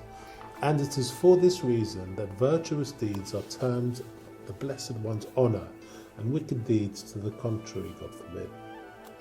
It is seen then that what the Creator originated in the beginning in this ordinance, subserving divine service, is the possibility for benefit through the performance of virtuous acts, and for the detriment through the performance of wicked acts. All this having been originated by and being dependent solely upon the Blessed One's will, as we explained. And this is called the ordinance of good and evil. Good referring to all of the perfected orders and all of the benefits resulting from virtuous deeds, and evil, the opposite of this, all of the detriments resulting from transgression. After this, it is necessary to set forth the elements of reward and punishment. That is, the good that will be accorded to the doers of a mitzvah, and the punishment that will be meted out to its transgressors. And this reward and punishment must be of two types. That is, the reward and punishment of this world, and the true recompense of the world to come.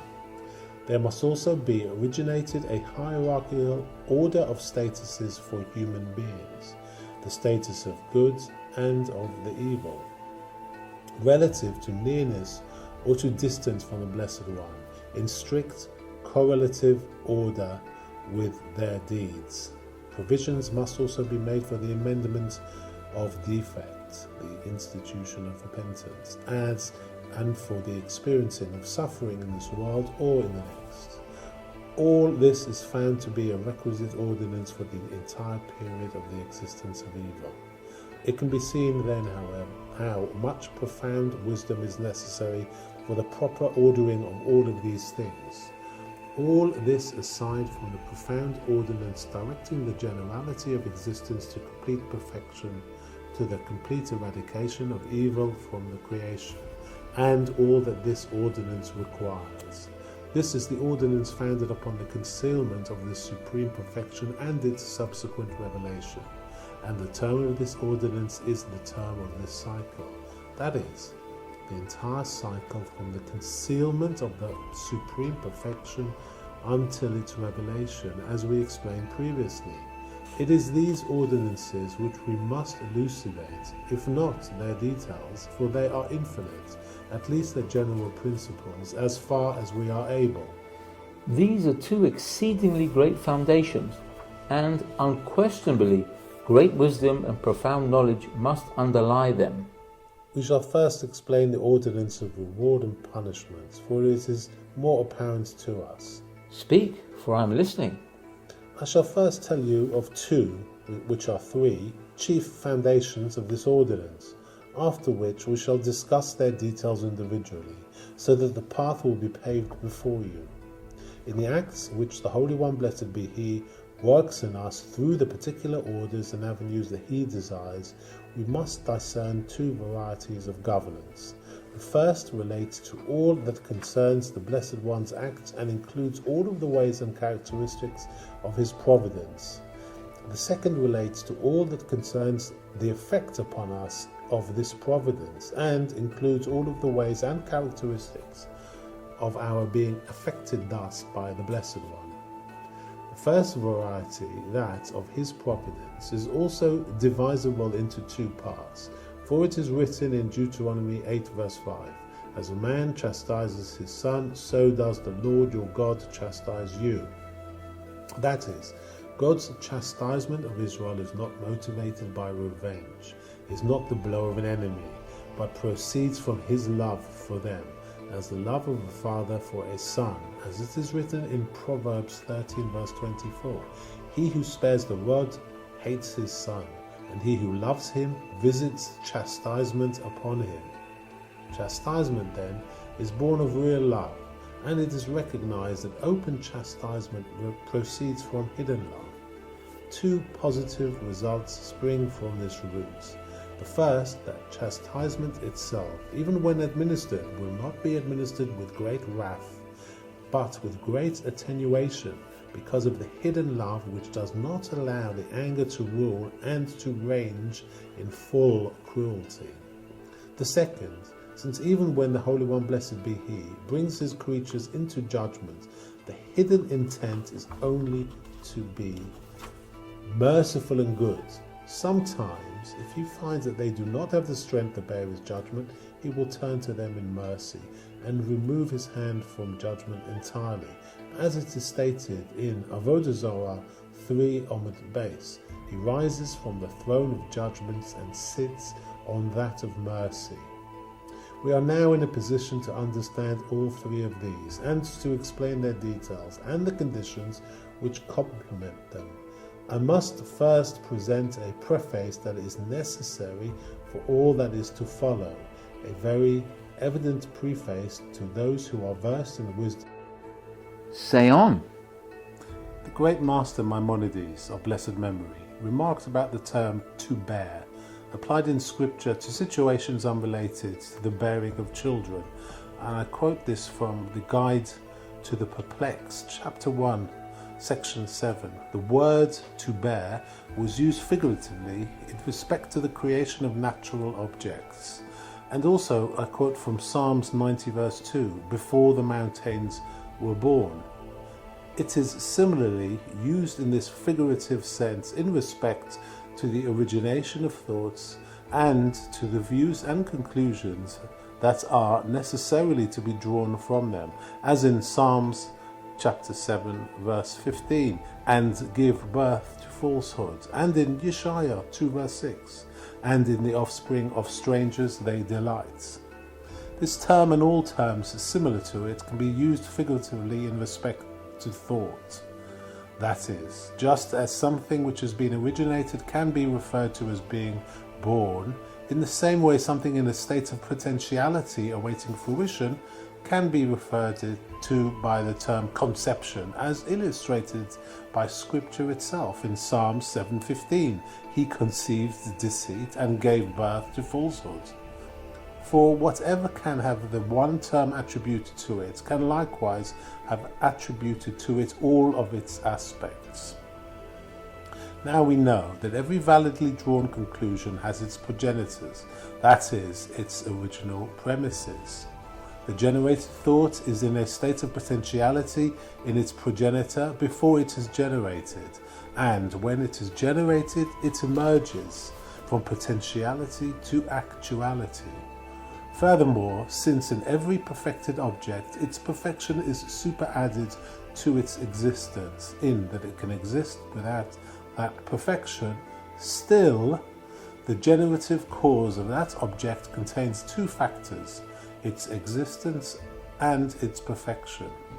For the cause for existence is the cause for perfection, and the cause for endurance of existence, the perfection of the effect, being nothing more than the perfection implicit in the generative cause. When it generates all that is in its nature to generate, the generated object will be found to be completely perfect. All this is evidence to those who have trodden the paths of wisdom.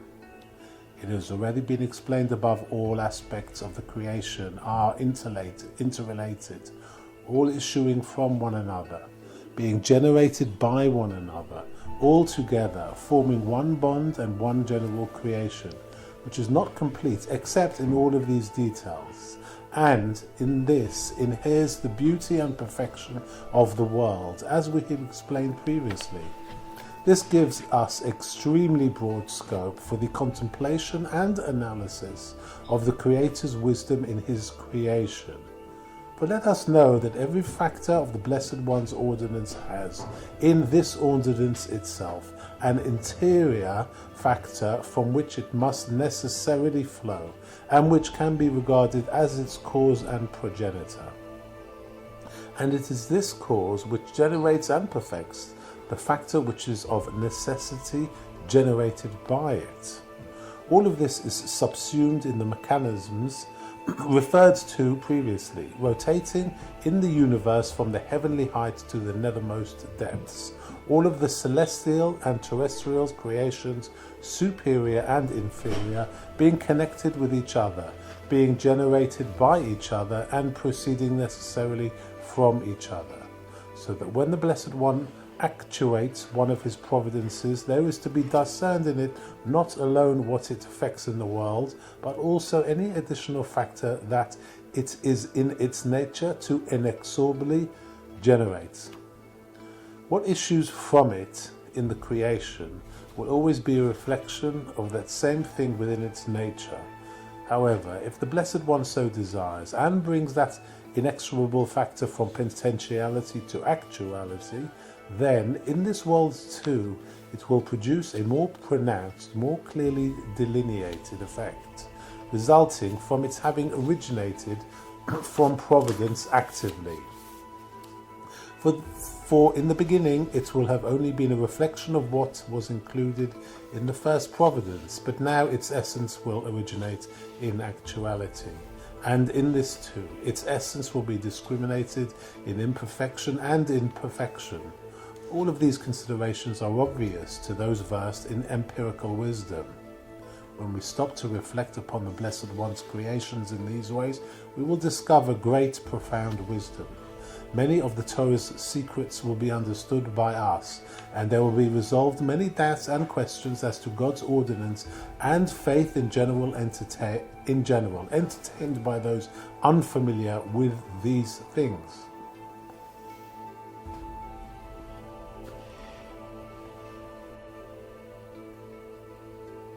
There is no question in my mind that it's impossible to attain even that modicum of knowledge attainable by man of the wisdom of the Blessed One's deeds except through the paths of learning and wisdom, and that one who wishes to enter into these inquiries without the necessary preparation and learning is entirely irresponsible and cannot succeed. Let us now speak of our present epoch, that of the Blessed One's just and perfect judgment.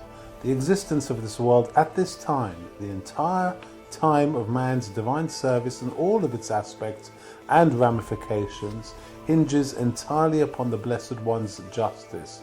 For this is the world and the time ordered by the Blessed One for the revelation of the justness of his judgment. And the end of this world is attained only through the proper execution of this judgment. As it is written in Psalms 9 verse 17, the Lord is known through the judgment he has wrought. And from Yeshaya 5:16, and the Lord of hosts rose in judgment. And also from Proverbs 29 verse 4, the king in judgment will establish the earth.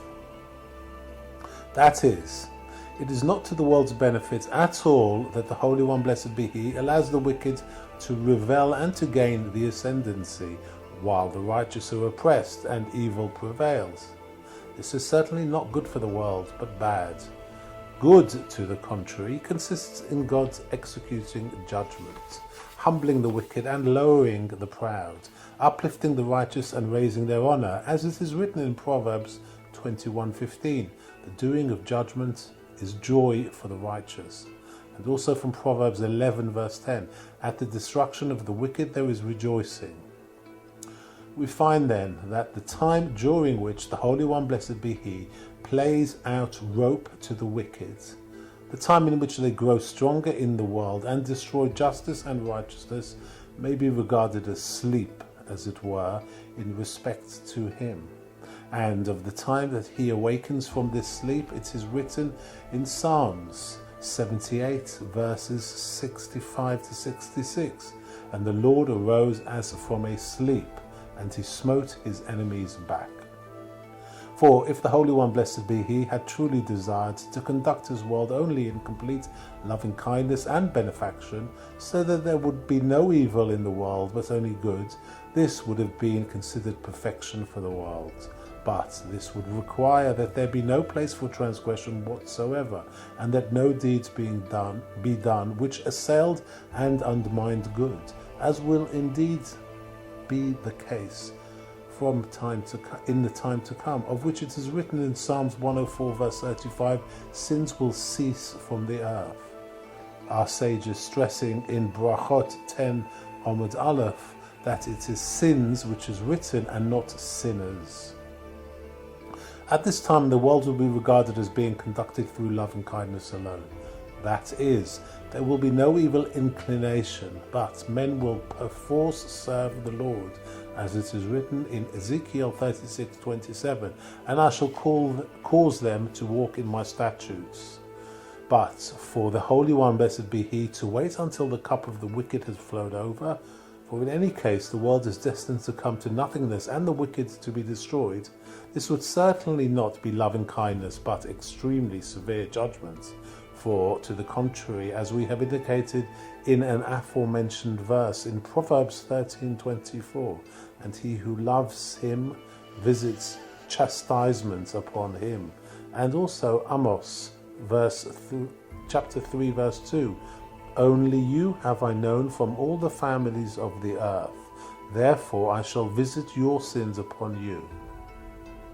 Our sages explaining in Avodah Zarah 4a that the Holy One, blessed be He, exacts payment from Israel little by little, so that evil not mount upon them and cause their decimation, God forbid. To the contrary, He desires their amendment, as we explained. It is seen then that when the Holy One, blessed be He, is positively inclined towards His world, He infirms Himself, as it were, to conduct it in constant judgment, to cleanse it little by little of every evil that appears in it. Under such a regimen, the elements of the world are perfected and blessed, and all prosper greatly. But if, God forbid, there is no merit in the world and wickedness increases greatly, the Holy One, blessed be He, says, and I quote from Deuteronomy 32:20, I shall conceal my countenance from them. And also from Deuteronomy 31:18, I shall conceal my countenance on that day. Whereupon immediately the darkness wickedness and ignorance increases. Wisdom is brought low and truth cast out, and all of the world's elements succumb to defect and deterioration. Our sages have stated in this regard in Sota 49a, there is no day whose blessings, which is a euphemism for curse, is not greater than that of the day before. Even the flavour of fruits is lost. That's also from Sota 48a. And there is no success, neither material nor spiritual. Now, if the sole intent of the Holy One, blessed be He, were indeed to chastise the wicked, the world would already have been destroyed because of them. But since His intent is only to do good, His chastisement and rebuke proceeding only from love, as we explained, He wills to establish an enduring existence for the world, even in the absence of merit, which would neither change nor be undermined. He avails Himself to this end of His exalted majesty and sovereignty, His complete independence of any law or force, which enables Him to maintain the universe even when men are not deserving. But you must understand this well, for many discriminations must be made. For on the surface it would seem that the sinner stands to gain, the world enjoying without need of merit, enduring through God's loving kindness and love in the very midst of the sins of the wicked. But if you make all the necessary discriminations, you will find profound wisdom in the workings of the Blessed One's ordinance.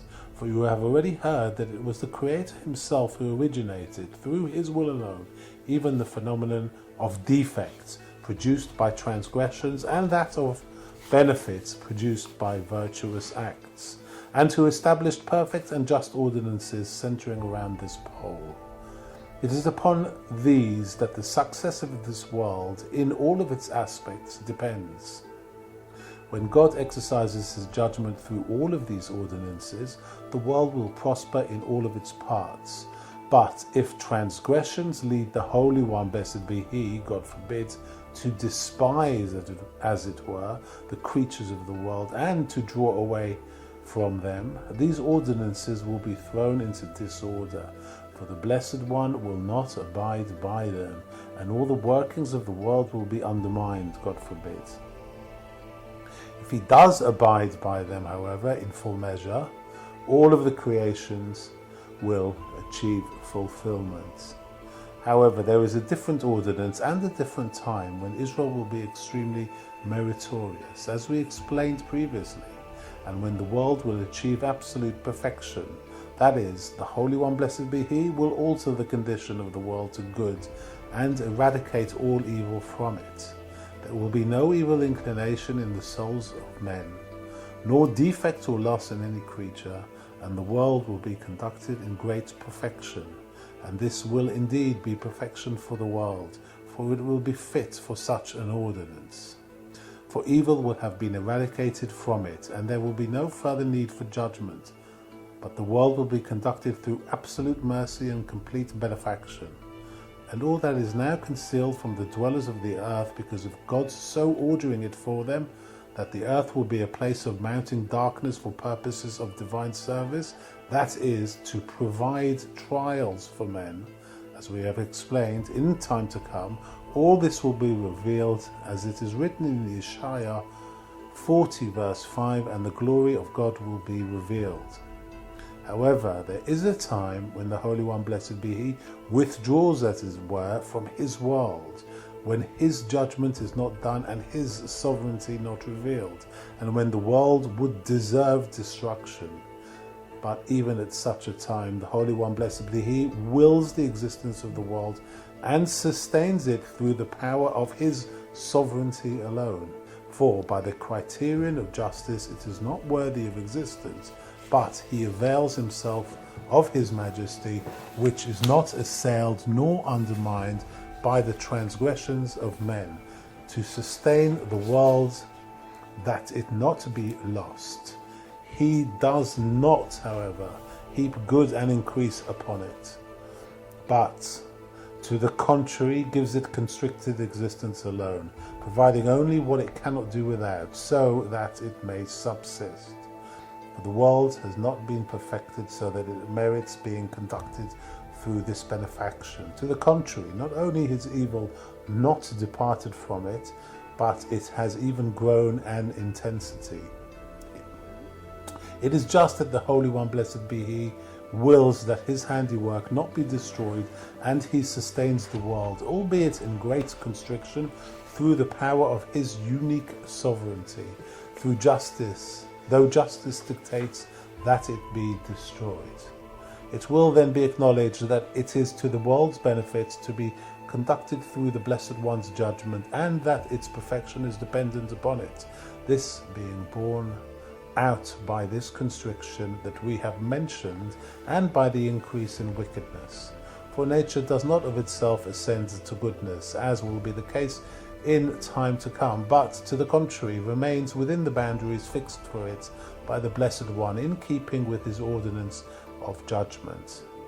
But when the Holy One, blessed be He, withdraws and is concealed from the world, judgment is not executed. The world becomes empty and void, and wicked reign in the world in all of their audacity, as wild beasts in the jungle.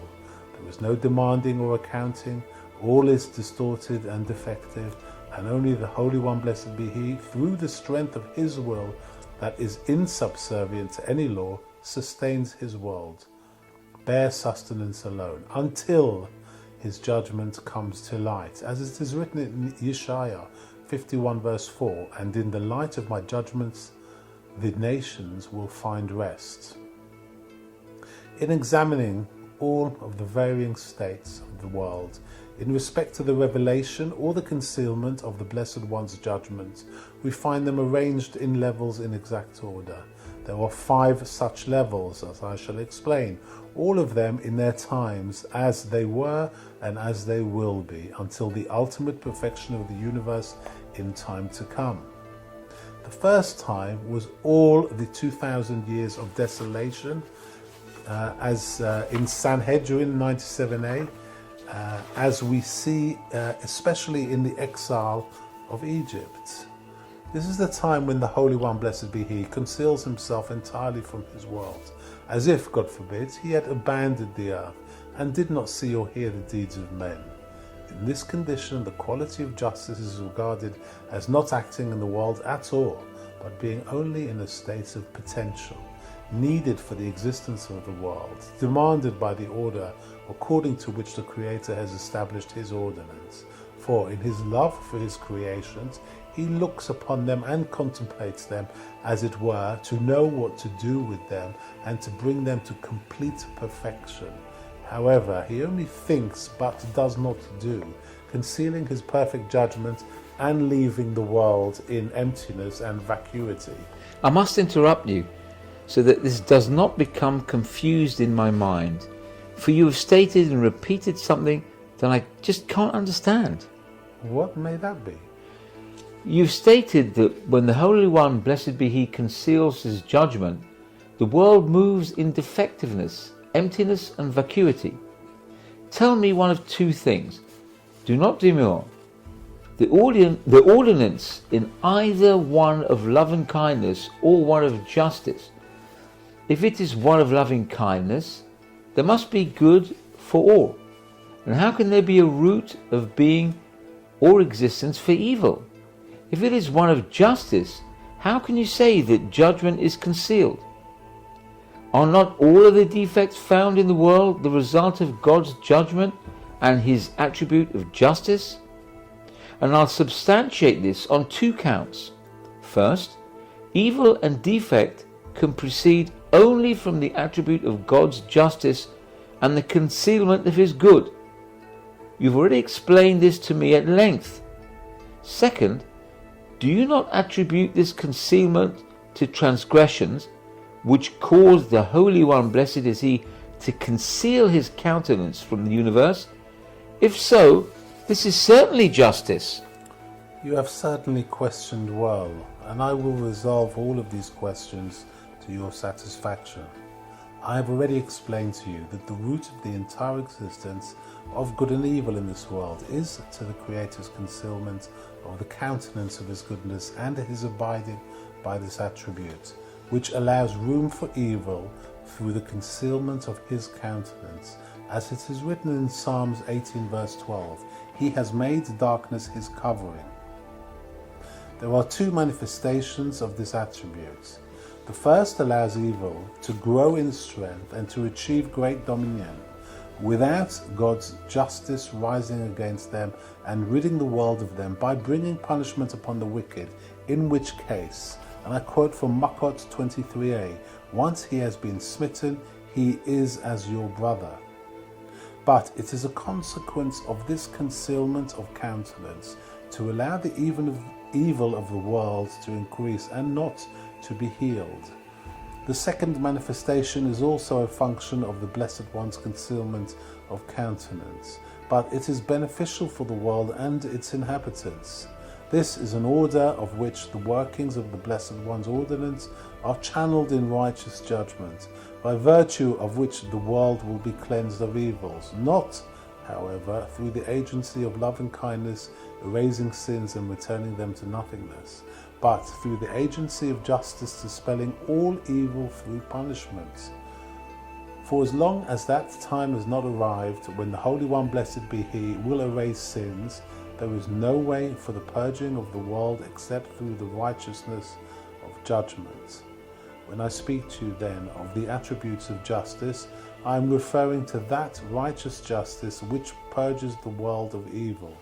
But the concealment of justice is an aspect of defect and not one of perfection, whereby sins are not erased, but to the contrary, the world is, as it were, despised and evil mounts within it. This ordinance is a function of the greatest concealment of the Creator's countenance from his creations, as a result of which the world is relegated to emptiness and vacuity. However, here you need an important preface. In truth, the Holy One, blessed be He, never despises his handiwork, God forbid, and he has never abandoned and leave the world. But at the very time that the world seems to have been abandoned by him, he is devising good for his world, and his wonders and thoughts are constantly directed towards the perfection of the universe and not to its undoing. But he conceals his counsel to such a great extent that the world seems to be abandoned and men suffer punishment for their sins. And thus have our sages stated in respect to our father Jacob of blessed memory in Bereshit Rabbah 91:10 on Genesis 43:6. And Israel said, "Why did you do evil unto me?" Rabbi Levi stated in the name of Rabbi Chama ben Chanina, "Our father Jacob never spoke a vain thing except here. The Holy One, blessed be He, said, I am occupied with making his son king of Egypt. And he says, why did you do evil to me?" This is the intent of when Isaiah said in Isaiah 40:27, "My way is hidden from the Lord." That is, all of the time that Jacob, our father, was in despair over Joseph's separation from him, the Holy One, blessed be He, was turning the wheels to make Joseph king and enable Jacob to live in tranquility. But because this was shrouded in deep counsel, grief descended upon Jacob. And this is axiomatic. In respect to any ascent that the Holy One, blessed be He, wishes to accord an individual or the world, all of the time that the good is in the process of materializing, it is generated only within the depths of hidden counsel, for which reason it is preceded by suffering. It is our sages who have stated in Brachot 5a, 3 goodly gifts were given by the Holy One, blessed be He, to Israel, and all were given only through suffering. Let us return to our subject. The first level of the conditions of this world is the concealment of the Blessed One's judgment. It's not revealing itself to cleanse evils from the land. And that time the Holy One, blessed be He, is not known in His world. And we have already indicated when that time was. The time of the exile into Egypt. The exile in Egypt. The second condition is a time such as ours, in which there is no prophet or visionary, nor any signs or wonders to compel all men to recognize the Blessed One's greatness. Still, there is a greater revelation than in the preceding state, and some knowledge of the Blessed One's greatness.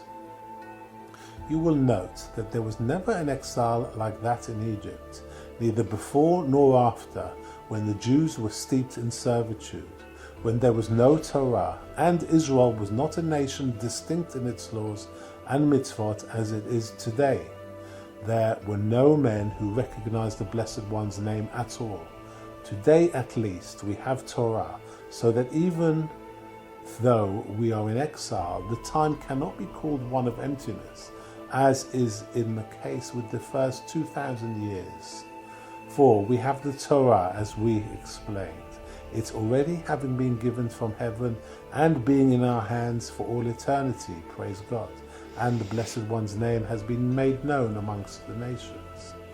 The third condition is a time in which the Holy One, blessed be He, exercises His reign over His universe with signs and wonders, manifest to all of the nations, to know that the Lord God is in Israel, and in the entire time of the first and second temples.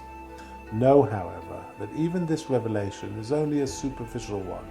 That is, it is a revelation by virtue of acts alone, by way of visible wonders, in which absence the true faith would not be manifest.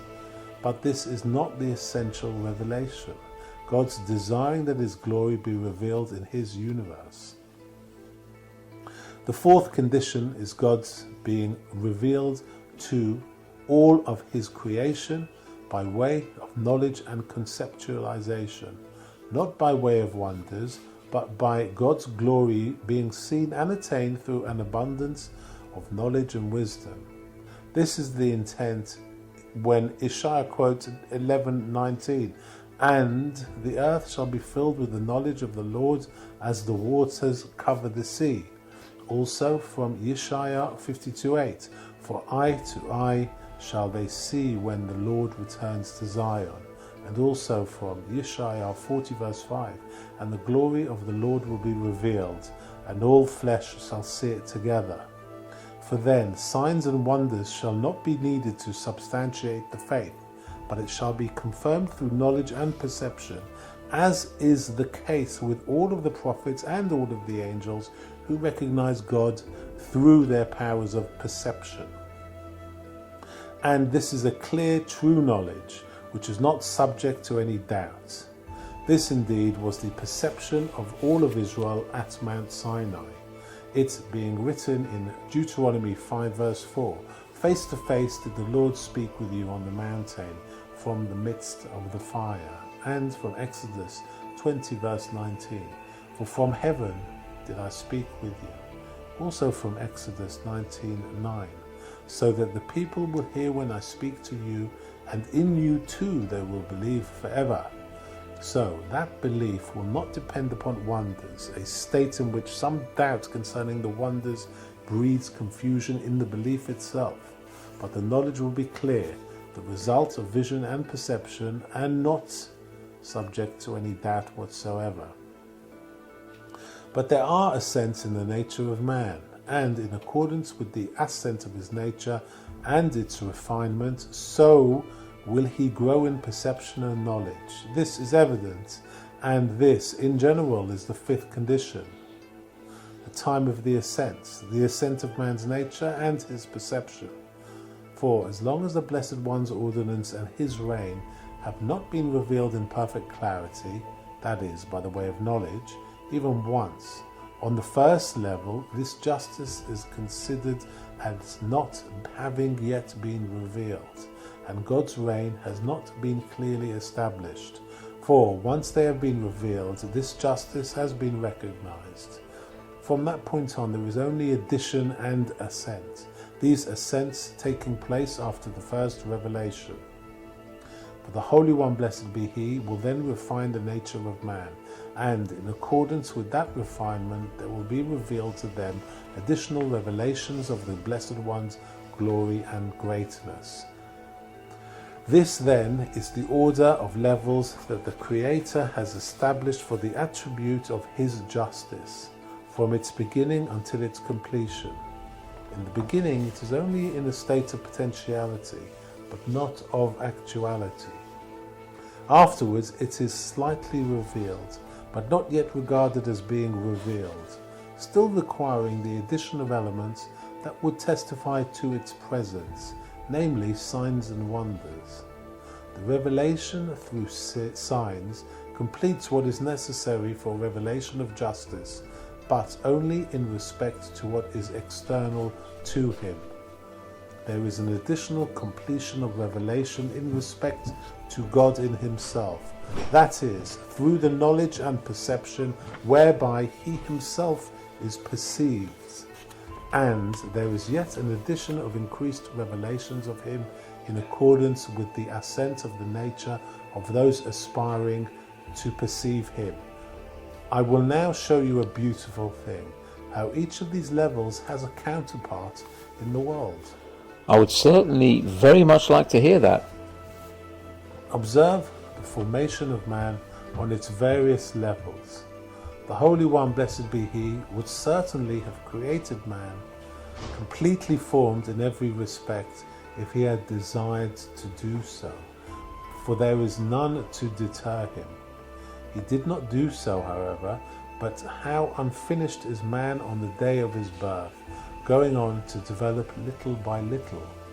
You will find this to be a precise analogue to the Blessed One's glory and His ordinance in the revelation of His sovereignty, corresponding to His directing and conducting the world in these 5 conditions that we have mentioned, which correspond in turn to the growth of the world, paralleling the developmental growth of man. The Blessed One's glory unfolds in revelation within this great order of levels. The very beginning of man results from a conjunction of those who are partners in him, his father and his mother, corresponding to the progenitors of any generated object. But he is concealed in his mother's womb all of the months of his gestation. He is then born and enters the environs of the world, continuing his gradual process of growth. He is not complete, however, neither in stature nor in intellect, until the growth process will have been completed. He first develops intellectually until it is incumbent upon him to perform mitzvot at age 13. With all this, he is not yet complete, but still a youth. The developmental process then continues until it has been entirely realized. From that point on, he experiences ascent upon ascent as he grows older. The glory of the old, the crown of greyness, the wisdom of the elders, who in abundance of years impart wisdom. All this is a counterpart of the order of his deeds according to the aforementioned levels. It is seen then that man himself, who is guided by the Blessed One, reflects this guidance in himself, as we have mentioned previously.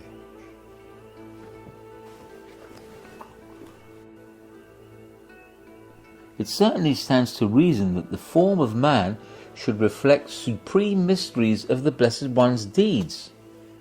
The same holds true for all of the other creations of the world. Each one of them corresponds to one of the mysteries of the Blessed One's ordinance. The supreme intelligence devised for each of the orders of its ordinances counterparts in this world. This is the source of the multitude of creations, each reflecting one of the orders of his ordinance, and all of the accidents of a particular creation in all of its forms and properties are judged in relation to the aspects of that order which it is intended to reflect, so that all of the Blessed One's attributes are, as it were, like roots, and the creations out-branchings of them, the essence of those creations deriving from the essence of these attributes. And this is the basis of prophetic visions in which, when the Blessed One desired to reveal any of his attributes to the prophets, he showed them in a prophetic vision a lion or an ox or any other such images characteristic of these visions. This is evidence. We shall now complete our subject. From what we have explained, we find that for every quality of God's conduct, there is the essence of that quality and the actuation of that quality. That is, the agency through which the essence is revealed. For judgment, the generality of reward and punishment, whether for loving kindness or for the rod, is subsumed under three headings: the attribute of loving kindness, the attribute of justice, and the attribute of mercy. But the actuation of this judgment in its various respects varies from time to time, increasing or diminishing, so that the revelation is either less or more. This is comparable to the case of men who, through alike and all of their limbs, yet evidence great variations in strength from one to the next, so that one man can do what his neighbor cannot, and in one individual himself there is a variation in strength from one time to the next. This is evidence. Here too, the Blessed One conducts this world constantly through his quality of judgment and maintains all the laws of creation rooted in the ways of his judgment, but through greater revelation or in concealment, as we explained. And in here the differences between the various days of the year, the holy days and the non-holy days, the difference between them consisting in the greater or lesser revelation of the Blessed One's providence in the agency of his holiness, as we shall explain further with God's help. But since all of the aspects of his ordinance are so established, each effect and its cause, it is obvious that the causes must contain within themselves all that may be discriminated in the effects. We must therefore understand in detail the nature of the causes and the manner in which they produce their efforts, so that we may understand the varying states of the effects. But in order to understand this well, we must go more deeply into it, as you shall hear now. Is what we have said until now not sufficient? Do not these ideas suffice for an understanding of the conduct of the creation? What we have said is indeed correct, but we must understand that it is the supreme guidance that determines the essence of the guided creatures, and this is the required additional depth that I alluded to, namely the knowledge of the essence of the creations and all their varying accidents as functions of this ordinance. We have already discussed the subject of this lowly world, a dark, defective place, all of whose accidents are dark and defective. We have also explained that all that exists originates from his will and is entirely dependent upon his decree and his word. This world's darkness, then, is certainly a result of the Blessed One's word that establishes it in this character.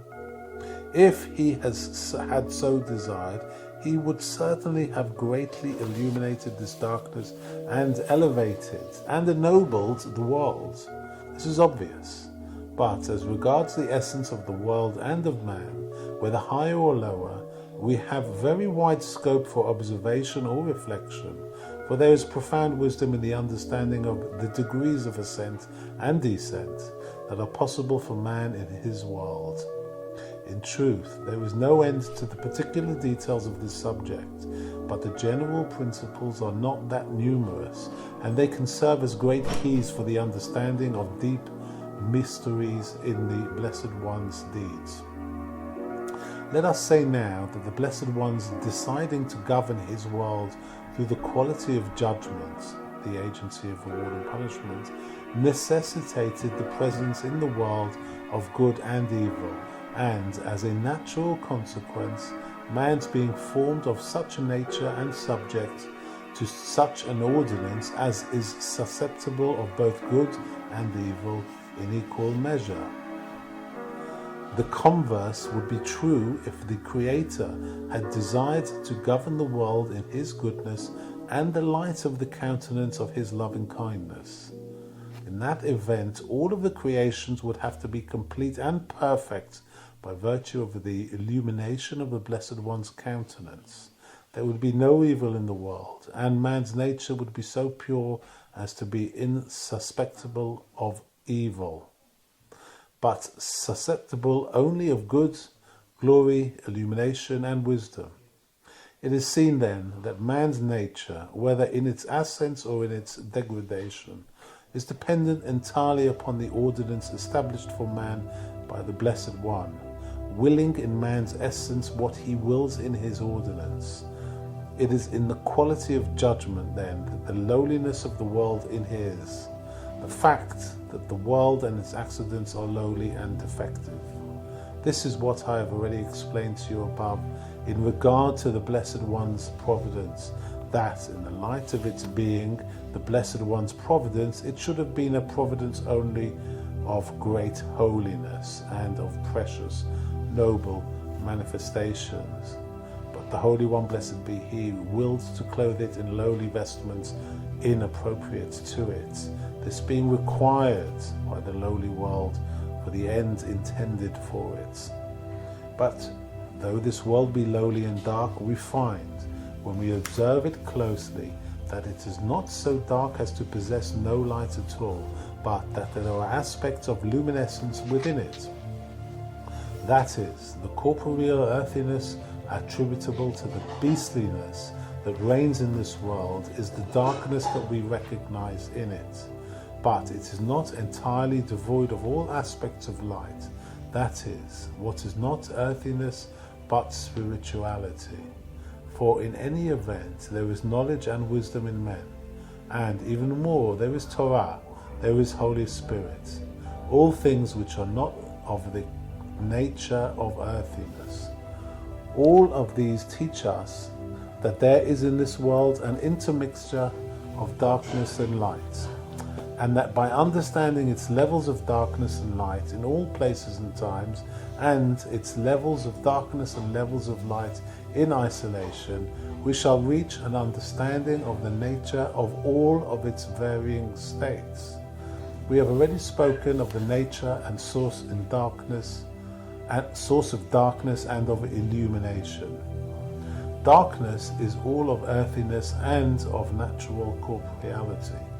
Illumination is all of spirituality, this being what separates all of the terrestrial, lowly, unholy creatures from the celestial holy ones, who are all illumination without earthiness. The source of darkness is God's manifesting the spiritual providence, not as would befit divine providence, but on the level of this lowly world. The source of illumination is God's manifesting divine providence itself, spiritual and holy.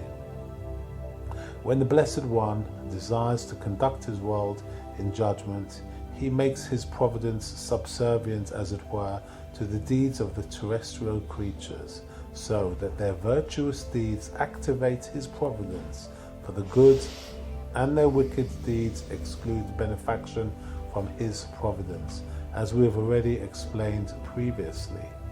And when he desires to conduct his world in love alone, he will avail himself of his sovereignty, which is not subservient to any law or completely independent of the creations, as it is said in Yeshaya 48 verse 11, for my sake I will do. In that event, there is no place for evil at all, but for good alone. Therefore, when he will conduct the world in his love and in his sovereignty, as we explained, he will project a godly, holy providence upon all creatures, through which they will become sanctified. And it is written in Yeshaya chapter 4 verse 3, and as the remnant of Zion and what is left in Jerusalem, holy will be said of it. But when he desires to conduct the world in judgment, he will not project a spiritual providence, but what is appropriate to corporeality alone. We find then 3 levels in the Blessed One's providence. First, a providence of corporeality which creates lowly objects. Second, a providence of complete spirituality, that is, a providence which moves the entire universe in the path of holiness, completely, in all of its aspects. Third, a providence which combines luminescence with earthiness, that is, which allows for the existence of spiritual essences even within this time of corporeality. These essences do not alter the corporeal, as in the second level, but they join luminescence to it according to their respective levels. This third providence, then, is not of the second kind, for the second kind removes the darkness of earthiness, whereas the third does not. It is lesser, then, than the second kind and merely derived from it, the province, its province too being spirituality and illumination. But the Creator, who originated all of the states of existence, originated all of these varieties within a providence. That is, a variety of providence which entirely sanctifies its objects, from which, in turn, is derived a second variety which sanctifies its object, but not entirely. In addition, he originated the first variety that we mentioned, a providence of corporeality alone. He also combined the two varieties, the second and the first, in the particular combinations that he desired, and in alternating combinations, increasing at one time and decreasing at another, and producing correspondingly alternating results in the fabric of this world. It is from this combination that there are produced, even within corporeal man, entities of luminescence. Vis-a-vis the Torah is the universe and the Holy Spirit within man, as we have explained, and herein especially lies the alternation of times from holy to unholy, for with the increase of the intermixture of spiritual providence within the corporeal providence, there will follow an increase of luminescence over earthiness in men. And the Holy Sabbath is holier than all of the other days, in that the Blessed One increased within it the spiritual and godly providences that we mentioned. And all of the other festivals, according to their levels, are similar in this respect. They are all days in which the spiritual providence is greater, in accordance with their respective levels. Another essential preface. I have already explained to you the original lowering in the nature of man and the subsequent lowering after Adam's sin. The original corporeality correspondingly to the spirituality after the lowering. Now the world must ascend from its lowerings, and it is upon this that God's ordinance turns, as we have already explained. But the world must first perfect itself in its lowest condition, by amassing for itself all of the abundance of luminescence to which that condition lends itself, after which it will experience an ascent from that condition and acquire all to which that ascent lends itself, and so on, from ascent to ascent. All of these prefaces are certainly necessary for an understanding of the conditions of man in his world and of what has been decreed for him in all of his times. We shall now return to the subject of judgment and love that we mentioned previously. You have already heard that there are two things we must consider in the Blessed One's acts, one being connected to the other, the attributes of the ordinance, and the essence and conditions of those subject to its guidance, the characteristics of the one being conjoined and interrelated with those of the other, as we have explained previously. We shall now complete the subject of this ordinance.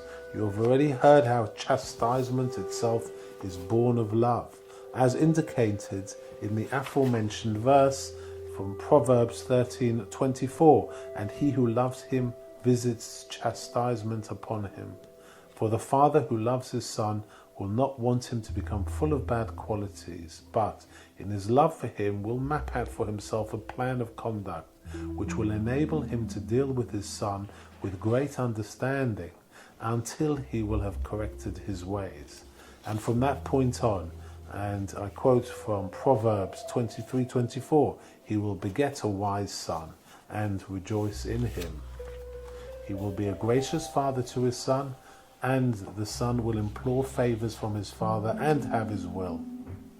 It is seen then that his love for his son will certainly move him to deal affectionately with him when he pursues a righteous path, and to bestow great reward upon him.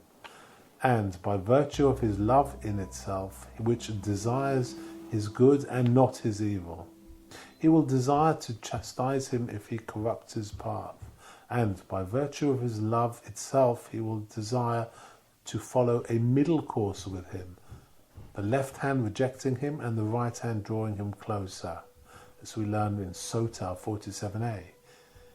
It is from the fount of love itself, then, that there flow the three qualities of requital: loving kindness, justice, and the middle path of mercy. And it is of the workings of love to season chastisement, even at the time of its execution, with attenuation, and not with cruel anger and surging wrath, and to be aroused with difficulty and conciliated with ease. And it is likewise of its workings and of its acts to sometimes exercise complete indulgence and be absolutely charitable, paying no heed whatsoever to the scales of judgment, but multiplying goodness in the desire for love and kindness. In analysing the activity of this love, then, we find two elements characterising it. The first is the love of loving kindness and the desire for blessing and goodness, which is its major characteristics. This, in turn, branches out into two headings. The first, the orientation towards the attenuation of justice and chastisement even at the times of execution, so that the fire of envy and the wrath of the Lord will not burn fiercely, God forbid, and the world not be consumed through it. The second, a complete overlooking of justice when the world requires it, as alluded to many times before. I quote from Brachot 7a, "And I shall be gracious to whom I shall be gracious, even if he is not worthy of it." This is the idea of the 13 attributes of mercy, which are never activated in vain, as we learn in Rosh Hashanah 17b, as attested to by Scripture itself from Exodus 34:6. "And the Lord passed by his countenance of anger," as it is stated in Brachot 7a. And from Exodus 33:14, "My countenance shall pass." This is the countenance of anger. The second element is to be discriminated in the nature of his love, is that from this love itself flows his judgment in all of its general orders, loving kindness, justice, and mercy, and in its specific orders, which complement these three, as we have mentioned. And it is the decree for an attribute of love which allows room for this attribute of judgment, and in whose power it lies to execute this judgment too, as we explained. However, had the decree not contained within itself the manifestation in actuality of this attribute of judgment, such manifestation need not have resulted at all, for there is no compulsion with respect to the Blessed One, but all is pure will. However, because the decree itself dictated such manifestation of judgment from potentiality to actuality, the manifestation was effected. Know that for everything that is done, there are specific, unique orders and conditions needed to complete it. There is an attribute of love and its orders which complete it.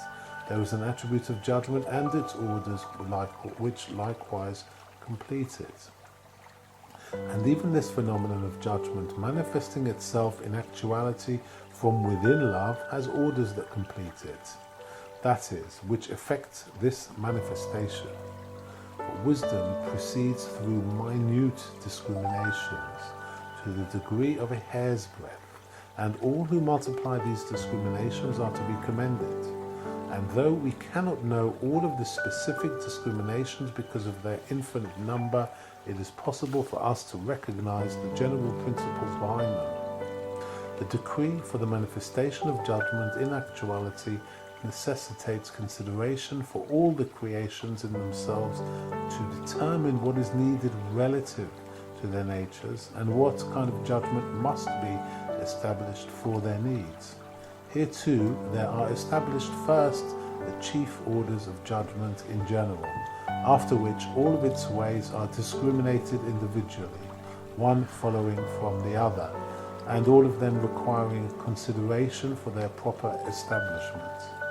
And this is obvious, that there is nothing specific without its anterior general principle, and after this complete consideration, the judgments are established within their orders, for there are certainly no judgments without sufficient reason in all of their details. However, the judgments are one thing and their reasons another, and we must not confuse them with each other. But let us know that all of the judgments which God established for all of the hosts of heaven and earth, and the entire ordinance by which he governs them, are the result of his having contemplated all of his creations in his wisdom and understanding, to decree what is needed for them and to establish that decree in his ordinance. And it is in this contemplation that all of the reasons for these judgments are included. He who knows what the Blessed One contemplated and upon what he reflected in establishing his judgment will know the reasons for his judgments, and in revealing his secret to his prophets and apprising them of his judgments, he apprises them first of what was contemplated by him and upon what he reflected in establishing all of the orders of these judgments. It is seen then that it is this contemplation in the mass and in detail which gives rise to judgment in all of its orders, with everything that is attendant upon it, and that upon it hinges the alteration of judgment and its orders as dictated by all of the ascents and descents required by the world, as well as every new amendment required by it in the passage of time. This contemplation will never fade. It gives the world its existence in all periods and times, and at every moment, all in proper time and season. It also originates for the world ascents and increases in strength as is necessary for its perfection. But we must probe more deeply into these things to understand them well. There is certainly no end to wisdom, and much is needed to know things completely. Concerning this it is written in Ecclesiastes 7:23, I said I will become wise, but it is far from me. But let us return to our subject. What emerges from all we have said until now is that the Blessed One is completely beyond comprehension in all of his creations, and that his nature is completely devoid of anything conceived by our minds or construed by our thoughts. But he willed to project from himself certain providences which are relevant and beneficial to us, and by virtue of which we ascribe to him all of his many attributes and recount his praise by our poor powers alone. And we have already explained this previously, that the Blessed One originated for his acts and his providence certain attributes and ordinances which are ascribed to him, just as he invested the soul with certain qualities and characteristics. But we already know the great difference between these and the characteristics of the soul, for the soul is invested with these characteristics, their having been superadded to its essence, whereas the same cannot be said with respect to the Blessed One, God forbid. We know only that he acts through these characteristics, but not that they are characteristics inherent within him or accidents superadded to him, God forbid. But we know him to be insusceptible of any accident or discrimination attributable to his creations, and we attribute these qualities to him only by way of expressing the effect upon us of his providence and supervision, but in no way do we ascribe them to his nature.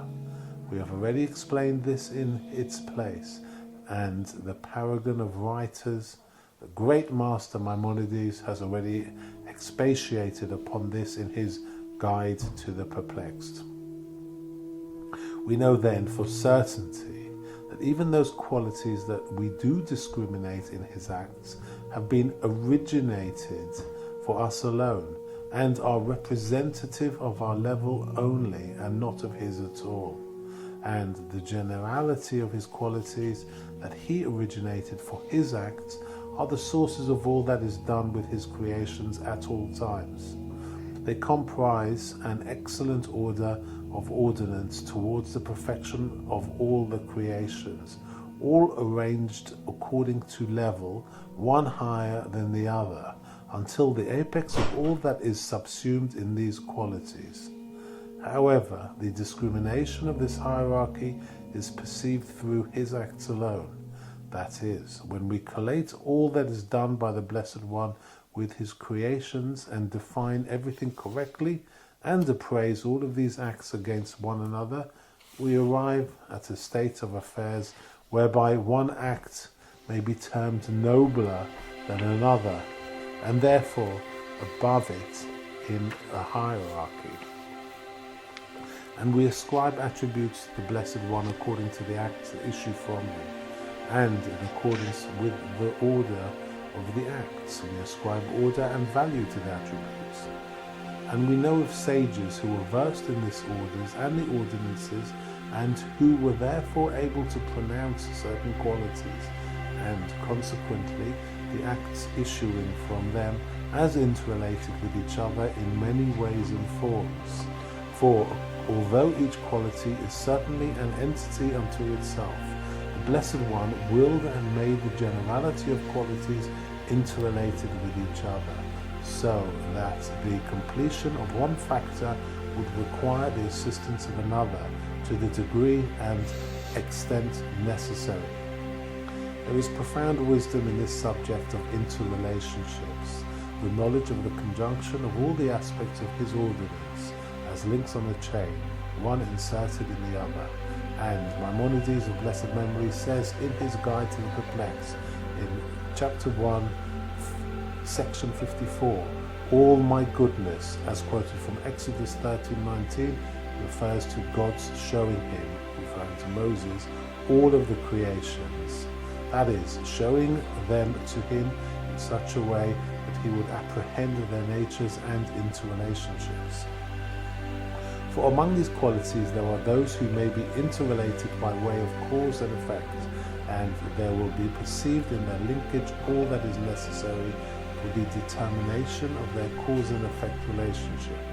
And there are those qualities that may be related by way of conjunction in an adjunct capacity to a greater or lesser extent, or they may be related by way of projection and reception. That is, a certain factor may be originated by one of the qualities and be received by the next. For example, a man who considers something he sees, who wishes to understand its nature, may first draw upon the image of faculty and construe that object in his mind. However, if he draws upon no other faculty, only an image will have been projected into his mind. But if he wishes to understand it, the faculty of reflection will be aroused within him, and it will take that thing, divide it, dissect it, and again reunite its parts, dividing what is divisible and joining what must be conjoined, until complete cognition will have been achieved. And all of these things must certainly occur in a man's soul before the desired end can be achieved. Although these activities are not corporeal but spiritual, they must occur. And here we find the object construed by the faculty of imaging issuing from that faculty and being passed on to the faculty of reflection to do with it as it will, as we explained. This then is an instance of the conjunction of qualities by way of projection and reception. this is evident.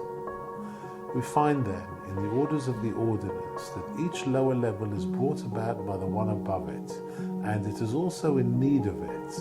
They are entering into the completion of the lower level itself in hidden ways, something of what has entered from the higher levels. We may discriminate in the lower level itself then as an immediate cause from the level immediately preceding it, and a distance cause from the levels anterior to that immediately preceding. And all this with the most exacting refinement, in the exactitude of the profoundest wisdom. In sum, the Blessed One originated varieties of providence, gauged in character, order and level, from the generality of which, according to the nature of each, their multifarious interrelationships and all of their stages, there emerges the perfect ordinance, the ordinance through which the Creator governs his world from the day of its creation until the ultimate end is achieved. And we must understand in respect to all of these what is a function of the order of the levels of their hierarchical arrangement, and what is a function of discriminations within their character.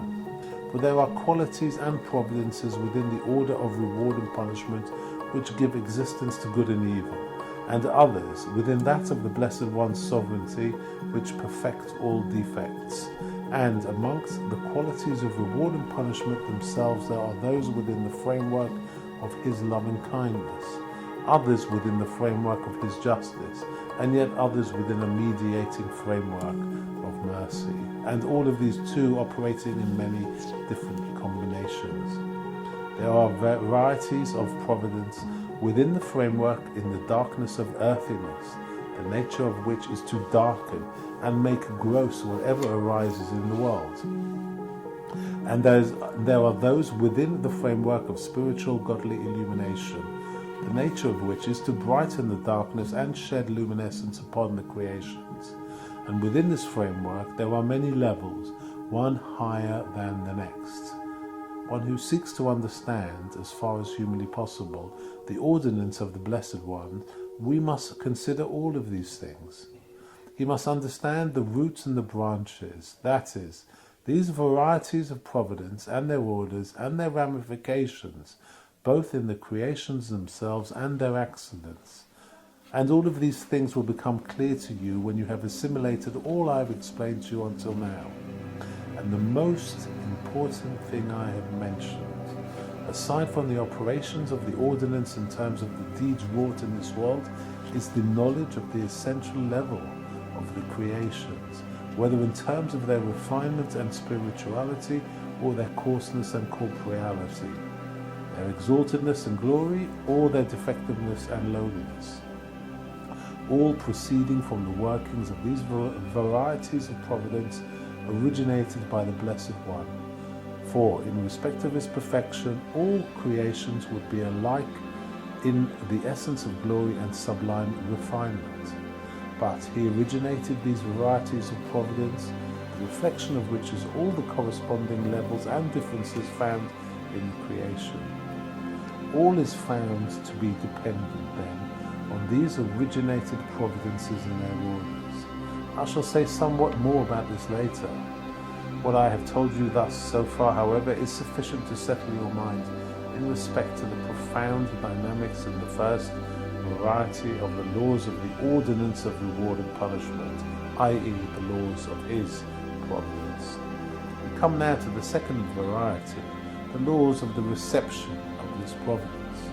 I have heard until now great cogent prefaces which have certainly settled my mind and which have extracted me from the perplexity of many confusing doubts.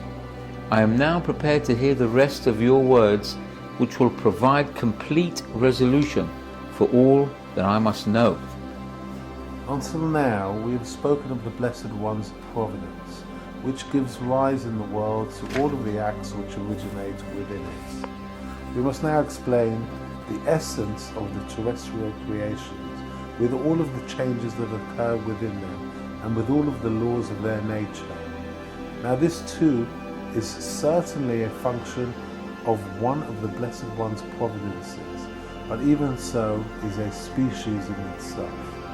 For the other providences are what the Holy One, blessed be He, projects upon creation, whereas this one resides in the nature of the creations themselves, although this too certainly hinges upon the Blessed One's word and follows the pattern of the other providences, as we explained previously.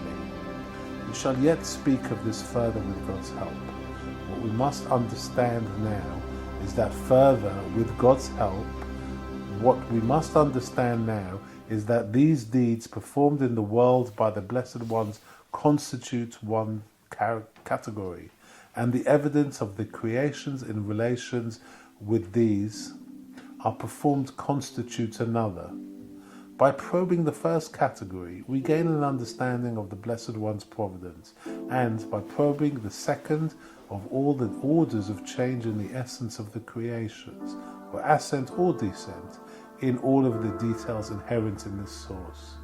We shall now explain. I have already stated that the existence of these creations too derives from His world, there being no existence for them except through His providence and His superintendence. If the Creator were, God forbid, to suspend this providence and superintendence, all of the creations would vanish into nothingness in an instant. But there is certainly a power emanating from Him to the creations, which gives them existence. By way of analogy, it is stated, just as the soul sustains the body, which would be lost without it, in the same way the Creator's providence sustains all of His creations, who would go lost without it. It is for this reason that our sages termed the Creator's providence the soul of the souls. And I have already stated that this is a phenomenon which must be discriminated in itself, aside from all of the other providences which He projects upon the world. For the only end of this providence is the existence of the creatures, not the accidents that arise and are acted in them. What must be understood in respect to this category is only the difference in the time periods of the creations and the changes in their states, from ascent to descent, as we explained. For all of these are certainly aspects of the Blessed One's word, implicit in the laws He established for the essence of the created beings, who cannot rise above or descend below what has been implanted in their natures. Let us now understand what we can of this essence, all of it being attributable but to this providence and superintendence from the Blessed One to it. Chief among the creations is man, and chief among man is the congregation of Israel. Our sages have stated in Yerushalmi Shabbos 6, the ministering angels sit outside and Israel within, as it is written in Numbers 23:23. Now it shall be said to Jacob and to Israel, what has God wrought? But we must discriminate two opposite conditions in man, as our sages have stated in Vayikra Rabbah 14a. If he is worthy, he is told, you preceded all the acts of creation. If he is not worthy, he is told, a gnat preceded you. This because there is no creature more susceptible of evil than man, in that it is possible for him to sin and rebel, God forbid, and the inclination of man's heart is evil from his youth, which is not so in respect to any other creature. On the other hand, when he is perfect and complete, he is superior to all. It is he who achieves union with the Blessed One, and all of the other creatures are subservient to him, as intimated in the aforementioned statement of our sages, and they would have similarly stated concerning Israel. I quote from Megillah 16a, that they are as the stars of the heavens and sands of the earth in height and depth. For in truth, the supreme wisdom decreed the true essence of man to be extremely noble and exalted, but he lowered them first so that this evil might take hold of in him. And when he is low, he is lower than all of creations, evil holding sway in him and not in any other creature.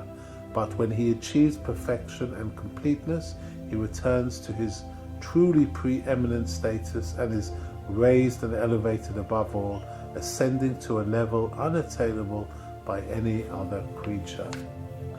The ultimate ends of the world cycle is the revelation of the supreme oneness, evil itself testifying to the Blessed One's oneness, and in transformation to good, as it is written in Yeshaya 12 verse 1, I shall thank you, O Lord, for your anger against me, which I have already explained previously. Nothing then is done except through this lowering of the essence of man. For though its evil holds sway in him, and when he perfects himself and ascends, evil is transformed to good. For it is the evil inclination itself which secures this merit for him. It emerges then that his defect is his perfection. For if he were always in a state of sublimity, insusceptible of evil, he would not achieve the perfection of transforming evil to good, which is the chief perfection of the creation. The Holy One, blessed be He, in truth, made man's essence great, but did not plant his goodness within him so that he would be in a constant state of glory. Instead, he made him like the moon, which is dark and must receive its light from the sun, after which it is luminescent. In the same way, man is not in his strength by virtue of himself, but is perfected in his strength by virtue of his union with the Blessed One, who illuminates him in the light of his countenance and renders him perfect. The Blessed One's sole object in all of these orders of his providence is the congregation of Israel. His intent is constantly towards it, as it is written in Psalms 40 verse 6, your wonders and your thoughts towards us.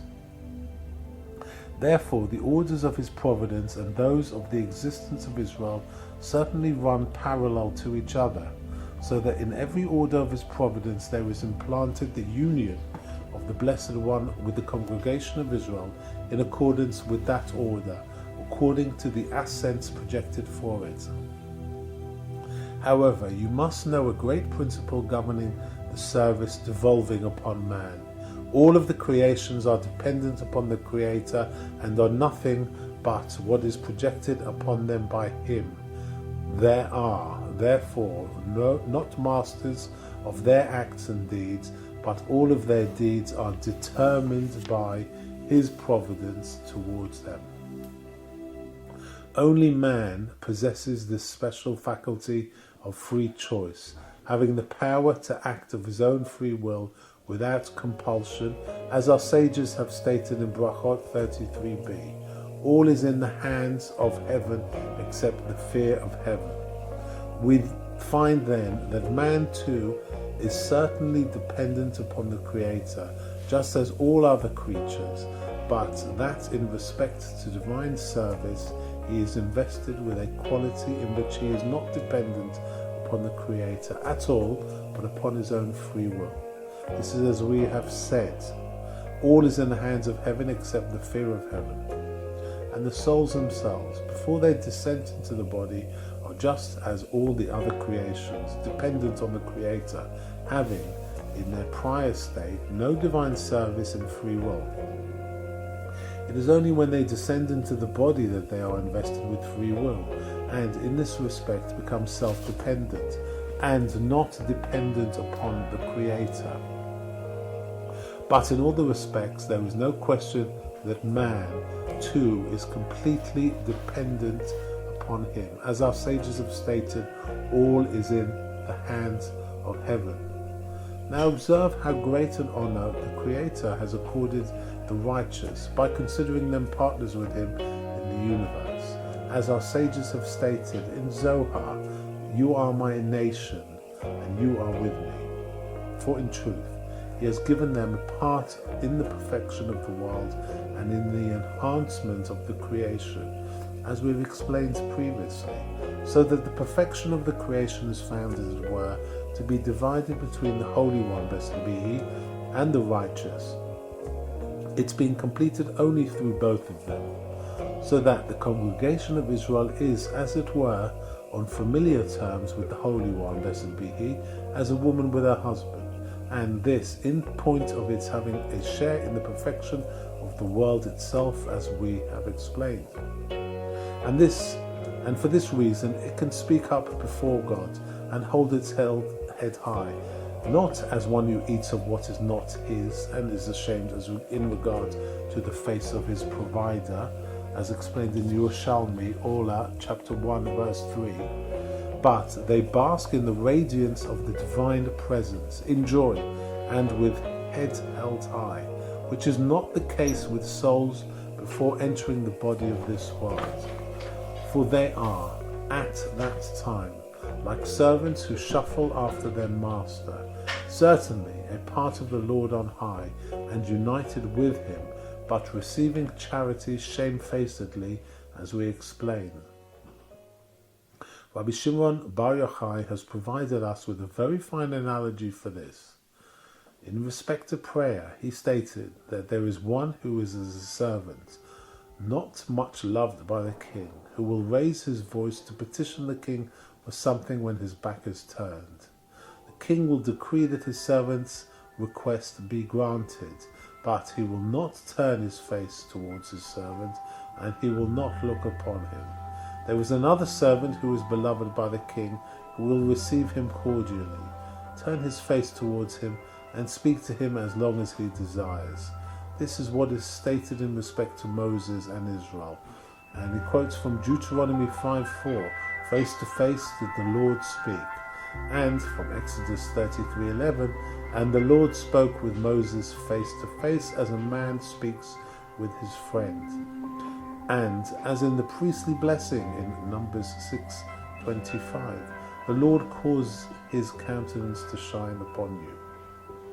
But elsewhere it is stated in Exodus 33:23, and you will see the back of me, but my face shall not be seen. And all this is natural. Two friends who incline to each other in love turn their faces towards each other, thus manifesting their closeness.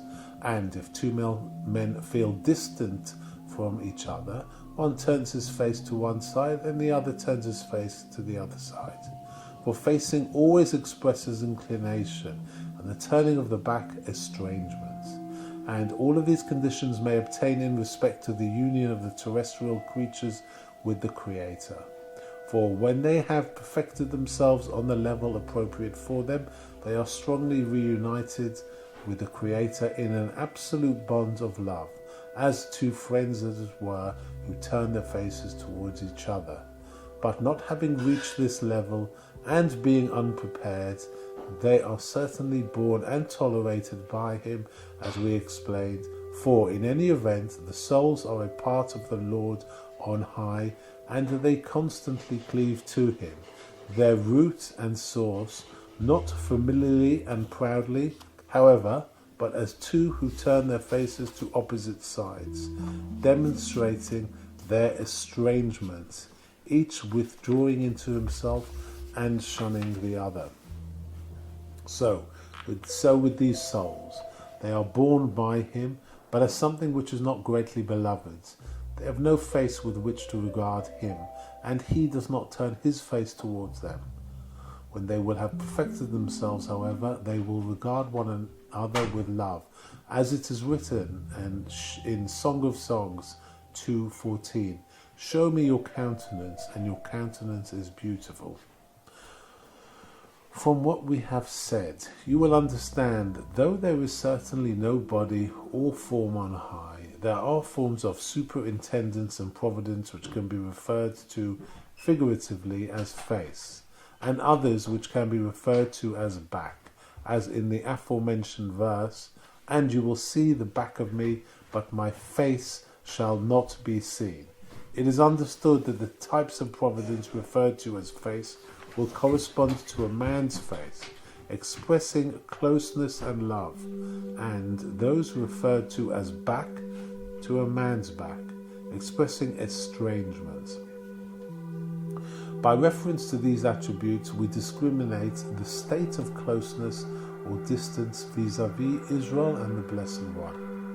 And what we must further know is that although Israel is prepared in themselves for divine service and acts of their own free will, without any compulsion whatsoever, as we explained, the power for this service itself is given to them only by the Blessed One. This is what He gave them at the time of the giving of the Torah, and what He sustains and renews in each of them constantly.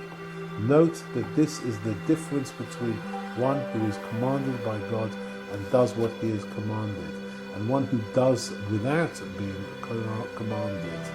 The one who is commanded possesses power, according to Him by the Blessed One, to effect through His deeds the perfection required by the creation, unlike the one who is not commanded. This can be illustrated by the institution of the priesthood. The priest who officiates perfects the entire universe, whereas the non-priest who does so is guilty of desecration and incurs the death penalty.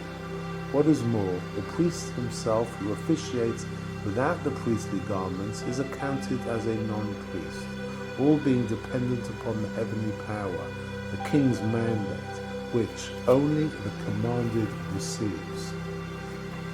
However, this power is accorded only him who is fit in himself to receive it. It is given neither to beasts nor to angels, but only to the children of Israel, who were readied for it from the beginning. It is to be noted that this is what God did with Israel at the time. He did not give them all of the Torah at that time, but the event served as a general preparation for the entire service of the mitzvot. For there He first perfected for them all of the graces and qualities appropriate for one designated to serve as Creator.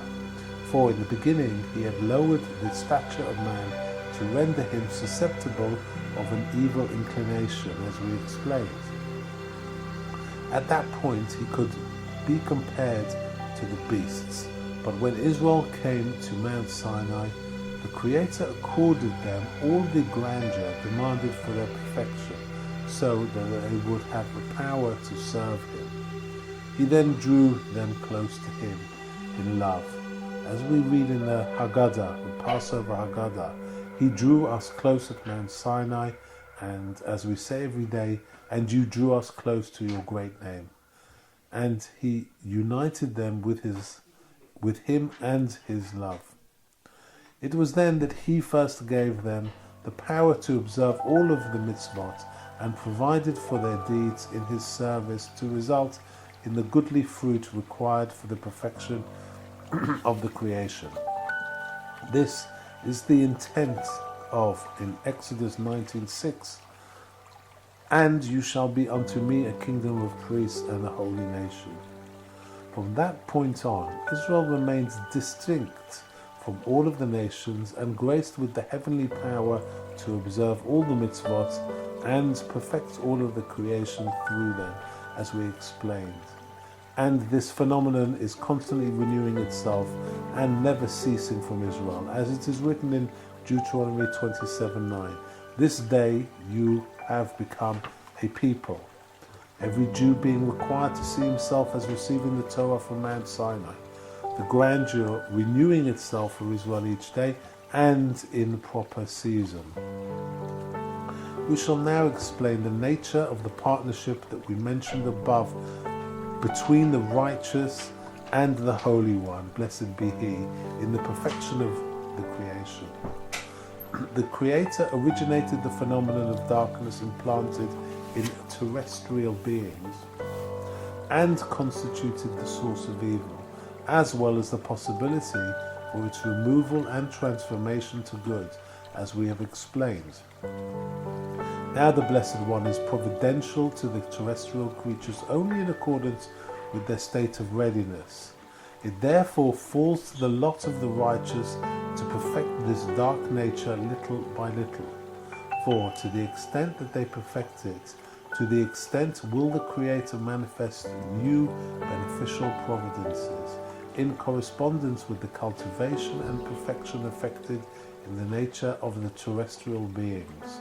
The righteous, therefore, set before the Blessed One a new readiness and perfection in this dark nature that we mentioned.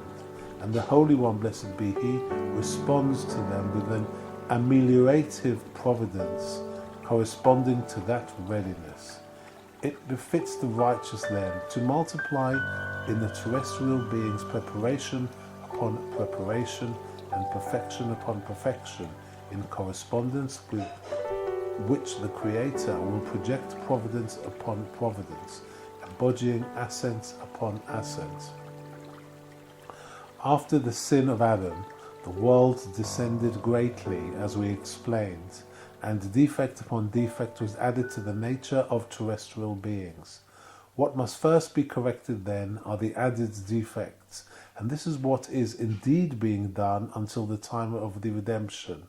For this is the ultimate end of the several exiles, to perfect what has been rendered defective and to regain what we have lost, so that we may realize subsequently the good that is to follow, just as it would have come to Adam had he not sinned, as we have explained previously. And when this process will have been completed, we shall experience the complete redemption. Our task then is to drive back evil from its expanded boundaries subsequent to Adam's sin and recoup the good that we have lost.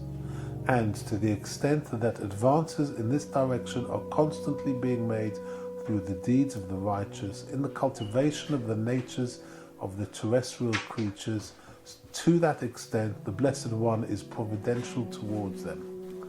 The Holy One, blessed be He, then divides His ordinance itself with the congregation of Israel, making them partners in the perfection of creation. He perfecting on one hand and they on the other, complete perfection being effected between them.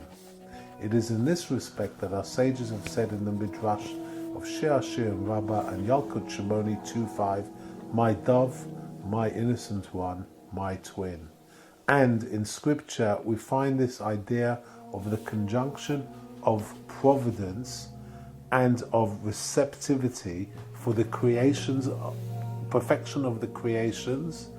It's being written in Yeshaya 48:13, my left hand too established the earth, and my right hand perfected the heavens. I call to them. They shall stand together. The heavens manifest providence and the earth receives it, but they are both equal in respect to perfection being effected between both of them. This is what is intended in the aforementioned Yalkut Shimoni. And I quote, even so I am not greater than it, nor is it greater than I. However, providence is referred to as the right hand, in that it is dominant, and needs and reception are referred to as the left hand, in that it is secondary to the right. You have already heard how all terrestrial occurrences depend upon God's command. The root, however, therefore, of all of these things is the existence of a supreme power which sustains them in all of their conditions, and the elements of this power correspond with and are relative to the Blessed One's providences in all of their orders, as I explained to you previously in interpretations of the verse from Exodus 33:23, and you will see the back of me, but my face shall not be seen. For there are varieties of providence through which may be gauged the relative closeness and distance between Israel and their Father in heaven, and the condition of the terrestrial beings in all their aspects will vary in accordance with the relation and correspondence of the terrestrial power to the varieties of the Blessed One's providences. For I have already explained to you how they all formed one bond, the branches of but one tree. Well, it certainly stands to reason that there be something behind the changing of the essence of the terrestrial beings from condition to condition. That is, some changing source which, in accordance with its change, affects corresponding visible changes in the terrestrial beings, and which is associated with corresponding changes in the variety. There is room for additional discrimination in the relationship between this power and the terrestrial beings themselves. That is, man is constituted of body and soul, and we know that all bodily movements originate in the soul. But we must also understand how the soul resides in the body and how it functions within it to initiate those movements within it.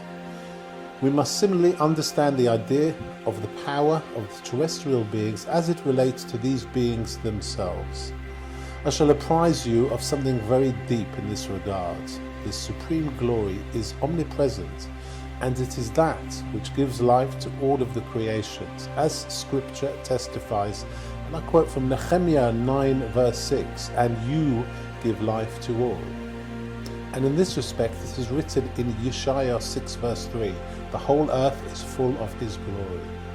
However, man's sins cause this glory to depart from the terrestrial beings, as it is written also in Yeshaya 59 verse 2, "But your sins separate you from your God." Conversely, merits ensconce God's glory amongst them, as it is written in Exodus 25:8, "And I will dwell in their midst." And this glory itself is exalted and elevated in residing amongst the terrestrial beings, as our sages have stated in Yoma 38a, "All that the Holy One, blessed be He, created in His world, He created only for His glory." And in respect to exile, it is written in Lamentations 1 verse 6, "And they went without strength before the pursuer," because the supreme power was distant from them. As it is written also in Numbers 14 verse 9, "Their protection has departed from them." In respect to Israel's redemption, however, it is written in Isaiah 60 verse 1, "And the glory of God will shine upon you." At that time, this glory itself will be uplifted. This is evidence. Know that this phenomenon is essential in respect to the angels and their activities. The Creator willed to perform His deeds through intermediaries, the holy angels, for which reason He willed and reposited His presence among these angels, His messengers who carry out all of His decrees, and His lordship is always within them, as our sages have stated in Yalkut Shimoni chapter 2, 797, "The Lord is with them." His lordship is within them, and, quoting from Tanchuma Mishpatim 18, "The name of the Holy One, blessed be He, is conjoined with every angel, and this glory presides over all of the hosts and clings to them constantly, but in proportion to the level and significance of the angel, for they too are arranged in rank order, each according to his level." And know too that though the glory of God is omnipresent, it reveals itself in one place more than in another, a place consecrated to His glory, where He is besought by those who desire to unite themselves with Him, as it is written in Deuteronomy 12 verse 5, "Seek out His dwelling place and come there." And also from Exodus 34:23, "Let all your males be seen in the presence of the Lord God, the God of Israel." And many orders and arrangements are necessary in great gradations before this unity with the holiness of the Blessed One may be achieved.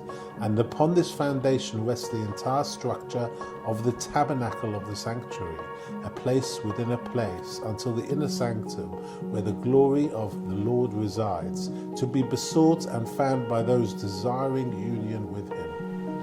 And there is a sanctuary above, corresponding to that below. As I quote from Tanchuma Mishpatim 18, "And all the hosts of heaven exalt the excellence of this glory, saying, as in Isaiah 6 verse 3, the whole earth is full of His glory." And Ezekiel 3 verse 12, "Blessed is the glory of God from His place." For He alone is the power of all created beings, as we explained. And this is the intent of Psalms 104 verse 31. "May the glory of the Lord endure forever. Let the Lord rejoice in his creations. His glory being exalted through the praise of his creations. It is in this respect that our sages stated in holiness 60a, this verse was proclaimed by the regent of the world. This elevation of God's glory results from the workings of all the various creations, each one according to the function unique to it. And this was the meditation of the priest in the sacrificial service, especially in that of the daily offering, concerning which it is written, and I quote from Numbers 28 verse 2, "My sacrifice, my bread." For this was sacrificed before the Blessed One every day for the benefit of the entire creation, its signification being the elevation of God's glory through the collocation of all of the species in existence, each in its own domain. And this, indeed, required great wisdom on the part of the priests, so that they could approach the Lord on behalf of all of Israel with service that was truly acceptable. In this regard it is written, and I quote from Malachi 2 verse 7, "For the lips of the priest will guard knowledge, and they will seek Torah from his mouth." For they would concentrate upon uniting all of the creations with the Creator, knowing what was required for the attainment of this condition, and they would likewise perform within this context all of the necessary specific operations of the sacrificial ritual, such as the sprinkling of the blood and the burning of the incense, all corresponding to profound mysteries in the perfection of the entire creation in unity with the Blessed One. There is much to be expiated upon in this regard, but this is not its place. The general intent, however, is to unite all of the creations, the lower ones and those above them, in the supreme glory, as it is written in Jeremiah 23 verse 24, "Do I not fill heaven and earth?" And this through those orders designed for that purpose, and in the capacity of servants gathered in the shelter of their master. The righteous, however, perform a special function in this area, as we have explained, to effect amendment in the creation itself, as I have indicated to you, by establishing a new perfection every day within the province of their powers, by virtue of which the Creator manifests towards them a providence of blessing corresponding to their awakening and readiness. You have already heard that all of the defects in creation are results of the concealment of his perfection and oneness. For his oneness, when it dominates, has the effect of perfecting the creation completely and removing every impediment between the Creator and the creations, as we explained in relation to the verse, and I quote from Yeshaya 59 verse 2, "For your transgressions separated." But when the righteous perform this service, the supreme oneness awakens and is partially revealed in accordance with the amendment effected by it, so that perfection is added to the creation in proportion to that service. For there is no service that does not add perfection to the universe through the revelation of the Blessed One's oneness, which removes what separates the creations and the Creator, and unites the creations with the supreme glory. And the terrestrial beings will be united with the Blessed One's holiness through all of the agencies that he ordered for conferring his holiness upon them, through the varieties of his ordinance, the varieties of blessing through which he blesses his creations. In the beginning of the service, there will be a strengthening of the union between the souls and the Blessed One's holiness, as a part unites with its whole, as in the analogy of Scripture from Deuteronomy 32 verse 9, "For a part of the Lord is his people," and as elaborated upon in the beginning of the Song of Songs, chapter 1 verse 2, "Let him kiss me with the kisses of his mouth," which connotes the strength of the union. It is a kind of firm union which may be forged between the Holy One, blessed be he, and the congregation of Israel, for which the human kiss may serve as an image. And through the strength of this union, the Holy One, blessed be he, will project upon the congregation of Israel and upon all within its orbit an effluence of holiness, that is, a godly spiritual effluence, an effluence of blessing, serving for success even in this world. And when the terrestrial beings are united with the Blessed One in a union of love, the Holy One, blessed be He, will awaken love between Himself and them and will desire their service, as in the formulation of our sages, and I quote, who chooses His people Israel in love, and desire, O Lord our God, your people Israel and their prayers. For it is through this desire that their service avails for the perfection of the creation, as we have already explained previously. For it is only the power of the supreme command and will that renders the mitzvot effective and perfective. It is a power of this will which invests divine service with whatever effectiveness it possesses, elicits the effluence of blessing through all of the agencies established to this end, brings blessing to the terrestrial creation as a whole, and confers it subsequently upon each individual in particular, in accordance with his deserts. These are the ways of the Blessed One. The ways of the Lord are righteous, in his conduct with the terrestrial creatures for their pleasure and good, and he who looks into them will find them wonderfully cogent. Let him probe the entire range of Torah and mitzvot, not one of them will be found wanting. I shall now reveal to you another central principle. The congregation of Israel possesses a root of holiness, which is universal within this holy nation by virtue of their being Israel, and which exists even in the evildoers amongst them. As our sages have stated in Sanhedrin 44a, even though he has sinned, he is part of Israel. And though this is rooted in extremely exalted origins, in Israel's issuing from the Blessed One, as it is written in Lamentations 3 verse 24, my portion is the Lord, said my soul, therefore I shall have hope in him. Still, the preponderantly great and broad ordinance of the world, in all of the orders of the creations for good or evil, hinges not upon this, but upon the deeds of men, each being judged in accordance with his deeds.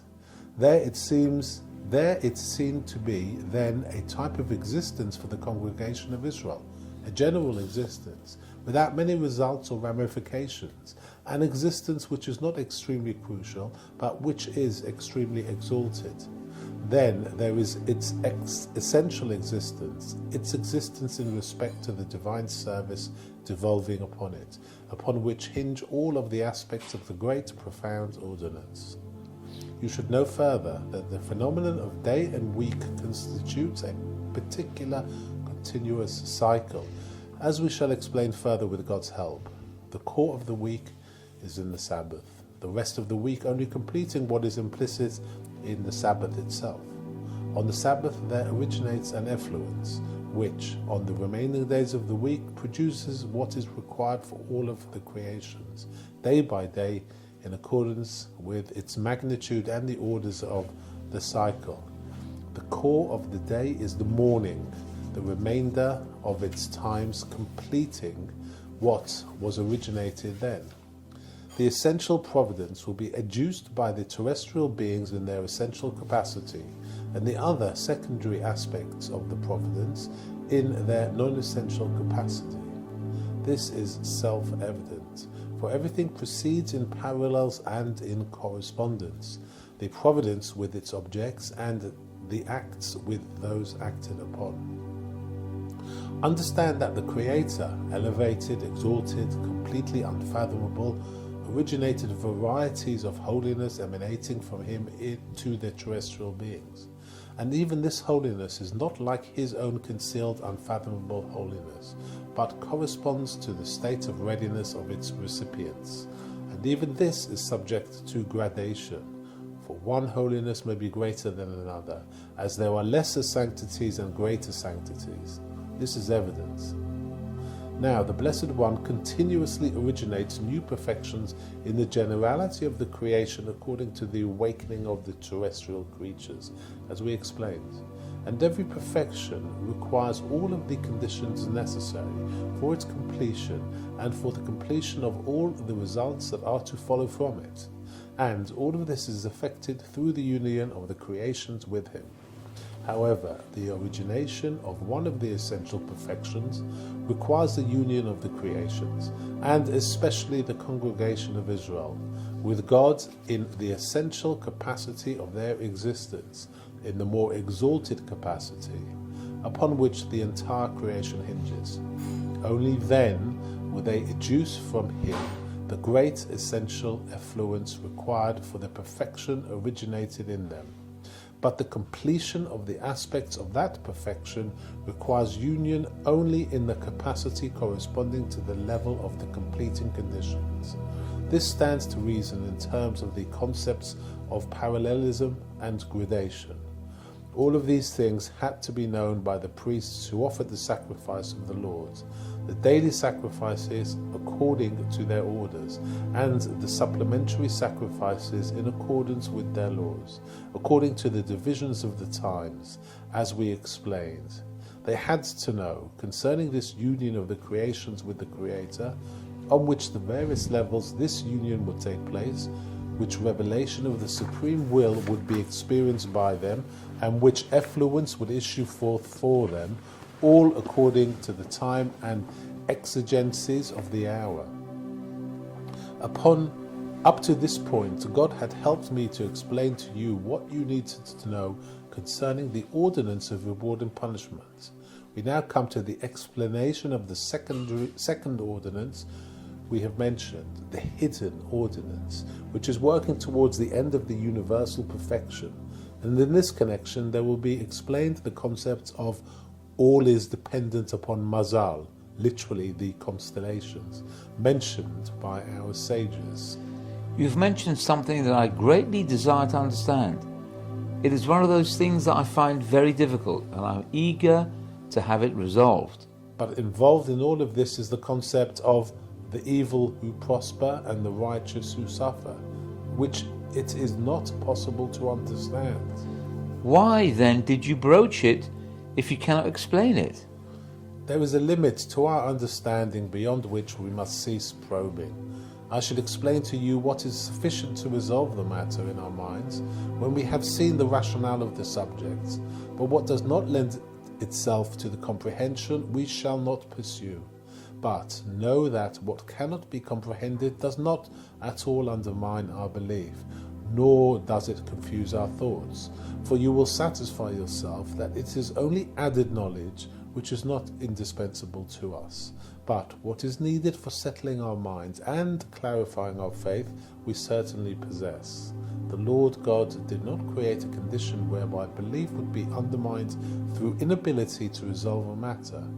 It is thusly written in Deuteronomy 4 verse 39, and you should know today and return it to your heart that the Lord, He is God. If so, tell me what you think I need to know. Once the Blessed One has established an order of reward and punishment, everyone will receive the fruits of his deeds, good for the good, evil for the evil. However, it is of the deep counsel of the Blessed One to so orient things that they will resolve themselves into an ordinance of good alone, with no existence whatsoever for evil in the world. This is referred to as the perfection and refinement of the ordinance itself. But this universal perfection must be effected by way of the root of the existence of good and evil. For one who wishes to effect a complete cure for an illness must seek out its cause, after which he is in a position to remove the effect. Here too, in order to bring about an ordinance of good alone, with no place for evil whatsoever, it is necessary to know the cause of evil in the present ordinance, and in relation to that cause, to so orient things that this result follows, the elimination of evil from the ordinance. And this is obvious. The Holy One, blessed be He, does not wish to recant as one who regrets his earlier deeds, and to forsake one way for another, but on the basis of the original premise itself, He so orients things as to have them result in the perfection He desires. Now, the root of the existence of evil in the ordinance we have already explained, as inhering in the ultimate revelation of the Blessed One's oneness, it being necessary for Him to reveal evil and to allow it to do all that it is in its nature to do so, as to subsequently reveal his sovereignty in transforming it to good. And for this reason, as long as the countenance of the Blessed One is concealed and hidden, and he allows evil to intensify itself to its fullest possible extent, that is, until, but not including, the destruction of the universe, this will serve as an additional reason for the truth of the Blessed One's oneness to be subsequently revealed and beheld by his perfecting those defects through the power of his reign, the light being recognized from the depths of the darkness, as we have explained previously. Therefore, the Blessed One, in desiring to establish his world in the ordinance of good, had to order his ordinance according to this root consideration of the revelation of oneness that we mentioned, from which derived the present existence of good and evil. Reward and punishment, however, does not constitute intensification of evil, for in any event, under this ordinance, evil visits only the wicked, and those who forsake the Lord go lost, whereas those who seek him are granted his favor. The intensification of evil consists rather in God's completely concealing his countenance from the universe, as it is written in Proverbs 1 verse 28. Then they call me and I will not answer. And also from Yeshaya 59 verse 15. And truth was lacking, and the forsaker was evil and accounted senseless. This is referred to as complete concealment, the purpose of which is only the subsequent complete perfection, as indicated in the verse that follows. And I also quote from Yeshaya 59:16, and he was saved by his right hand, and his righteousness sustained him. In this order and ordinance, he is not paid to merit or guilt, but the ordinance proceeds according to its orders. That is, by allowing evil to intensify in order to reveal afterwards the reign of good. And all the time that evil is intensifying, the righteous too must abide its oppression, not because this is just, but because the time requires it. For in any event, they will afterwards receive full reward when the good is revealed and reassumes its reign, in accordance with the evil that they had suffered in the beginning, as it is written in Psalms 90 verse 15, "Cause us to rejoice according to the days that you oppressed us." But in the entire period of the intensification of the evil, their merits will not avail to save them from it, as it is written in Amos 5:13. Therefore the wise one on that day will remain silent, for it is a time of evil. What is more, in that every defect and undermining of order is of the nature of evil, not only will the merit of the righteous not avail them to escape them from evil, but to the contrary, wicked men will prosper and fortune will smile upon them, while the righteous will be tortured and oppressed, as our sages have stated in Sota 49a.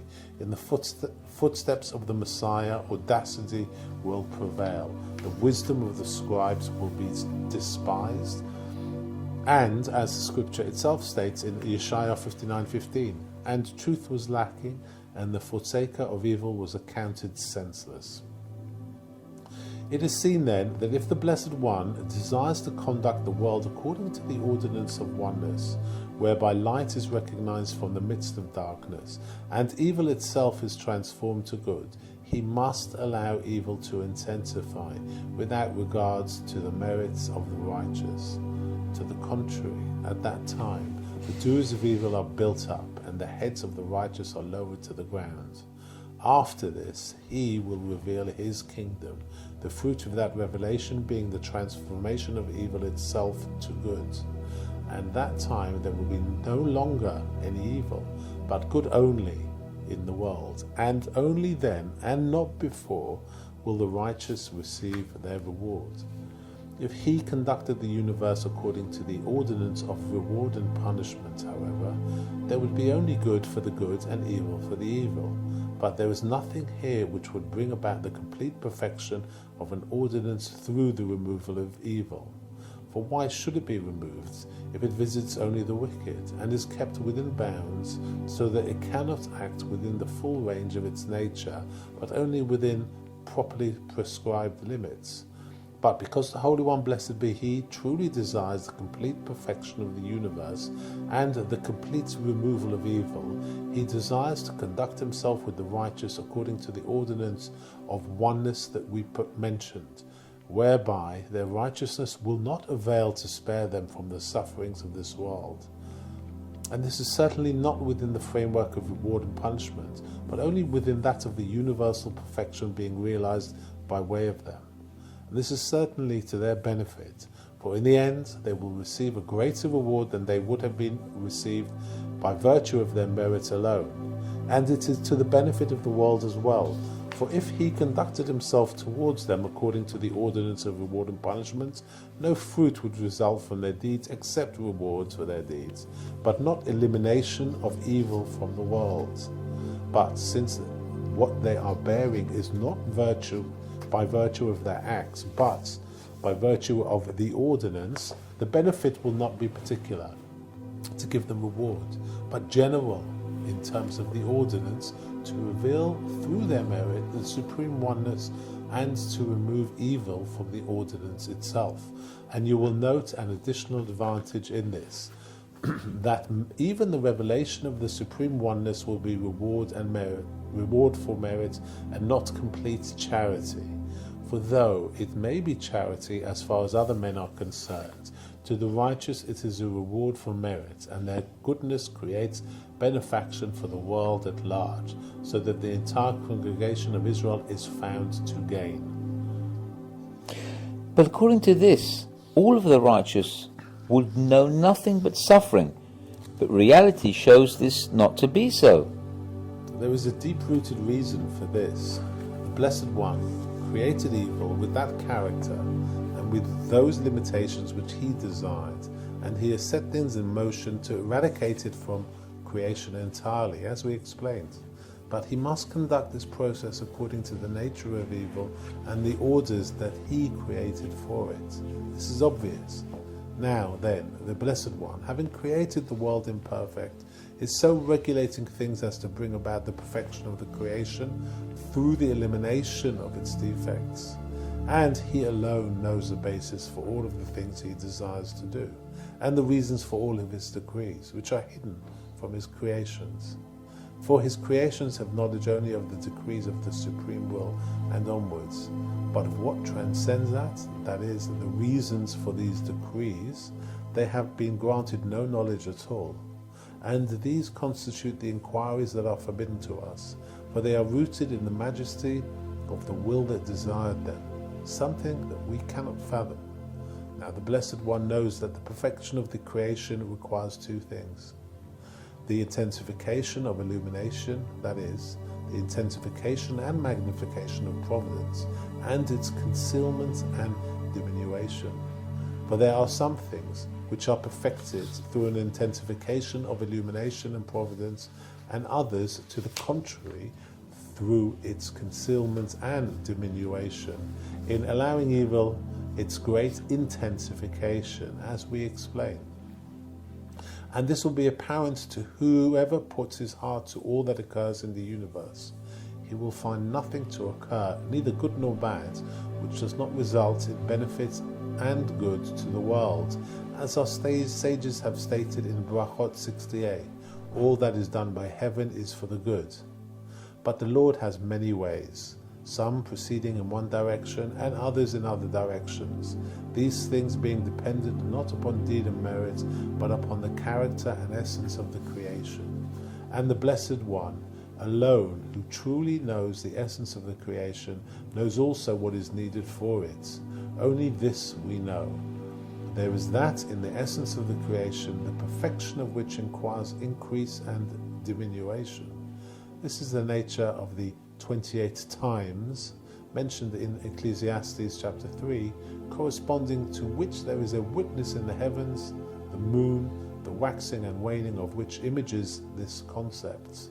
And there are profound understandings in this regard possessed by those who are wise in the ways and motions of the moon and in its relationship with the sun in all of its states.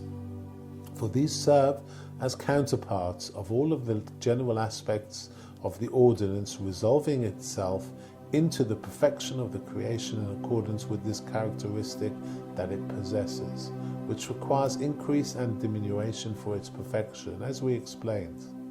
It is for this reason that the congregation of Israel was compared to the moon. Our sages say in Sanhedrin 42a, "For they, Israel, are destined to be renewed as it's like the moon." The details of this subject are numerous and profound, but basically the idea is that the generality of the aspects of the ordinance resolving itself for Israel and the creation as a whole towards the realization of their perfection in terms of the nature of the creation and not in terms of the acts of the terrestrial creatures, the generality of these aspects is reflected in the moon in all that can be discriminated within it. But the Creator apportioned the perfection of the creation amongst all of the souls that He created to serve Him, in accordance with what He knew to be appropriate for each soul relative to the purpose for which it was created. This knowledge is of the greatest profundity, never having been perceived by any prophet or seer, for it is included in the category of the reasons for the decrees that we mentioned, a category entirely outside the province of the creations, only the results of the decrees being known to them, so that there may be one man who, in terms of his root purpose, is designated for a profusion of divine providence, which is one of the ways in which the universe is perfected, as we explained, and there may be another whose root purpose dictates for him a diminution of providence, the second means required for the perfection of the creation. And all of this relates not to the deeds of these men, but to the Blessed One's distribution of the perfection of creation among the creations, each of them being perfected in its own way. But judgment is the Lord's, so that in the end goodly reward will be given to the righteous, who were indeed righteous, but who were singled out by the supreme ordinance for oppression and affliction, both for the sufferings they underwent in this world and for all of their virtuous deeds. The generality of this ordinance, which is oriented not in respect to merit and guilt, but in respect to what is required for the perfection of the universe in terms of its essence, and sages refer to this as mazal, or literally the constellations, for its nature is decree and it is not dependent upon man's free will and upon his merits. As I've already said, however, this ordinance is operative only in this world, but in the world to come there is a reward only for deeds, measure for measure, even as far as for the proper choice of words. If so, let us say, then, that there is no reward and punishment in this world, but only in the world to come. This is not so, but here you need a fundamental preface. Our sages have stated in Bereshit Rabbah 25 verse 3, and there was a hunger in the days of David. It should have prevailed not in the days of David, but in the days of Saul. But because Saul would not have been able to tolerate it, the Holy One, blessed be He, caused it to occur in the days of David. And similarly, from Bereshit Rabbah 55 verse 2, the flax merchant, when he tests his flax, subject only to the strongest test, we then find that the Creator does not always implement mazal, but only when He knows that it is desirable to do so. For the Creator devised perfect orders for the perfection of the creation, as we explained, and He established two ordinances, reward and punishment and mazal. And He is the decisor, resorting sometimes to one and sometimes to the other, in accordance with His knowledge of what better furthers the good of His universe. However, when He operates through reward and punishment, all the results will be in accordance with the orders and laws of reward and punishment. And when He operates through mazal, all of the results will be in accordance and with the ordinance of mazal and the character of creation, as we explained. And this too will result in greater merit for the righteous. For if the Creator always afflicted only the righteous, this would still be a test for free will, but not a very great one, for they could console themselves in the knowledge that they were unquestionably righteous, in that they were interminably afflicted. And any sensible person would gladly suffer these afflictions, for there would be confirmation of his righteousness, the wicked not being afflicted in this manner. But the Creator desired an area of greater trial, in which men could not clearly understand how the Holy One, blessed be He, conducted Himself with each man in his world, but in which, on the surface of things, the ordinance seemed to be, and I quote from Ecclesiastes chapter 9, verse 2, all unto all, one happening to the righteous and to the wicked. This was explained by our sages in the Midrash, Yalkut Shimoni on Kohelet 989. Solomon looks down the corridor of the generations and sees the same thing happening to the wicked and the righteous alike. That is, the Holy One, blessed be He, sees that a particular happening which befalls a wicked person who commits a particular transgression to which the punishment is attributed, befalls righteous men too, who are absolutely scrupulous in their shunning of that same transgression. And this truth is incontestably brought out through the examples of Abraham and Nimrod and all of the others mentioned in that midrash. And all is ordered in this manner to result in goodly reward for the righteous, who strengthen themselves in their faith, as it is written in Habakkuk 2 verse 4, and the righteous one will live in his faith. For it is impossible for anyone to plumb the depths of what the Holy One, blessed be He, is doing with him. For at any time He may be conducting Himself with him through the ordinance of reward and punishment, and at another through that of mazal, as we explained. And with respect to anything that befalls a man, there is no one who can determine whether it is an aspect of reward and punishment based on his deeds or an aspect of mazal decreed upon him. And in everything there is an aspect of both, so that any attempt to reach such a determination can only set one's thoughts into a turmoil. But one who is faithful to the Lord must anchor his pole of faith firmly, unswervingly, in the knowledge that every one of the Lord's deeds, whatever form it may take, is unquestionably just and fitting, and not wrong, God forbid. He must not be like the wicked and say, the way of God is not right, but must remain steadfast, serving his Creator with a pure service, accepting with an equal grace every measure meted out to him. If he does so, he will be accounted truly pure. In sum, there are two ways, the way of reward and punishment and the way of mazal, and the Creator utilized them in accordance with His knowledge of what is beneficial for the world. In the Midrash of Rabbi Shimon Bar Yochai, there appears a statement which, through dealing with the profoundest truths in the mysteries of the heavenly attributes, seems very strange, on a superficial level, to one who is unfamiliar with the foregoing prefaces. And I quote from Tikkunei Zohar 70, and when the Lord arises from the throne of justice and from the throne of mercy, there is found neither reward nor punishment. The implication seeming to be that there is no reward or punishment, God forbid. The true meaning, however, is that there is a time in which the Creator does not conduct His world according to the ordinance of reward and punishment, but according to that of mazal, as we explained, good and evil manifesting themselves in accordance with the ordinance serving the end of the universal perfection. Certainly reward and punishment will obtain in the world to come, each man receiving the fruits of his ways and deeds.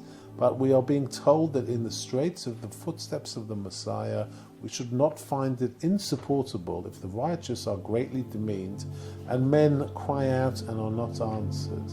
And all of those other things occur which our sages speak of within the context of, and I quote from Sotar 49b, in the footsteps of the Messiah, audacity will prevail.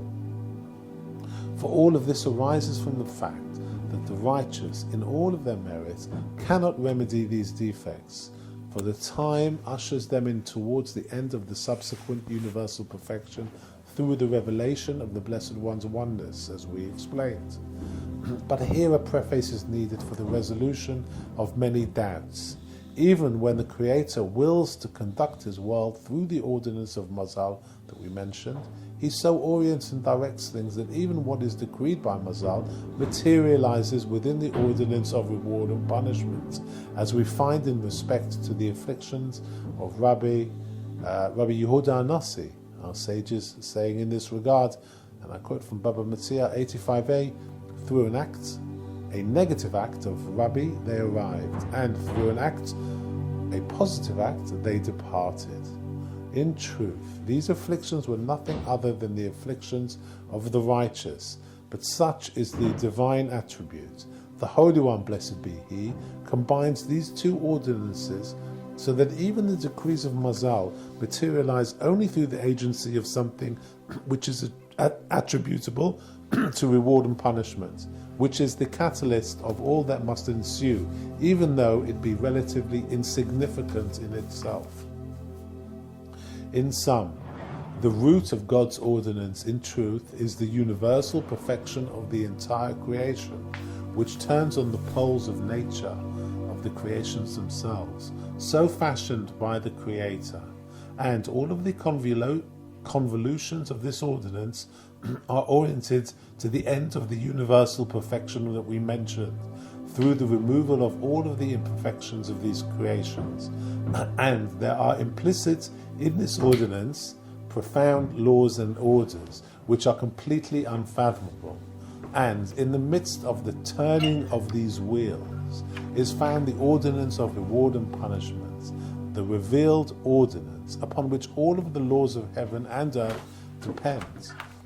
However, the core of all of the orders and laws that we mentioned is in the universal perfection that we mentioned. But these are not two opposite, mutually exclusive ordinances, but to the contrary, the basis is the ordinance of the universal perfection. It is just that the Creator, in his exalted wisdom, contrived to order laws of reward and punishment appropriate to the entire period of the resolution of this ordinance, these laws relating, conforming, and corresponding to the governing cycles of this perfection. Therefore, the ordinance of reward and punishment does not depart from the center of the ordinance of the universal perfection, but to the contrary, it corresponds to it and is conjoined to it, and the workings of the ordinance of perfection itself materialize within the ordinance of reward and punishment, as we explained. But the Creator concealed from his creations the workings of this majestic ordinance, so that neither it nor its facets, nor the relationship between it and the ordinance of reward and punishment are revealed or known, nor did any prophet or seer ever arrive at an understanding of it, but they saw what they saw and never completely understood it, but remained beset with a multitude of doubts, as our sages stated concerning the verse, and I quote from Exodus 33 verse 19, "And I shall be gracious to whom I shall be gracious, and I shall be merciful to whom I shall be merciful." And you should know that the fruit of the virtuous deeds performed by the righteous is what they enjoy in time to come in the world of reward, the eternal world. However, there is in these virtuous deeds themselves the perfection which they effect in the creation according to the order which characterizes it, and there is the reward which the righteous merit because of the perfection which they effect. Therefore, the Creator must take the deeds of man as they are and judge them in terms of their results. In fact, in accordance with what the Holy One, blessed be He, left to man to perfect in the entire creation. And this must be effected in accordance with the essence of the creation, as wrought by the Blessed One, and in accordance with all the discriminations inherent in its structure. But know that nothing is forgotten before the throne of his glory, and nothing is overlooked by him in the execution of this judgment. That is, it is not to be said that if something once became defective and then it was perfected, he remembers only the perfection and forgets the defect. Or conversely, that the past perfection is something which became defective is no longer remembered. This is not so. There is no forgetting before the throne of glory. But there is no comparison between what is affected by the perfection coming after defect, or perfection coming after a different perfection, perfection coming after two defects, and so on, ad infinitum. For in terms of the cycle of the entire creation, each act must be judged in terms of its past, present, and future. The creation as a whole being perfected only through the totality of the cyclical elements of all the 6,000 years of this world. And the Creator, in his omniscience, will judge everything on the basis of these three times that we mentioned. But the result of any deed can be measured only in terms of what preceded it, what is in the present, and what will follow it. It is only after all of these are taken into consideration that reward can be prescribed for the doer in times to come, reward appropriate to his actions. This is evident, and on the great day of judgment, the Creator will lay bare the garment of all that was done from the day that God created man upon earth until that day before each creation.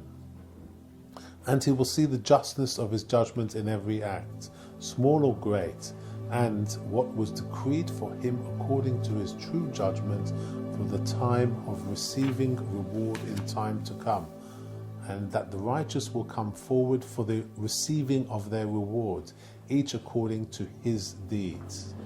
I've certainly learnt a great deal. I at least have a rationale that sets my mind at rest in relation to his providence. I've seen great scope for the divine service of man. I've learnt what it is and what its benefits are. I've seen those things which occur in time and their various sources, the attribute of God's justice and that of his mercy, the ordinance of Mazal, and the ultimate end of all these. I have understood the essence of man in the present and his ascents in time to come. I have understood the idea of the coming of the Mashiach, the resurrection, and the world of reward, what they are and what their purpose is. And above all, I have strengthened my belief in the knowledge that all proceeds from the Blessed One in depth of counsel, that there is nothing accidental or in vain, whether small or great, that everything is part of a world cycle tending towards the complete perfection of the entire creation, and that this universal perfection will be attained with the resolution of this cycle. I understand these to be the principles of wisdom. The rest is commentary, the understanding of all the particulars in the world, each under its proper category. It is enough for me that I have the roots in hand, so that I am at least clearly resolved in my belief.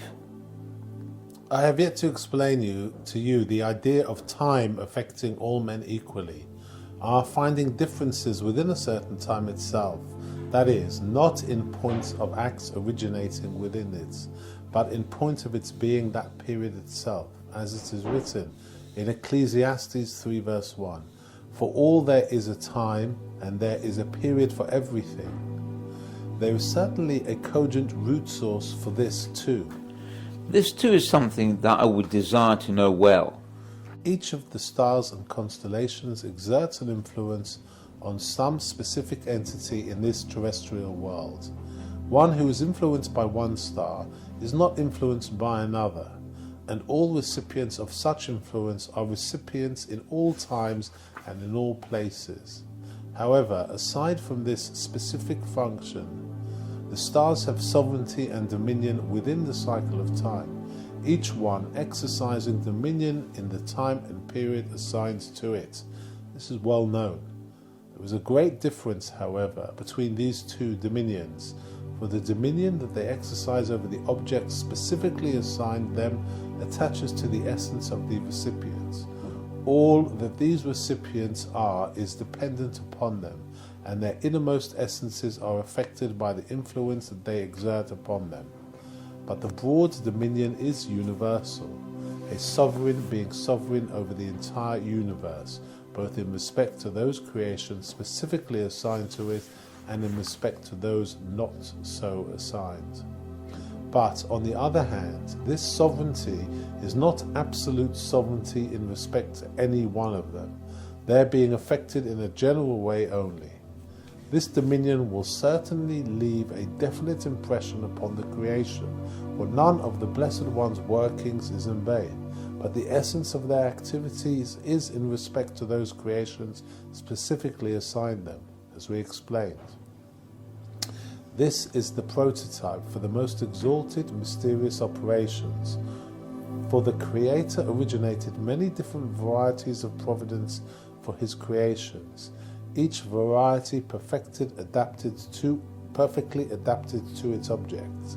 And in addition to this, He decreed an all-encompassing cycle for these varieties of providence within which to exercise their dominion over the world, the order of their sovereignty and activity positioned within the time cycle. Every day there reigns within the ordinance one of the varieties of providence. Its reign is universal, encompassing the entire creation, but its activity within its reign is not its essential activity, this being limited to the specific recipients of its influence. Even so, things will originate in all of the creation in accordance with that providence as a result of this dominion. In this, too, inheres the immemorial sanctity of the festival days and all of the other time-conditioned phenomena. But the distinction I have mentioned must be made. There is a difference between the specific function of each providence, irrespective of time, and the cyclical function, which is not so fundamental as to penetrate the innermost core of the recipient. This is the pattern for the creation of man and all of his times, which, as you have already heard, parallel the orders of the Supreme Providence, for it is a certain that in each of his times he will be governed in accordance with the orders of Providence corresponding to that time, not through the specific effects of those providences, however, through the disposition of his body and limbs in relation to that order. I have told you what should suffice to put your mind at rest in respect to the truth of those essential principles that you inquired about. We shall go no further in this area.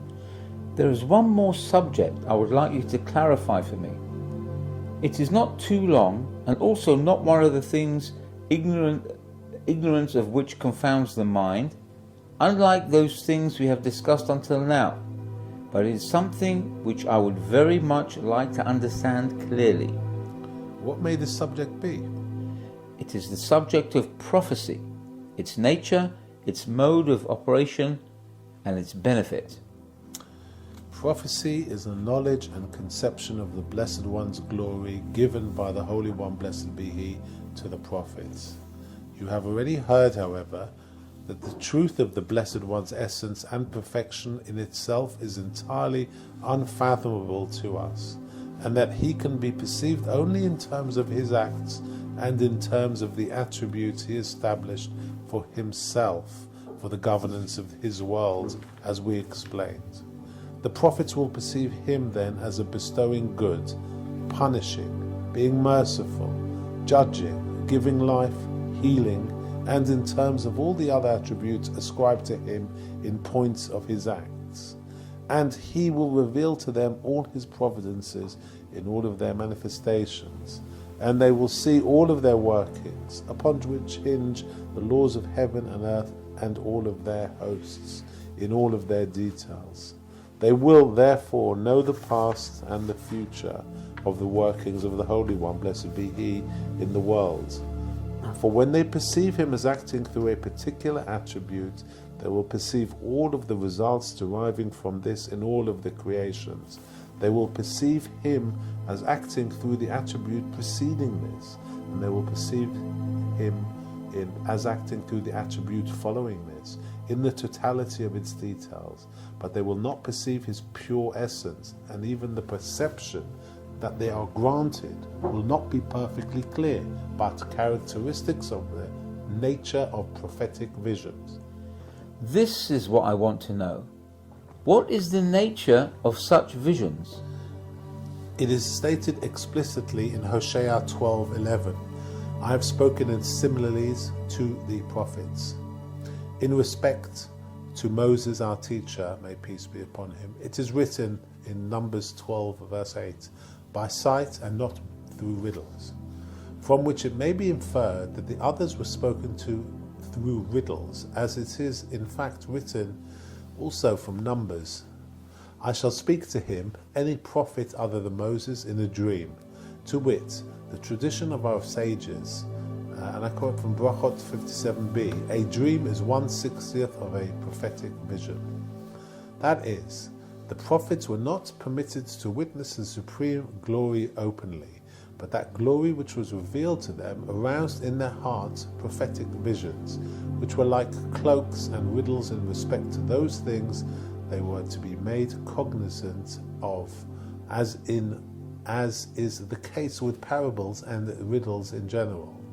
The manner of their perception, however, does not correspond to the natural intellectual perception of man, but their perception is a kind of influx, an engraved cognition which is not subject to doubt and which does not demand reflection or empirical reinforcement, but it is clear to them beyond any doubt that what is being revealed to them is what is communicating with them is the glory of the Blessed One, and that it is He who is awakening these prophetic visions in their hearts, and there is etched into their hearts likewise the knowledge whereby they will unravel the vision and the riddle, and whereby they will perceive what the Creator wishes to reveal to them. This was stated in effect by Maimonides of blessed memory in Mishnah Torah, Yesodei HaTorah, chapter 7, verse 3, Mishnah 3. Prophecy comes to the prophets by way of simile, the meaning of the simile being immediately etched into his heart along with the prophetic vision, so that he knows what it purports.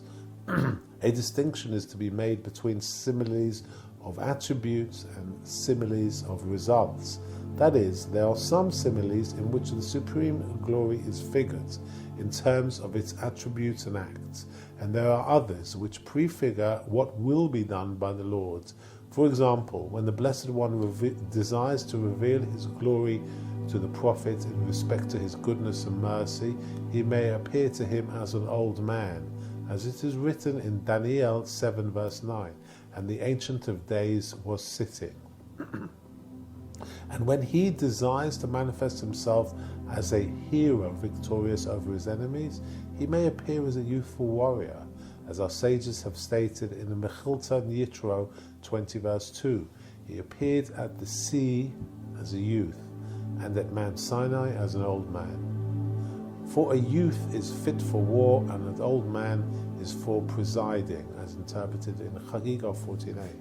But the similes of prefigured acts are of the nature and of the almond staff of Jeremiah, and the seething cauldron, the ladder of Jacob, the scroll of Ezekiel, the measure of Zechariah, and the golden candelabrum. With respect to the similes of attributes, as soon as the supreme glory appears to the prophet in its particular form, he perceives the meaning of the vision, but with respect to the similes of prefigured acts, it is possible for their meaning not to be perceived until it is revealed. As it is written in Zechariah 4 verse 5, "Do you not know what these are?" And I said, "No, my master." In these visions, it is possible for a multiplicity of figures to appear, even simultaneous, mutually contradictory figures, as our sages teach us in Sophrim 16 verse 2. Face to face did the Lord speak with you. Face two and two faces, four faces together. An awesome face for scripture, an ordinary face. For Mishnah, a smiling face, for Talmud, an ingratiating face, for Agada. And similarly, Yalkut Shimoni, Yithro 28:6, I am the Lord your God. Rab Chama ben Papa said, the Holy One, blessed be He, showed them an angry face, an ingratiating face. He said to them, though you see all of these figures, I am the Lord your God.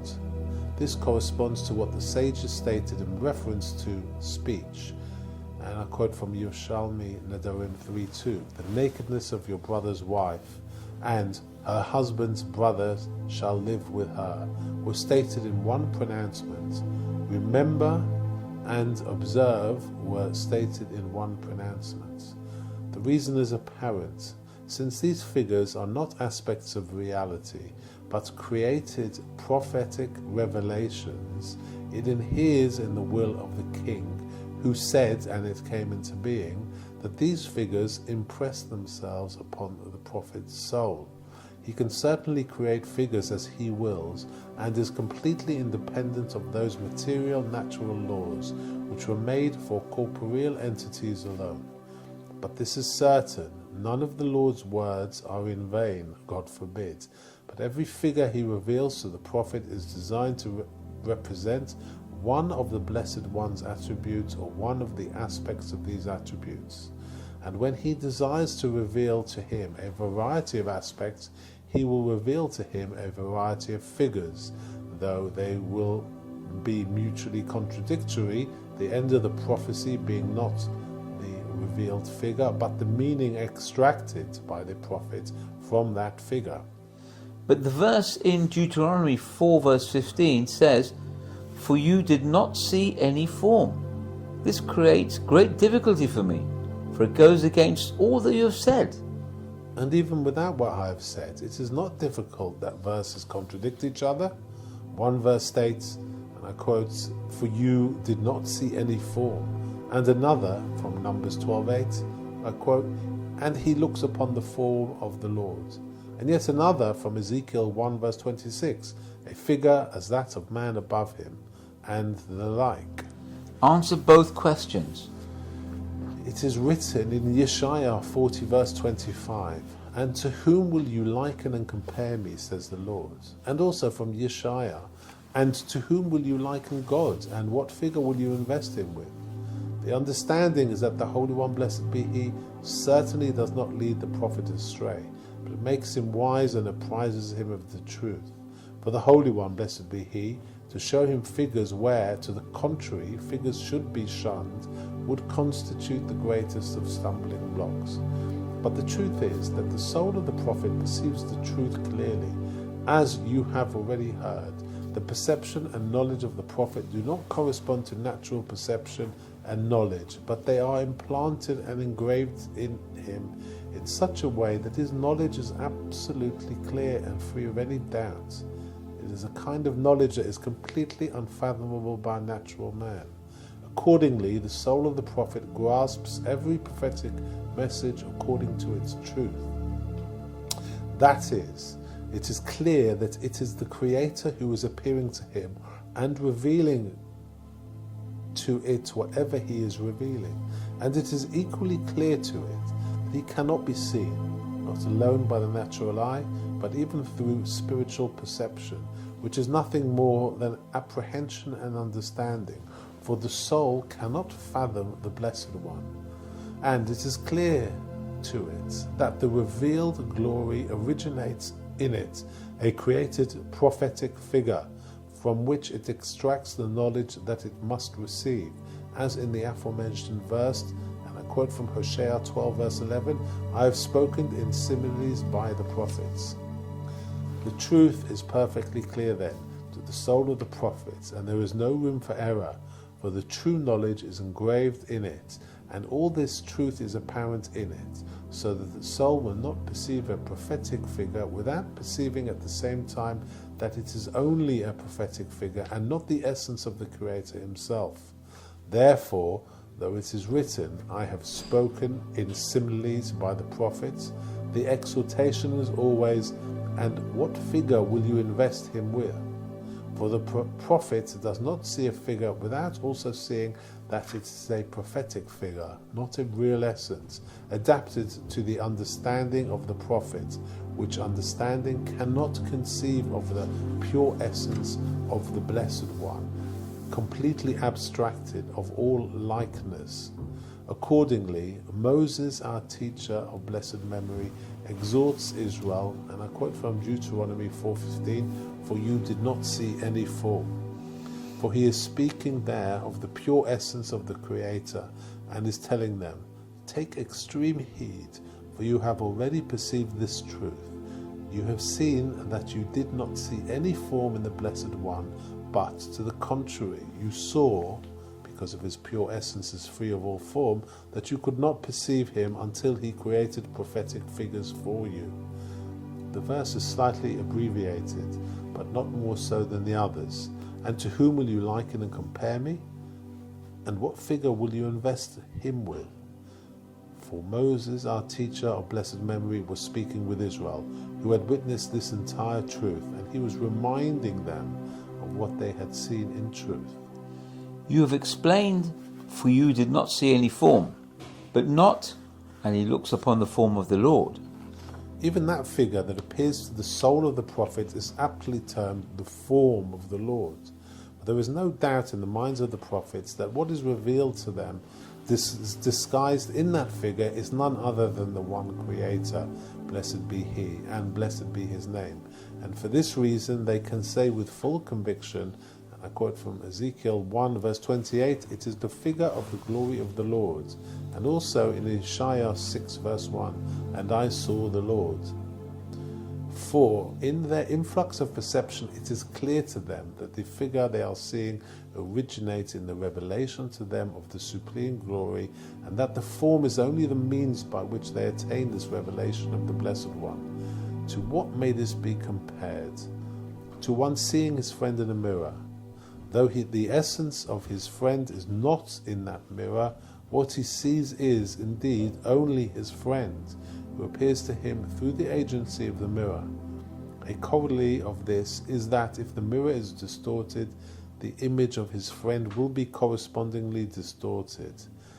Now, there will be no doubt in the mind of the viewer that the body he sees in the mirror is not the body of his friend standing there, but he will know that when he sees his friend stand before that distorted mirror and he looks in the mirror, such an image will present itself to him.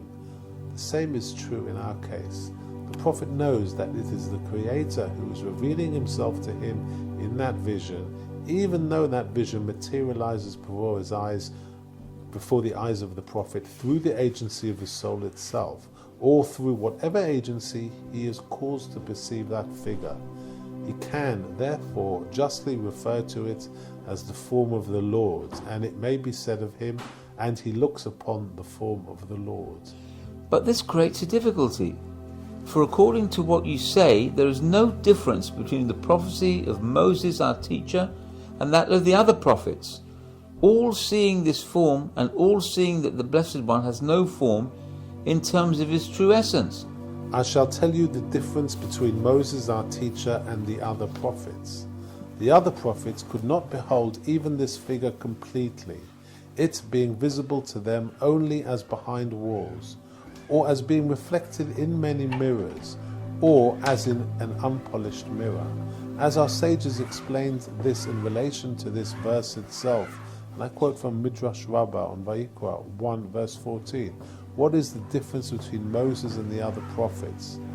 Rabbi Yehuda said, "All of the prophets saw through 9 mirrors, and Moses saw through 1. And the rabbis say, all of the prophets saw through a besmirched mirror, and Moses saw through a polished mirror." In view of the fact that even the figures seen by them could not see well, they could not assimilate it completely, and so their comprehension of its meaning too was imperfect. And this stands to reason the Holy One, blessed be He, revealed those figures to them only for the sake of the idea implicit in the prophetic figure, so that when they saw the figure they would perceive the idea comprehended in it in all of its parts.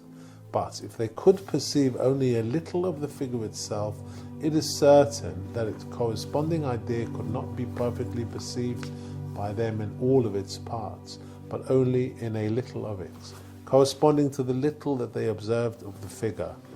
Moses, however, at least perceived the prophetic figure clearly. His knowledge was therefore perfect in terms of the possibilities of human cognition, and he attained the highest possible level of prophetic knowledge. But he too perceived only what he was permitted to perceive. This is evident. I shall apprise you of yet another facet of the prophetic vision, that we find that prophets see these prophetic figures.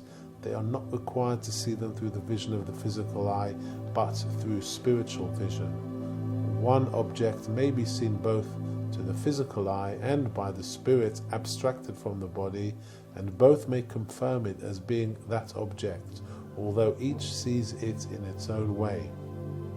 For the spirit can see what is in the cask and what is within the wall, whereas the physical eye cannot, because of the nature of its vision, which enables it to perceive things only within the limits prescribed by the Creator.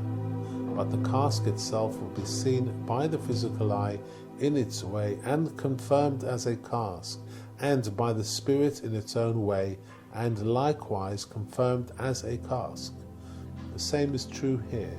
The prophets need not see the image called lion and the image called eagle, as quoted from Ezekiel 10:14 and the like, and as the eye of the flesh sees them, but through the agency of spiritual vision.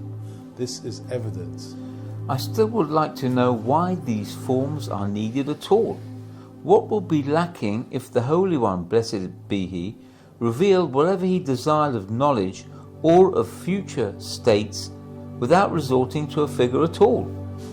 I could answer you quite simply by saying that the Holy One, blessed be He, desired to reveal Himself to men in the ways of men, as we have already explained.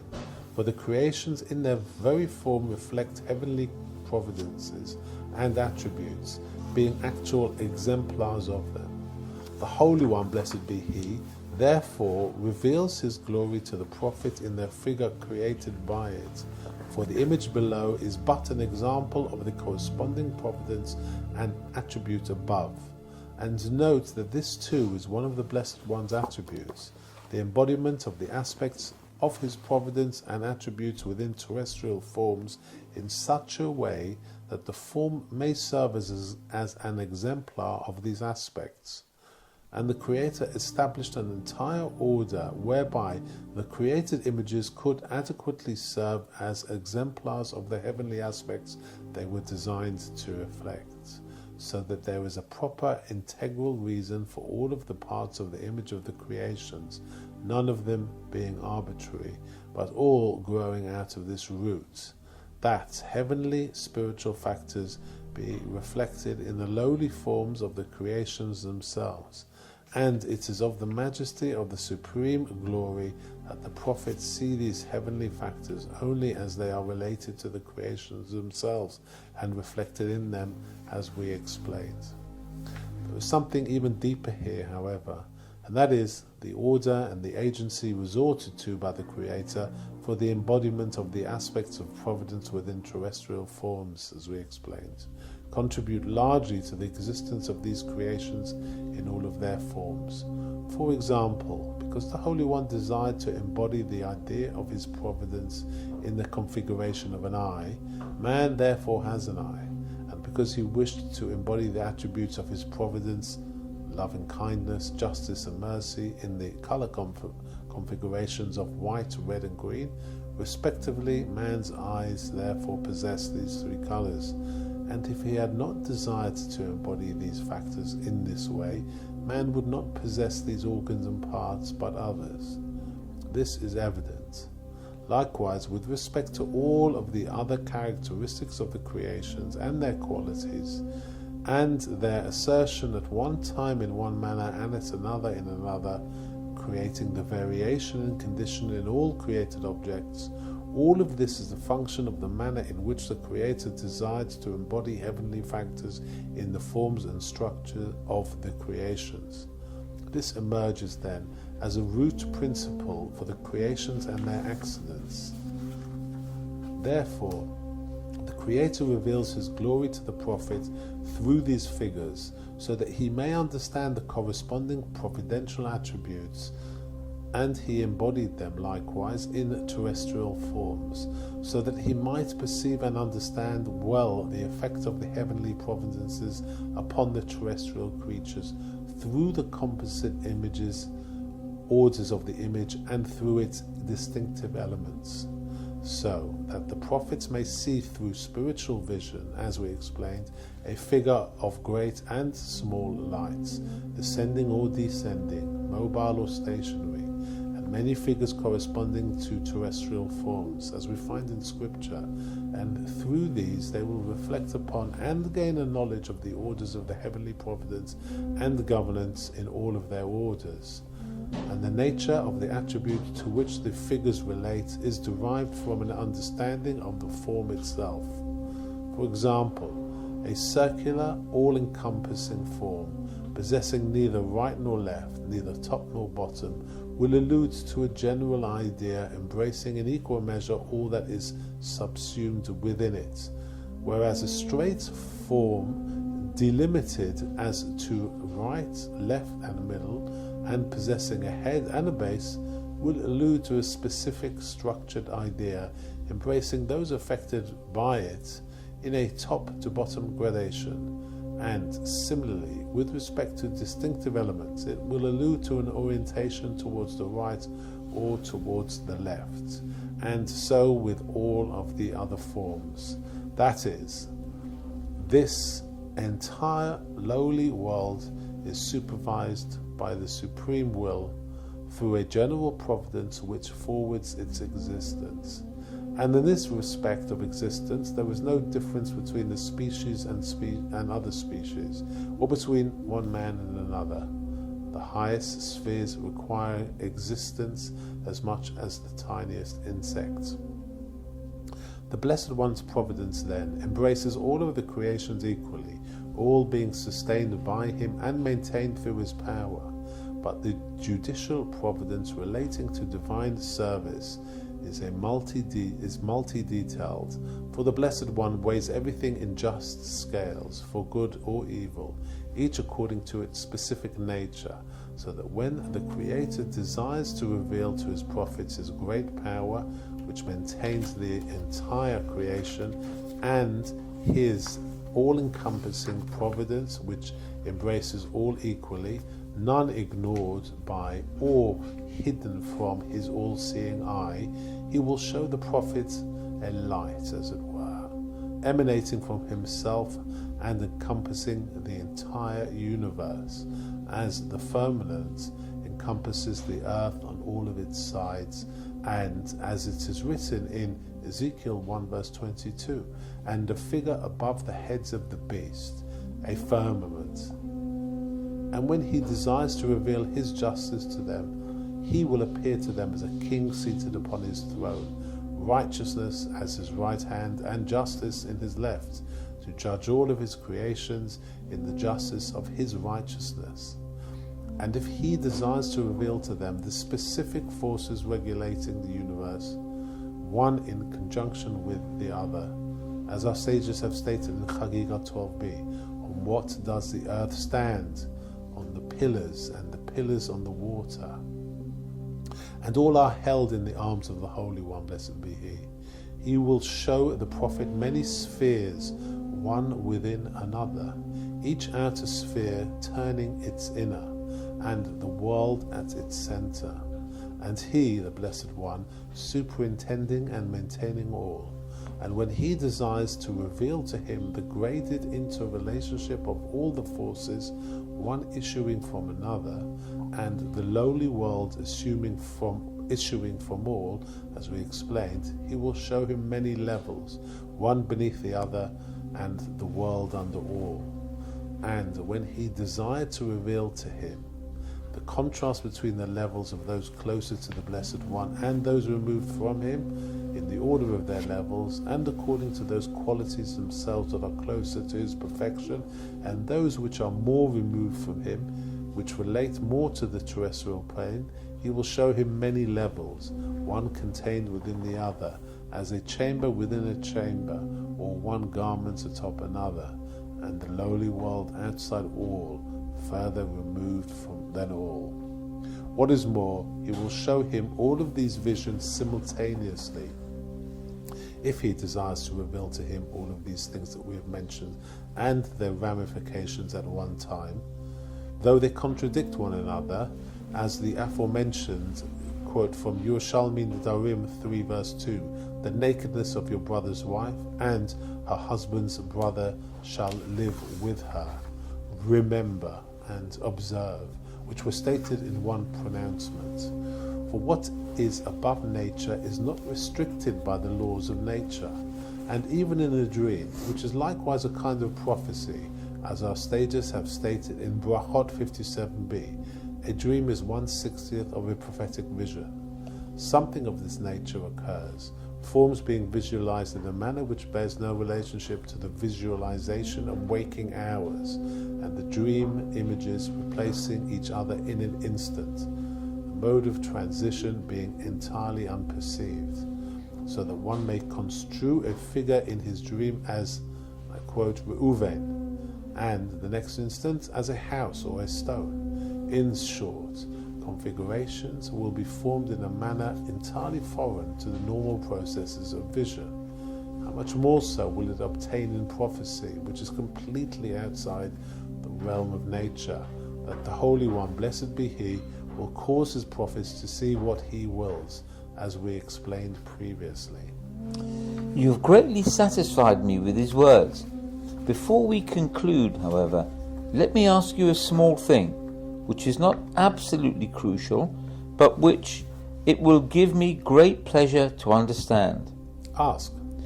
The idea of creation. Is it or is it not possible to understand how something emerged from nothing? I've already told you that it is impossible for us to understand how the Holy One, blessed be He, acts. That is, the manner in which He performs His acts. We can only inquire as to what He acts upon as, and to the order in which He acts. Now, as to your question, this matter that He originated an absolute original, created by Him in His exalted omnipotence, is in a manner which we cannot fathom. What we can understand is the order in which He acted to originate it, for in understanding this we understand only the stages of the act. Let us say then, as to the creation of this matter, that it certainly pre-existed in the essence of the Blessed One, that He could create it and that He would create it. For we cannot ascribe to the Blessed One any addition or alteration at all, as in saying that He originated something that did not exist in Him before, but the creation of this matter pre-existed in His will. This, however, cannot even be regarded as the existence of the world in potential, for there is no relation between the Blessed One's pure essence and His creation. All that can be attributable to Him, His creations, Him being entirely attributable to His essence. It is only when He actually willed to originate this matter that He originated varieties of providence in whose nature was implicit the materialization of this matter, and which bore a relationship to this matter, having been originated only in the magnitude sufficient for the materialization of this matter. Now, as to these varieties of providence, I have already indicated to you that they manifest themselves in successive gradation, and that the only level of providence that can be considered the immediate cause of this matter, as we know it today, is the very last and most inferior of all. I have already explained this to you in detail. It is seen then that at the very inception of the first providence there existed in its nature the materialization of matter. Matter then can be regarded as being included within it, for it was implicit in its nature and it was originated only for the sake of matter. but it was still a distant cause, being far more noble and exalted than what was required for the existence of lowly matter. The second providence was a more immediate cause, matter being implicit in its nature and nearer to materialization than in the first providence, and so on, through all of the providences originated for it, emerging finally from the very last. The first providence, then, is nothing other than the existence of this matter projected by the Blessed One with greater intensity than is necessary for its actual materialization. The second providence, likewise, is the existence of this matter projected with less intensity than the first, for the providences are nothing other than the existence of entities emanating from and projected upon by the Blessed One. As long as it is an emanation from Him and has not materialized in actuality, it is referred to as providence from Him. And when the providence materializes in actuality in the form of a creation, it is referred to as a result. It is seen then that the providences and the results are essentially one and the same. It is just that the providences are the generality of His ordinance, and the results, the creations proceeding from this ordinance, but His ordinance itself is of the nature of all His other attributes, which are inscrutable in themselves, such as His knowledge, His remembering, and His mercy.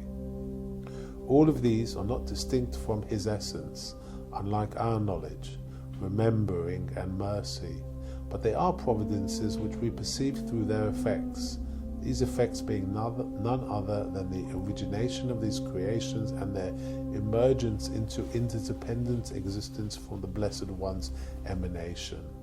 This should suffice for your question. I greatly rejoice in my lot in having acquired from you great, profound ideas, which have solidified my conviction in the true, perfect faith in respect to all those things that every adherent of the faith of Moses and Israel must be resolved in. Peace unto Israel. Praised is the Lord forever. Amen. Amen.